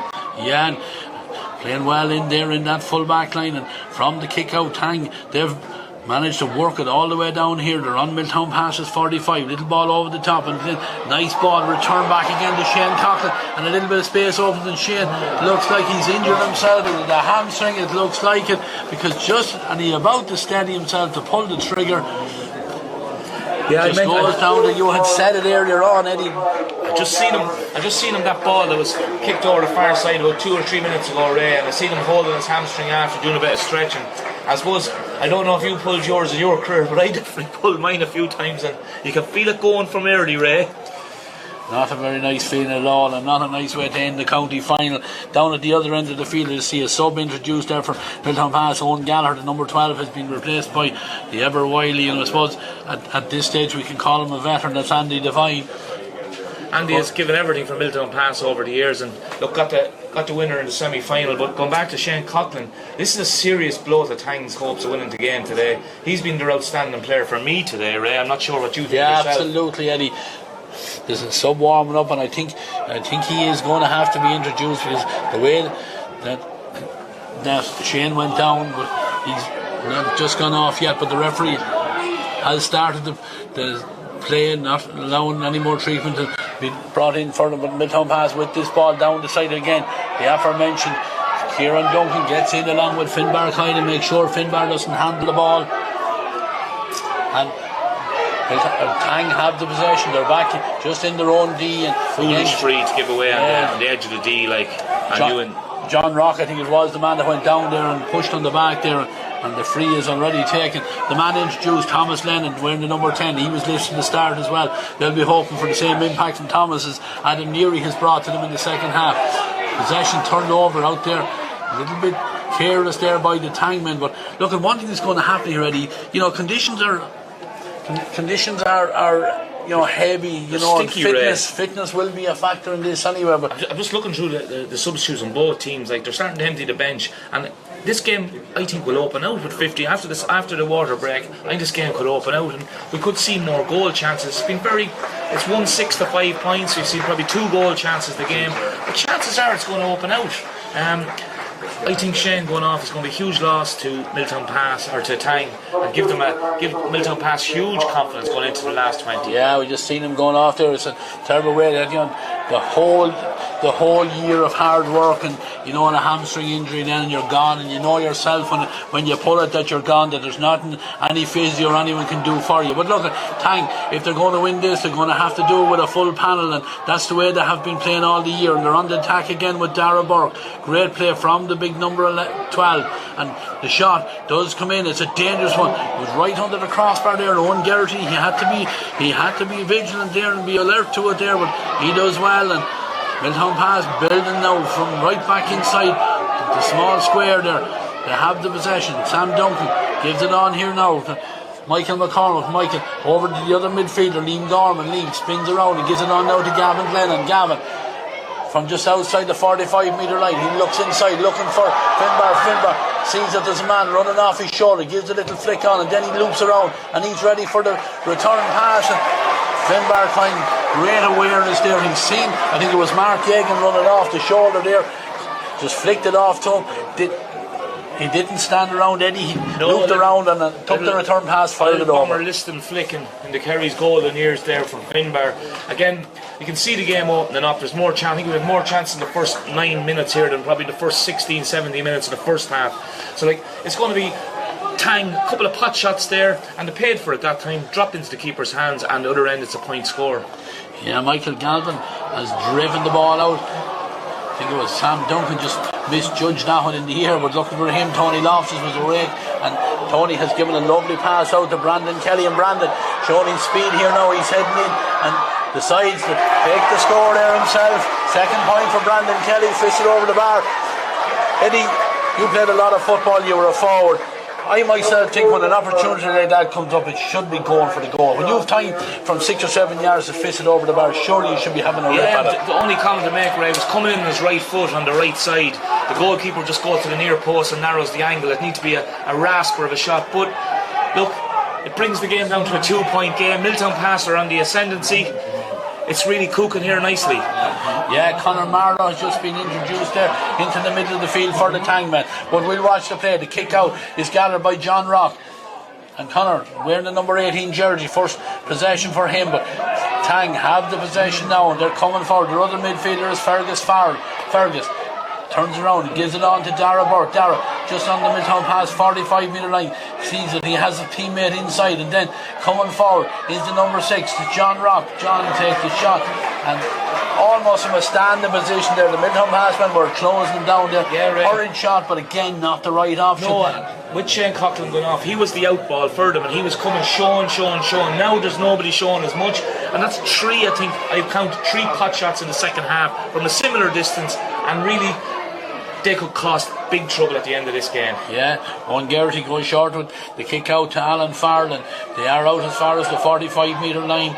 They have the possession here, and Michael McCormick just goes central and has a teammate coming off the shoulder, doesn't decide to use him at the moment. Then he does give it on. It's the full back, it's Liam O'Reilly. Liam breaks through a tackle, gives it on here again. Finbar, he's out at the 45 metre line. Referee just calling the play back there. There was a foul on the full back there as he came out, and certainly an opportunity here now if Finbar decides to take on this and gets it over the bar to bring it, narrow it right down to a 1-point game. Is he going to take it himself? Andy Devine just jogging out, having a quick word with him, but Finbar one short, Ray, would you think? I think he'll a bit of a dummy one, or is he going to go for it? He'll go for it. He has the power, like 2 between them. Just needs to drop it on the black spot. Don't force it.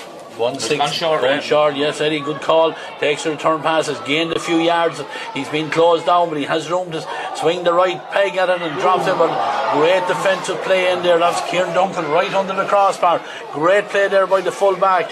He was alert to the danger there. He was backing up his keeper. He did very well. And Tang are on the move again, already down this side of the field. Great ball in from Jack Keenan. Gives it to Dara Burke. Dara bounces off a tackle, and through the hands it goes.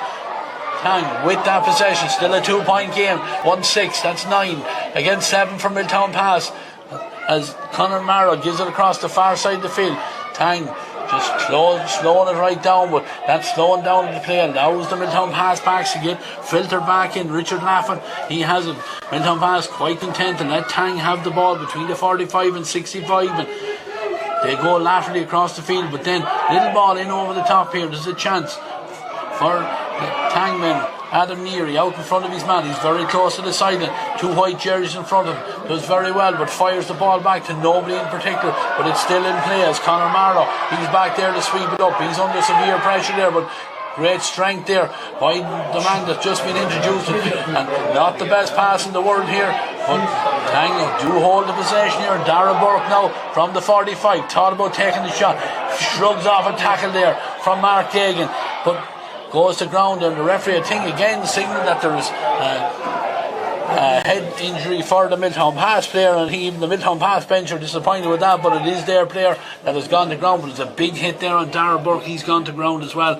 But certainly you can't fault any of these teams for endeavour and effort. Eddie, is a huge amount of hits going in here. I'd say Tang are waiting for the water break, Ray. They seem to be going, they lost a little bit up front. They seem to be just going back and forth, aimlessly kicking. Then they don't seem to have the same buzz about them. I'd say they could do it getting inside here for 5 minutes, just have a quick chat, reform and try and go for the last 15. At the minute, it's Milltownpass, they're back in the game. I think Milltownpass could be slight favourites at the minute. Yeah, but need to just narrow that gap. It's been at 3, it's now down to 2.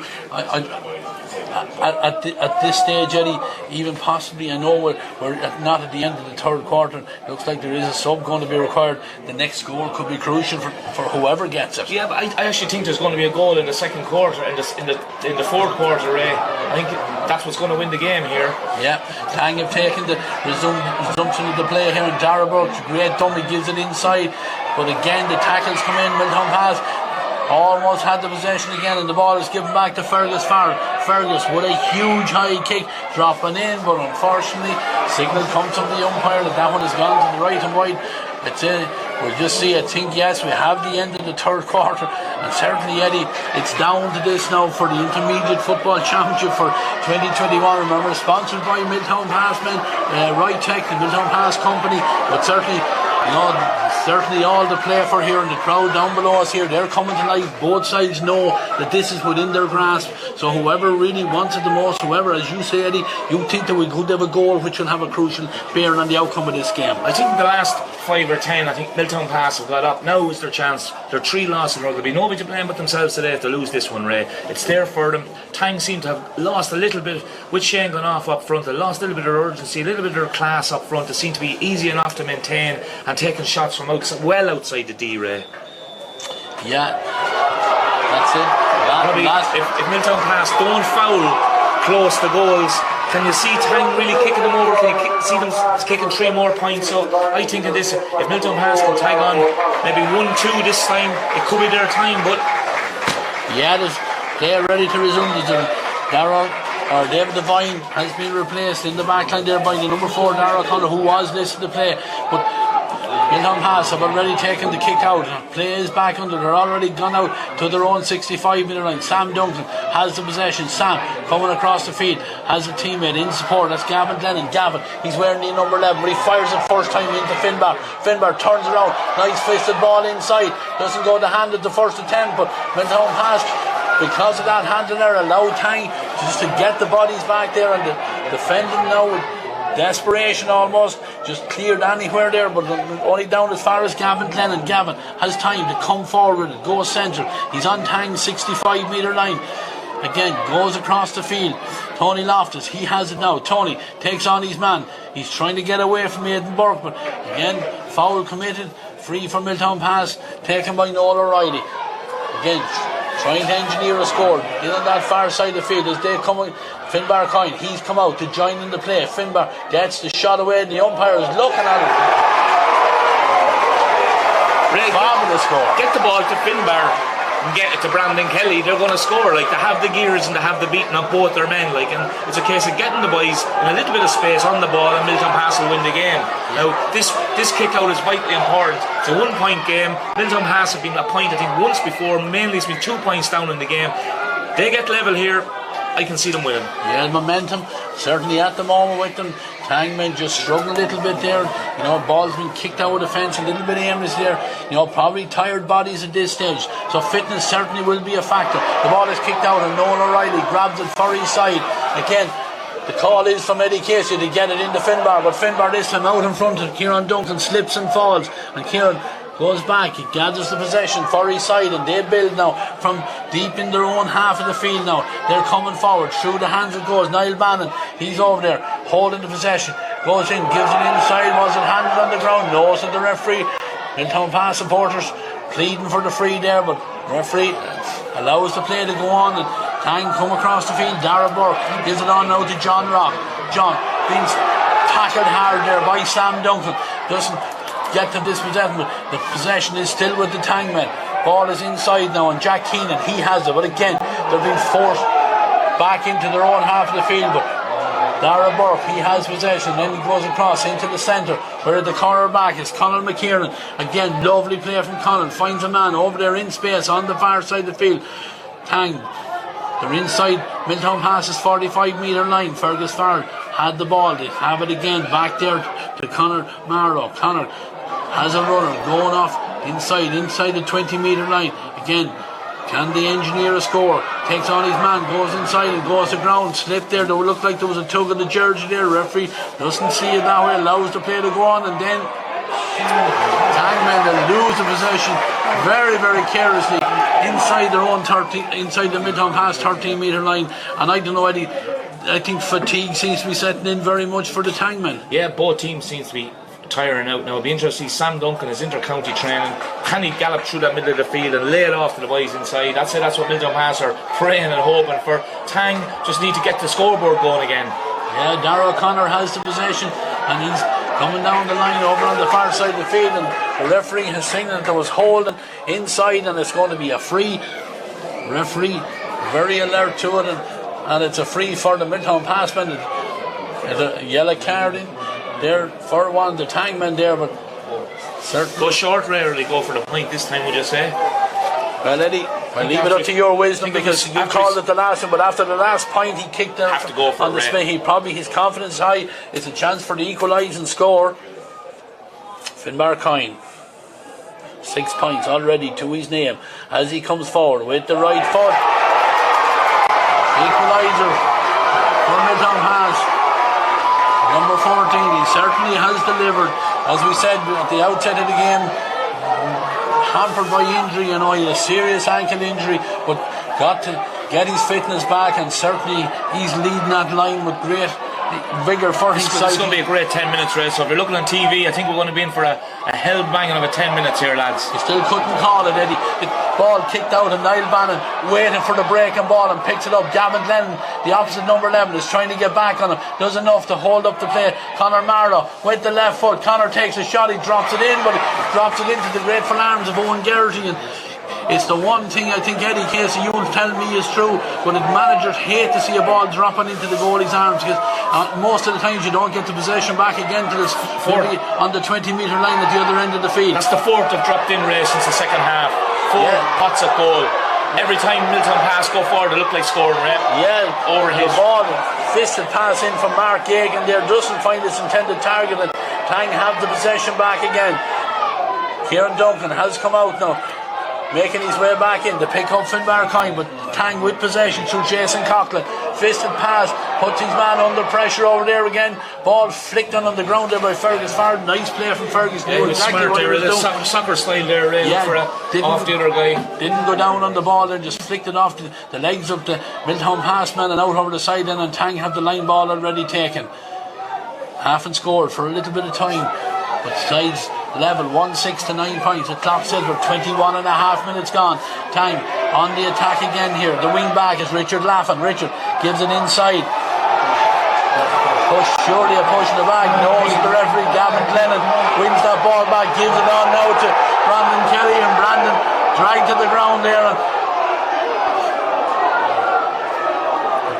the free is going to be for the Milltownpass man, but I think there was an attack in there that the referee certainly seemed to miss there. But it was a free to Tang there at the start of that, but look, he didn't blow, and there was no need for that tackle on Brandon Kelly. Just play him to the sideline and maybe stop him up here and get a 2-man on him. But that's the way it goes in big games like this. These are decisions that it happens every game, Ray. Yeah, John Rock is the man that gets the yellow card.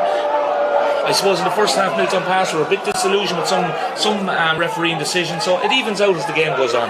Yeah, John Rock is back on his feet. Sam Duncan has the ball in his hand. He's going to get the play underway. Only 3 forwards inside the 45 up at the other end of the field, as Sam Duncan goes back to his keeper, gives the ball on then to Noel O'Reilly. Noel jinks by a tackle, gives a fisted pass on here to Mark Gagan. Mark carries it forward, heading towards the 20-metre line.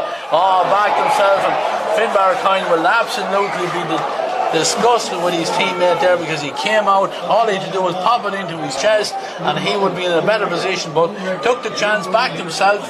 Hard to blame. Yeah, it's hard to blame, but look, as we said, give it to the shooter. Finbar was on 3. Oh, here we go, Andy's in. Andy Devine, very alert to the danger. Tang supporters down on our left hand side here must be having heart palpitations. The goalkeeper there almost gave it away. Andy Devine alert to the danger, but Tang haven't dealt greatly with that ball, and the ball is eventually back out here, and Milltownpass have it. They're on the attack again. Finbar, he's back on it again, takes the shot, drops it in, draws off the crossbar. Oh, how unlucky for Finbar Coyne. They're off the crossbar, and luckily for Tangman, they're there to pick up the breaking ball, and they're already gone out across their own 45. Little ball over the top here. Kieran Duncan comes out. Ball is inside for Dara Burke. He's brave. He has the possession. Conor Marlowe, he's the latest man. On to Dara Burke. Need to get the ball inside. Tang have it. Good play there by Jack Keenan. The ball is over on the far side of the field where Fergus Farrell has it. Tang looking to get a score, trying to engineer it. John Rock takes the ball into the attacker, but then gives it inside, but I think the referee has blown the whistle. John Rock got the free for his side. Eddie, we're into the last 6 minutes, and whatever additional time the referee will add on, every score at this time is crucial, but this is a chance for Tang to get that scoreboard moving again. It's been a while since they got one. Yeah, this is scoreable. At this stage of the game, Ray, every point's worth 2 points, and to get this back up, the clock seems to go quicker when you're chasing it, as you know yourself. Look, it's not an easy one. It's 40 yards, dead day. Will he kick it over the bar? 50-50, Ray, for me. Yeah, Niall Bannon has got one already now as he comes forward. Pressure on this kick. He connects with it, he kicks it in, and the umpire leans. What's he going to signal? Signals the down is gone to the right and wide. I thought he was leaning across to his other comrade to put up the white flag, but no, signal comes and it's gone out over the end line and wide. And Owen Geraghty, he's on the 20-metre line and he goes right-footed, nothing fancy.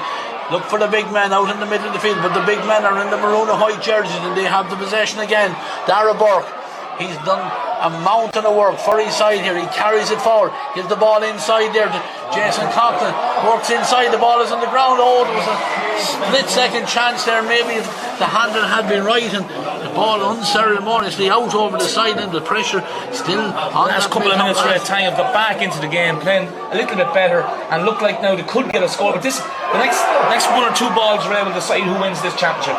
Yeah, the line ball taken shortly, bodies on the line everywhere. It was Alan Farr that he just threw the body in at that ball there to get the possession back. The referee has given a signal that I don't know what he's given. I don't think the lines. Pat Keela doesn't know anyway. Looks like I think it's going to be a free in for the Tang men, is it? We're here in the press box. Nobody knows.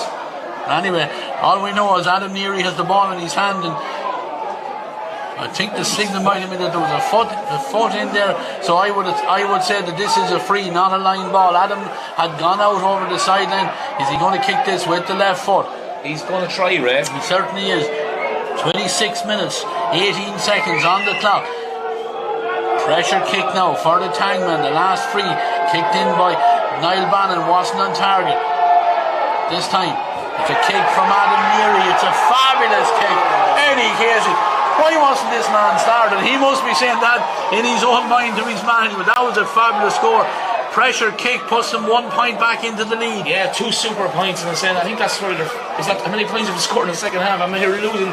It's such excitement going on at the minute. That's their second in the second half. So, as I said, the last 5 minutes they were just getting on top. Milltownpass getting hard to break out of fence. Ray, I'll hand it back to you.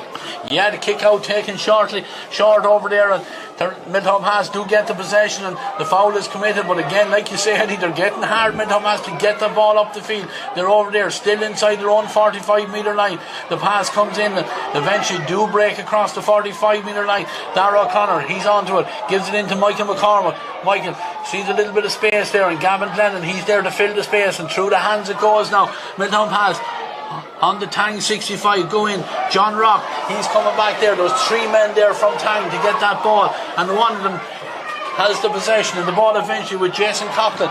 But again, through the hands, Fergus Farrell steps out and gives the ball here, but a handle error here. Possession turned over here. Tony Loftus steps in, but Brandon Kelly is out and out. Mark Yeagan, needs to show a little bit of composure here. Milltownpass need to engineer, take their time, be patient, get the right man, maybe get it into Finbar. Nice ball in there by Gavin Glennon. Gavin is on the run again. Ball goes to ground.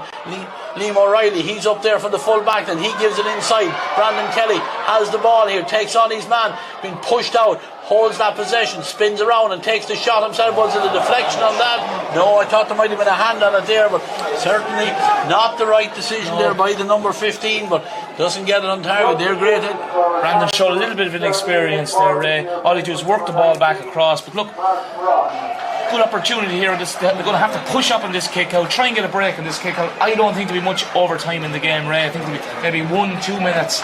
It's getting dark as we're speaking here, so I don't know if it's going to be injury time, but could it be a draw, Ray? Absolutely, it's not beyond the realms of possibility. Aidan Burke, he got the goal for his side. He's been replaced by Martin Rock, who had been on earlier and has now gone off. Michael Tumberty, we see him down there. Side beaten here, the same stage last year. Kick out. Over on the far side it goes, gathered there by Jack Keenan. Jack is under pressure, but great work by the Tangman. They have the possession. Fergus Farrell, he has it, gives it inside. Tang, is there another opportunity to get another score? Because certainly I think if Tang get 2 points ahead, it will be enough. John Rock, he's had a super game for his side. 3 minutes of additional time is the call. Tang have the possession. They are being forced back, but eventually Conor Marlowe, he's in a little bit of space, has a man coming off the shoulder, and that man fires the ball inside. It was the corner back, Colin McKiernan. It's a long chase over there into the corner. Back to the keeper, Ray.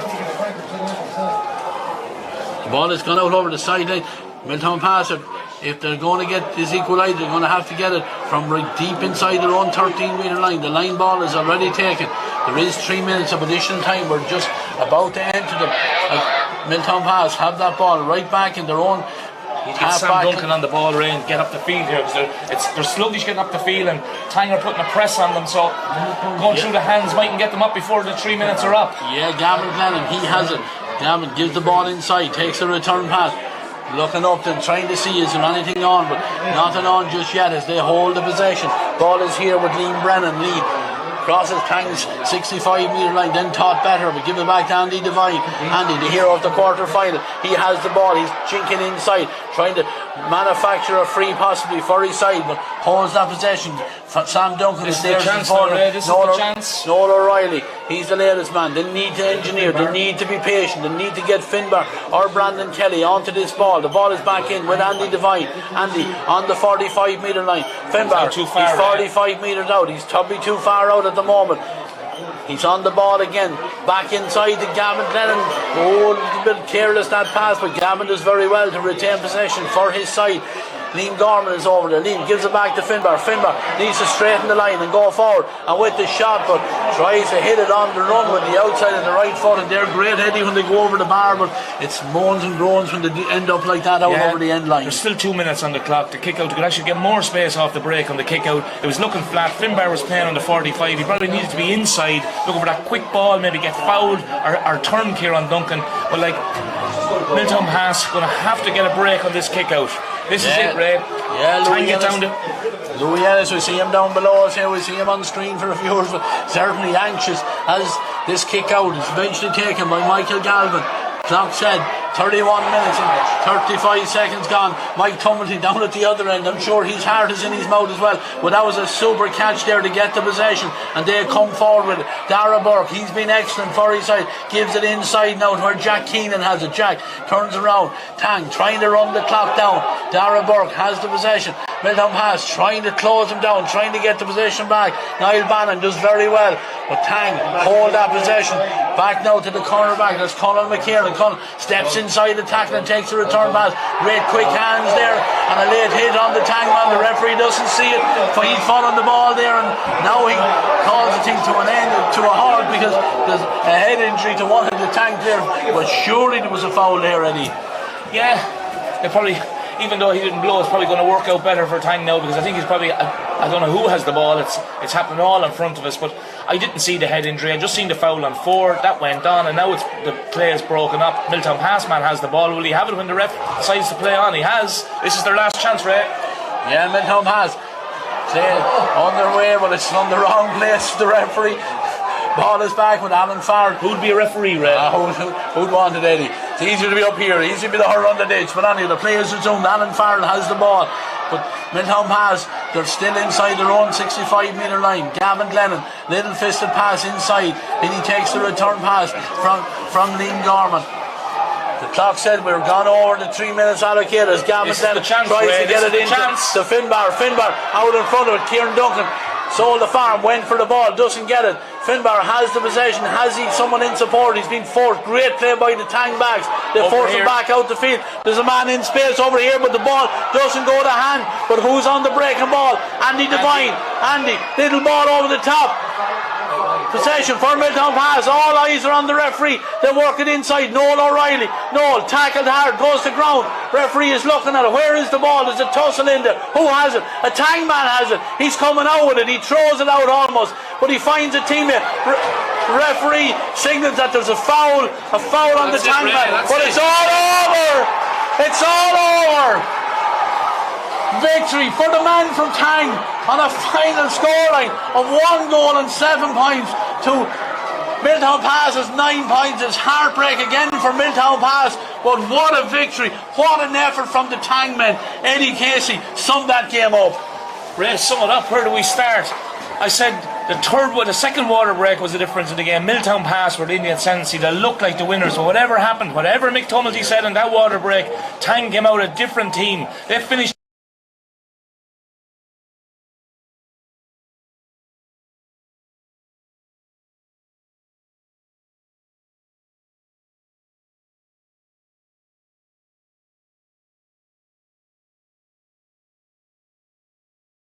Went through, didn't take the goal chance. Those rude chances to Milltownpass in the first half, they'll rue those tonight. But Milltownpass showed enough today, I think, that forget about losing these. I think they'll come back next year and win this.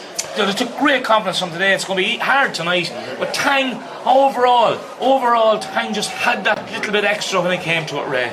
Yeah, the winning score there from Adam Neary here from on the side and with the left foot, you know, probably 25 metres from the goals. It was a fabulous kick, and you're worthy of winning any county final. But look at Mick Tumblety and his men. He said to me before the game he had a couple of serious injuries. You know, his own son was gone all year, but they knuckled down. They've been the bridesmaids again themselves so many times. But you know, I don't think we can begrudge them a victory in that game. No, whoever team won today would deserve it. Like, both teams have been knocking around intermediate finals for the last 5 years. Tang down there to be some crack in the Pigeons tonight in Goldsmith country, and won't be as much crack in Milltownpass. But look, what can you say to Milltownpass? I thought the two lads inside, Finbar Coyne gave an outstanding exhibition. Gave an outstanding exhibition of points, kicking. Brandon Kelly, he's got loads for the future to come on. And like, in Sam Duncan, one of the top players in the county, showed it today at Patches. Look, it's Tang's day, and for me Shane Coughlin was outstanding. Number 4, Conal McKieran had a great game, came up the field. He was the guy that we thought got fouled the last minute. I thought he was a super game. Kieran Duncan, delighted for Kieran. He's been knocking on the door there for a long time with that Tang squad. And you see the names of Robert English on the line and other lads, great players and great servants to both Westmeath and Tang football. Yeah, we're going to finish up here in the commentary boxes. We're going to go to an ad break, but we will be back. Join us down on the pitch for the presentation. We'll talk to the winning manager Mick Tumblety and maybe one or two of the players. But for now, viewers on EirV TV, we're going to go to an ad break. TEG, proud sponsors of TEG Cusick Park, serving aviation, biopharmaceuticals and medical industries across the globe. TEG has been to the fore in the fight against COVID-19 with our customers and partners. A local business employing local people. Visit teg.com/careers to learn more. Wishing all our GAA patrons a safe passage through the championship.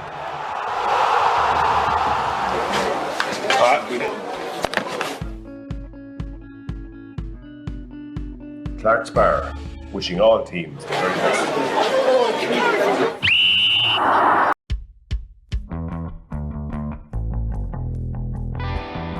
Rytec, proud sponsor of the Westmeath Intermediate Football Championship.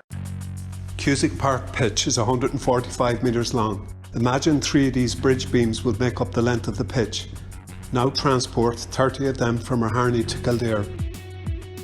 A challenge overcome by a great team with the support of a great community. My name is Pat Barrett, Project Manager, Shamer to Precast.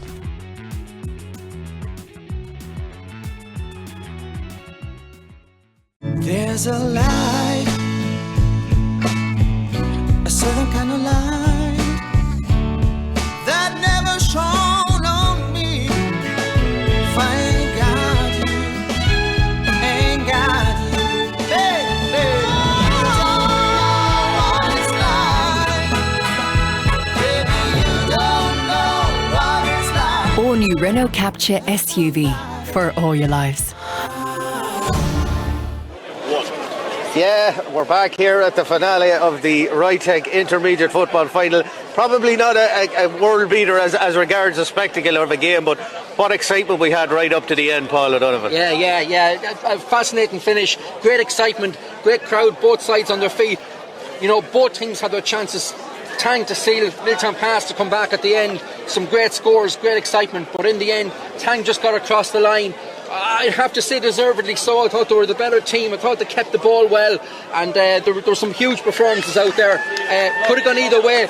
Finbar Coyne, very unlucky to be on the losing side again. Very unlucky. Fabulous game from him, but in the end, Tang just got across the line. Cracking game. And it's a case of Groundhog Day again, I'm afraid, for Milltownpass. Tom, 4 defeats in 5 finals. Yeah, you got a feel for Milltownpass. You've got a feel for them. I've been in that position before, playing in finals and losing them, but all the plaudits have to go to Tang. they've been knocking on the door for the last 10 years. They were beaten in the final last year. They came back this year. They had a good first half. Probably lost away at the start of the second half, but then finished strong again. And what a score to win it then there from Adam Neary, who probably was raging. He was left on the bench. It kind of probably spurred him on. And yeah, you did say it at the start of the game, yeah. But we're going to go over to the presentation now. We have our county chairman, Frank Maskell, is ready to present the trophy there. He has the captain up in the corner. Kieran Duncan is captain for Tang, so we'll pass you over to our presentation.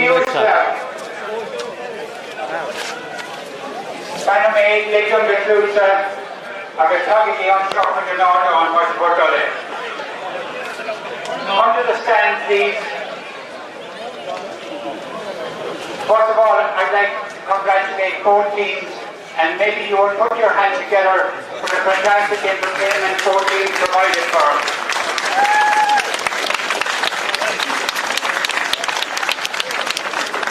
I think that game was like the wine, not that I know anything about it, but as it went on, it was the better it was getting. So well done, both teams. To Peter Bryan and his team, I want to thank them, congratulate them on having a great game. Well done. John Rock, yeah? Yeah, John Rock, yeah. Family and Father County. I want to thank them for their very generous sponsorship of the Intermediate Championship. They've been doing it now for a number of years, and hopefully they will continue. So thank you very much, Rytech. The staff here in Judy Park for having it looking so well. Well done to one and all. To our stewards, I leave you off the whole time. Again, thanks to all our stewards. We have the big foot forward coming up. You're very welcome, guys. I suppose both teams today, nobody would begrudge either team the victory. For Milltownpass, it wasn't to be. They came very, very close, within a score, within a crossbar of it. From a neutral point of view, I would have loved another day, but that's not to be, because the men from Tang prevailed. They had the hunger to dig it out, and a wonderful score from number 14 kicked it over the bar there from that point. The people beside me were saying, Adam, when you came on, that you were a good sub to be bringing on. You certainly proved that. So, I congratulate Tang. Today was your day. You built up the lead in the first half, and you didn't let it slip. You've been trying for a very, very long time. You got over the line today, so congratulations.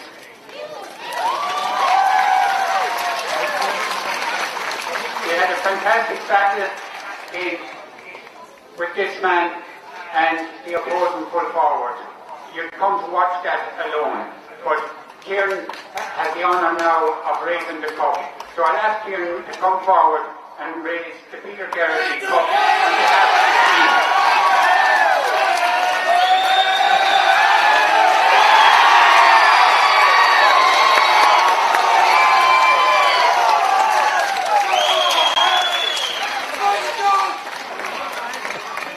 Now he said he's only going to talk for half an hour. So Kieran.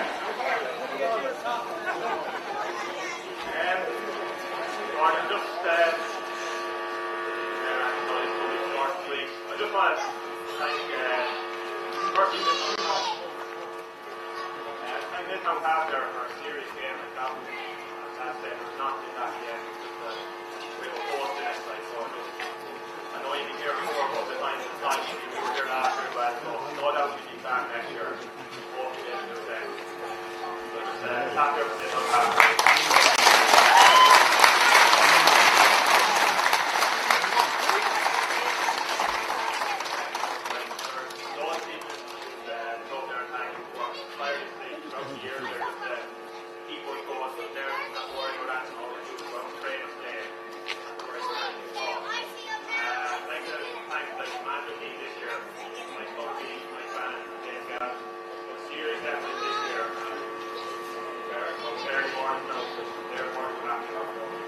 Got through them anyway, so I was quite in the end.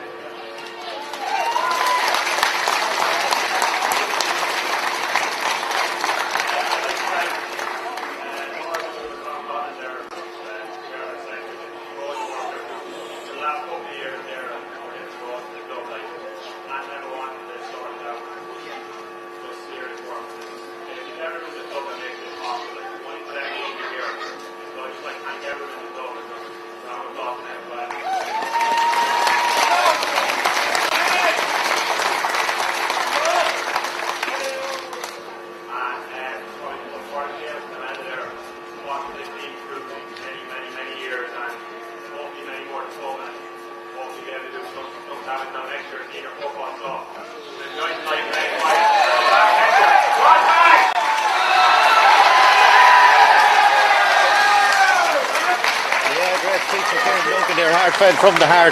I suppose you're knocking on the door for so long. When you eventually go through that door, Tom, it's a huge feeling, you know yourself. Yeah, it's a massive feeling once you get through that. Sometimes it's relief first, and then the kind of admiration and all the celebrations comes after. But those guys have put in a lot of work and a lot of effort over the last couple of years under Mike Tumbleby, who's done a fantastic job. And for the whole of Tang, the whole community of Tang, they'll be absolutely delighted.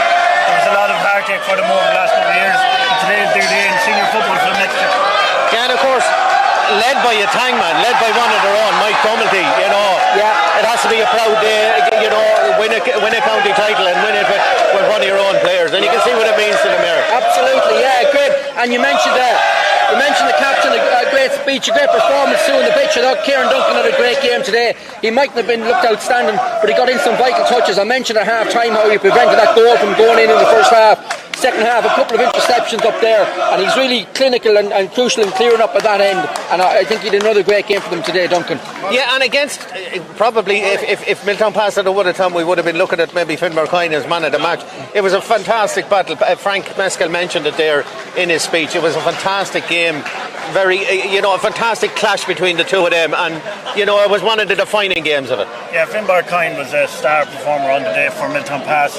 The only disappointment for Milltownpass is they need to work on the system to get it into him as much as possible, because he's just alive for himself and Brendan Kelly, who had a good battle with Ron Hanley. Yeah. But Finn Burkine, you hope that he'll step up into county football now in the season ahead and do it for Jack Cooney. Yeah, and the man of the match, we have him here with us here on the sideline with Ray Gavin, is John Rock, so we'll pass over to Ray and John. I'm joined here by the man of the match, Rock by name and Rock by nature. John, a fabulous performance from you and your team here today. You must be delighted with that. Yeah, we had a lot of years trying and finally got over the line. We're absolute delighted. Absolute delighted. Yeah, it was said there just off camera, it was a war of attrition. Your fitness toll there, the amount of hits going in there, it's a heavy pitch and everything else, but you were going right at the very end, and a great score to win the county final. Yeah, it was. Now Adam kicked a great score at the end, under pressure, along the sideline. You can't write it. It's unreal. You were able to get forward from centre half back position, weighed in with 2 points of your own as well. So look, everybody contributes. I know that there, but you were here this time last year. It was disappointment. So it's some, I'm sure, difference in emotion for you here today. Yeah, last year we were absolutely gutted after the final. We said we'd come back. Our aim was to get back to the final. We got back there, and lucky enough we got over the line in the end. And come here, what do you want to say about your manager here? Mike Tumbleby is great. He's been with us 3 years now. We lost in the semi-final first year, and then final last year, and it's great to go one step further, and Mike's been unreal with us. Look at John, your team are back there, they're going mad out there, they're without you. Get over and enjoy them. Cheers. Congratulations, man of the match performance. John Rock, the Tang man, number 6. Cheers. Yeah, and John Rock there, man of the match, and a kind of unanimous choice from us here today. It was 2 great points that he got in the first half, kind of set the platform for it. And in truth, even though Milltownpass came close and were right there at the death, Tang went up that gear again, much as they did in the semi-final. It was move up that gear, and it was just a will to win, Tom, that got them through in the end, in my opinion. Yeah, Tang, John Rock played very well in the first half. It was the catalyst to their first half performance. They did, as I say, die away a bit in the second half, but as I was saying, they brought through the substitutions. Adam Neary, leaving him off maybe was a godsend for him to kick that last point. You can't not talk about that last point that he scored, because that was absolutely balls of steel to be able to step up in the inter-county final and do that. It's fantastic. Yeah, and we have the winning manager, one of their own, a very good friend of mine, Mike Tumbleby, is with Ray Gavin over here. We're joined here now by the manager, the victorious manager, Mike Tumbleby. Mike, fabulous performance by your team here today. Yeah, they were brilliant. Really good first half. We got a few points up. I know in the end we kind of had to dig a bit deep just to hang on, but the lads did, fair play to them. Yeah, a lot of inspired substitutions throughout the game, and I suppose when they all come off, you're the hero. It's such are the narrow margins. You were here last year, you lost the game. This time it all worked out for the better for yourselves. Yeah, we were a little bit stronger this year. In that our panel was a bit stronger, so we were able to keep a couple of good guys every game to come on, and the last 15 minutes of that, they were able to push us over the line. Yeah, the winning score there was from a free over at the sideline was worthy of winning any game. Yeah, Adam was injured going into the day, but he came on maybe 10 minutes, 15 minutes to go, and it was a brilliant free, maybe 50 metres out there. Yeah, it's a great score. But Michael, we have to compliment yourself and your trainers and your physical trainers, your S&C men, because the fitness that your team showed there today, the amount of hits and the heavy pitch, it was a fabulous effort from your lads. It kept going right through, 65 minutes plus of hard football. This year, Mike Bannon was with me the last couple of years, but we got James Galvin involved this year. I know James fairly well, and he did a little bit of the strength and conditioning and a bit of physical training, so we were very fit. And a lot of that is thanks to those two guys. Yeah, look, we're going to let you go back and enjoy the celebrations. You're a native Tang man, you're a proud Tang man. There's no reason. We've seen last year, we've seen the way Moat came forward from winning last year narrowly over yourselves and competed senior, so there's nothing to be afraid of. You have a young and youthful team there, and the best of luck to you now in the Leinster Championship and as you go senior for 2022. That's Michael Tumilty, the victorious manager here from Tang. We let him join his team. Thank you, Michael. Thank you. Yeah, great to see Mike there. Many's a day we trudged together with an underage squad, and I know he's a Tang man at heart, Paul, and he is. If he's a Westmeath man at heart, it's Tang. It's the blood is the colour of Tang as well. Yeah, and drive and determination. Saw the team across the line today, and it was epitomised by all the players in the maroon out there. They showed great character. I suppose Milltownpass, trailing by 4 points at half time, came back very well, started chipping into the Tang lead point by point.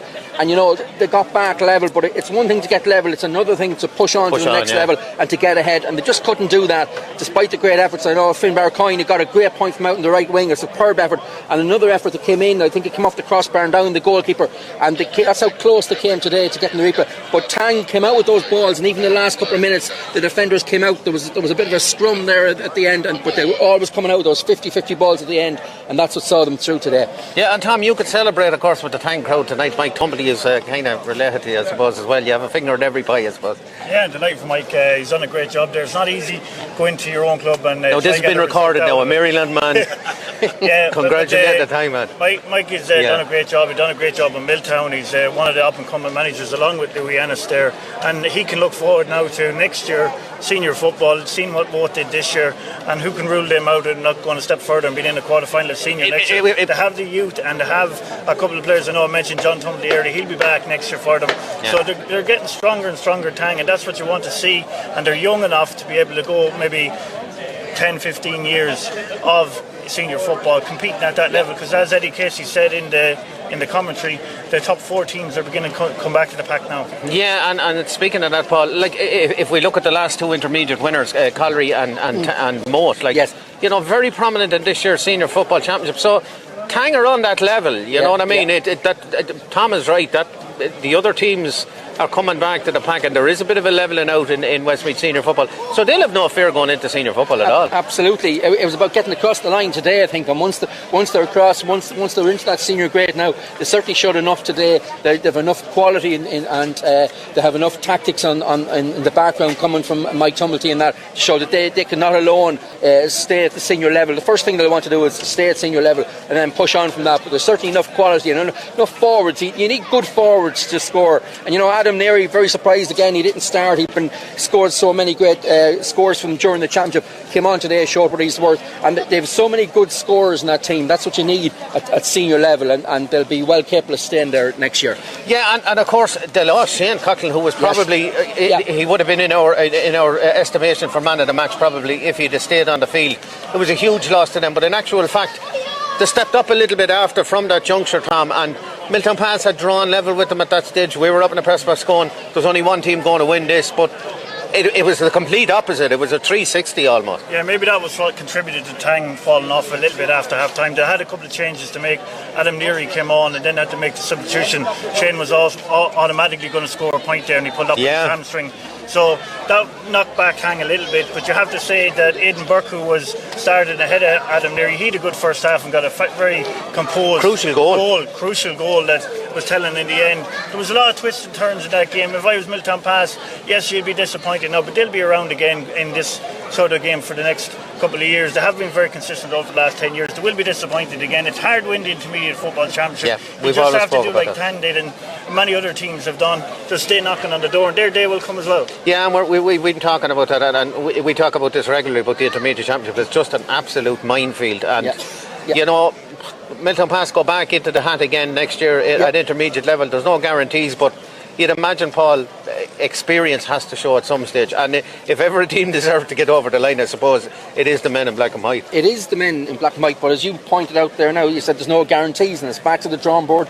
It's back to square one again, and all the other teams will think that next year is their year too. Milltownpass will have to go on and prove it, and it'll be very difficult for them to come back and keep coming back to the well, as they say, you know. But Tang, again, just going back to them again, another player who got through a lot of work out there today, Fergus Farrell. Yeah. And in particular, the game was in the melting pot. It could have gone either way, and the goalkeeper kicked the ball out, and Farrell went into the sky to catch a great ball, and Mark played a great ball out, and it brought play up here to Tang, and they were able to control it and break it down and get it free, and things like that were vital for Tang today. Yeah, and their backline in general, I thought, were excellent. Conan McKiernan, I thought, had a super game. Jason Coughlin, another player. Richard Laffin.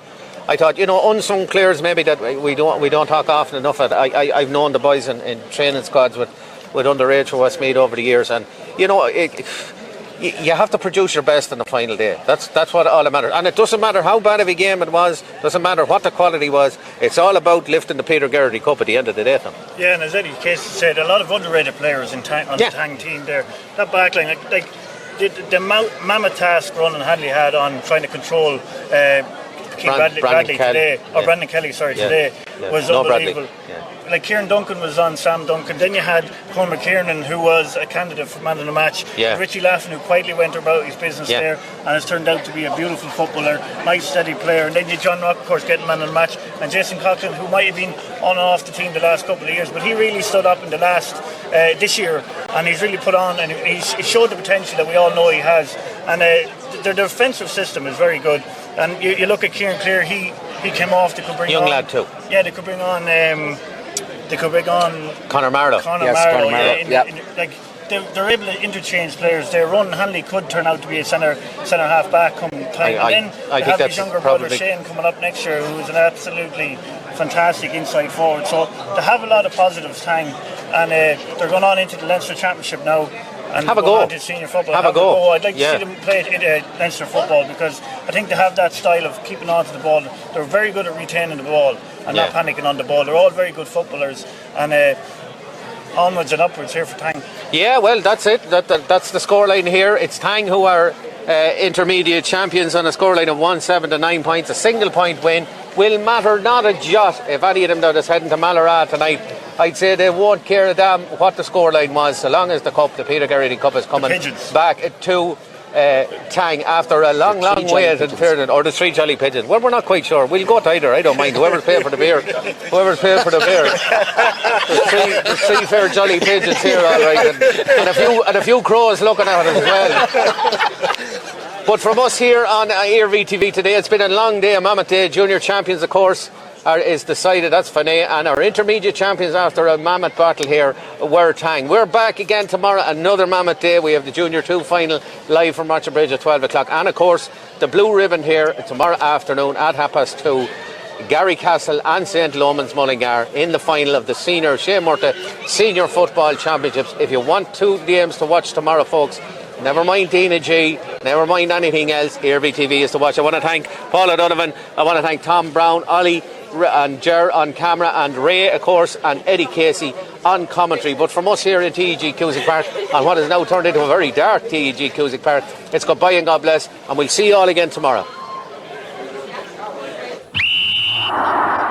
TEG, proud sponsors of TEG Cusack Park, serving aviation, biopharmaceuticals and medical industries across the globe.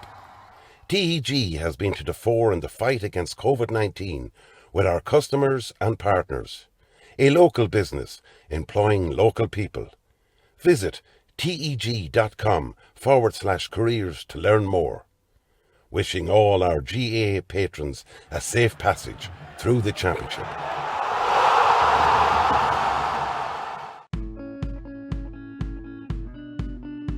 Clark's Bar, wishing all teams the very best today.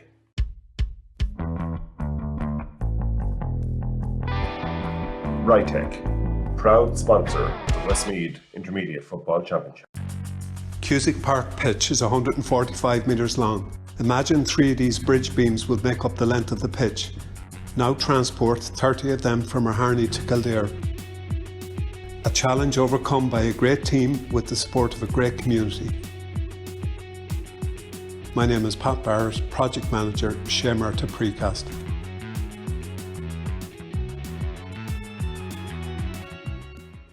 There's a light,